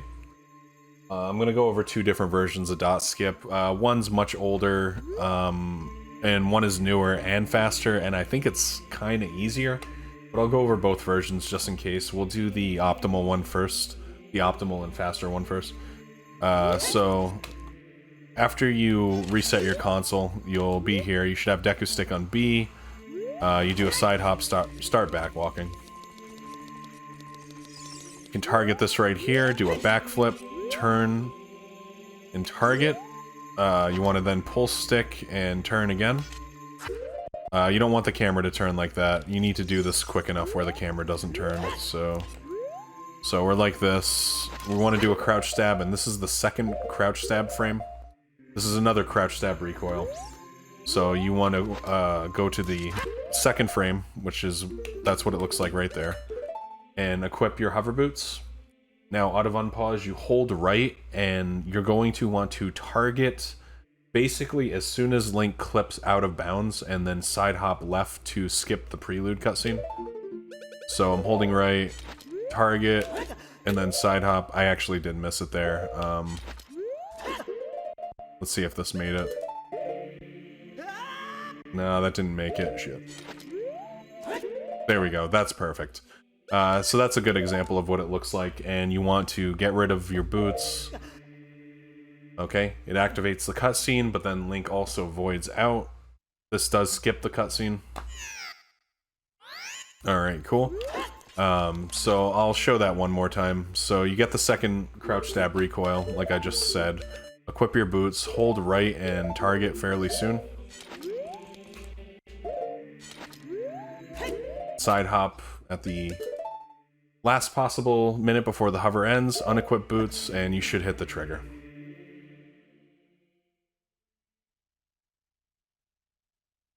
This takes a lot of practice. I think it's much faster than the other one I'm about to show, and it is easier. So that's the first dot skip to skip the cutscene, and this actually puts Prelude in your inventory. Right there. So you have the warp song finally. You're going to have to do a second dot skip. That's why I suggested earlier for newer people to actually get multiple sticks, because this is stick perfect with only 2. Top runners will only get 2 because, you know, it is what it is. Gotta go fast. But I recommend 3, 4, 5, however many sticks you think you're gonna need. Worst case scenario, if you do run out of sticks, you're gonna have to reset the console and go back to your previous save. Because say you do one and then you save and reset the console again, you'll get Master Sword back on, you'll like lose stick on B, so you need to do it from the last save before you did Prelude skip. You need to get both of these for this to work. So the second one, after you do Prelude skip, you're going to do something similar. Except you're going to want to roll inbounds now. But you do the same setup where you backflip, target, turn, second recoil frame. Equip your hover boots. Now you're going to want to go out of unpause, you're going to want to hold right, move to down right, and then down left fairly quickly. This is what it looks like. Oh. Like that. It's very quick. So you want to hold right until you clip out, move down right, and then down left. And this gets you back in bounds. And at this point you should have... Oh, yeah, you should have equipped like this. You should have bugs and berry. All sticks will be broken at this point, and this is actually going to be a very easy RBA. You just drop bugs, and you will do a shield swipe over B with Fairy C right. It's got to be Fairy C right, because Fairy refills your sticks now, and you're going to need those sticks for later. So, quick draw bottle, that's bottle and then shield, and then you hit B while in the quick draw state, and shield swipe. And that'll put the bugs over B. So once again, quick draw bottle, B in quick draw, target, and then shield swipe. You want the bugs in your third bottle as well, so this is going to be a double swipe. Your inventory should look at this. This gives you 29 sticks, and this is what it will look like. You'll have bugs in here, still fairy in there, and you will be ready to drop the Master Sword. You want Ocarina, you want bombs, Ocarina, and stick, equipped for adult 2. So I recommend doing these equips before dropping sword. You would do those equips after the RBA, and boom, that's adult 1 done. Right there, baby. You made it. Let's go. Alright, real quick before I end this part of the tutorial, though, I will show you the other dot skip in case you hate that version. It's a little risky. So this other dot skip starts off similar. You target this wall, though, this side of the door. You're going to want to down roll and untarget to get this angle. Do a couple side hops and hold shield. Pull stick and hold directly right and do 1 frame crouch stab. So the reason why I'm doing a couple side hops before this, if the camera pans like this, you'll see it in a sec. Oh, like that. It actually can screw up this trick, so you want to try to prevent that. So you want to do this fairly quickly. Get your angle, side hop a couple times, and you want to buffer in 1 left crouch stab frame. This is why people don't like doing this. It requires a lot of buffering, and it's kind of a pain. Okay, that's what 1 frame looks like, right like that. So after you find this frame, you then are still holding R, and you want to hold the opposite, which is left, and you want 2 slash frames to hit the wall. So I'll show you what that looks like. Not quite, that's 0. That's 1 slash frame. You'll notice because the sword is broken directly at Link's head. That's the first slash frame, and that's the second. It's much further up. The third slash frame will fail, so if you get the third, you gotta reset the console, you broke a stick, you're screwed. So you want to try to get the second. It looks like this. 1, then hold left. Okay. First slash, second slash. Then equipped hover boots, and what you're gonna do is just simply release everything and hold direct right. And that's all you do, just hold right until you void out. It's that easy. So it's a little less complicated than the first dot skip I showed, but it preludes skips and it's a little less risky, I guess you could call it. So to get inbounds with this strat, you do the same setup, down roll target, side hop a couple times, you want a right crouch stab, and then 2 left slashes. Okay, that's the second one. Now you would equip hover boots and hold direct down. And you're going to shift to up slightly after that timing. I'll show you the timing real quick. So I get that, I hold down, and then I shift to up. That's what it looks like. You might even be able to hold down immediately, it's just a little slower. Oh yeah, you can just hold down the entire time.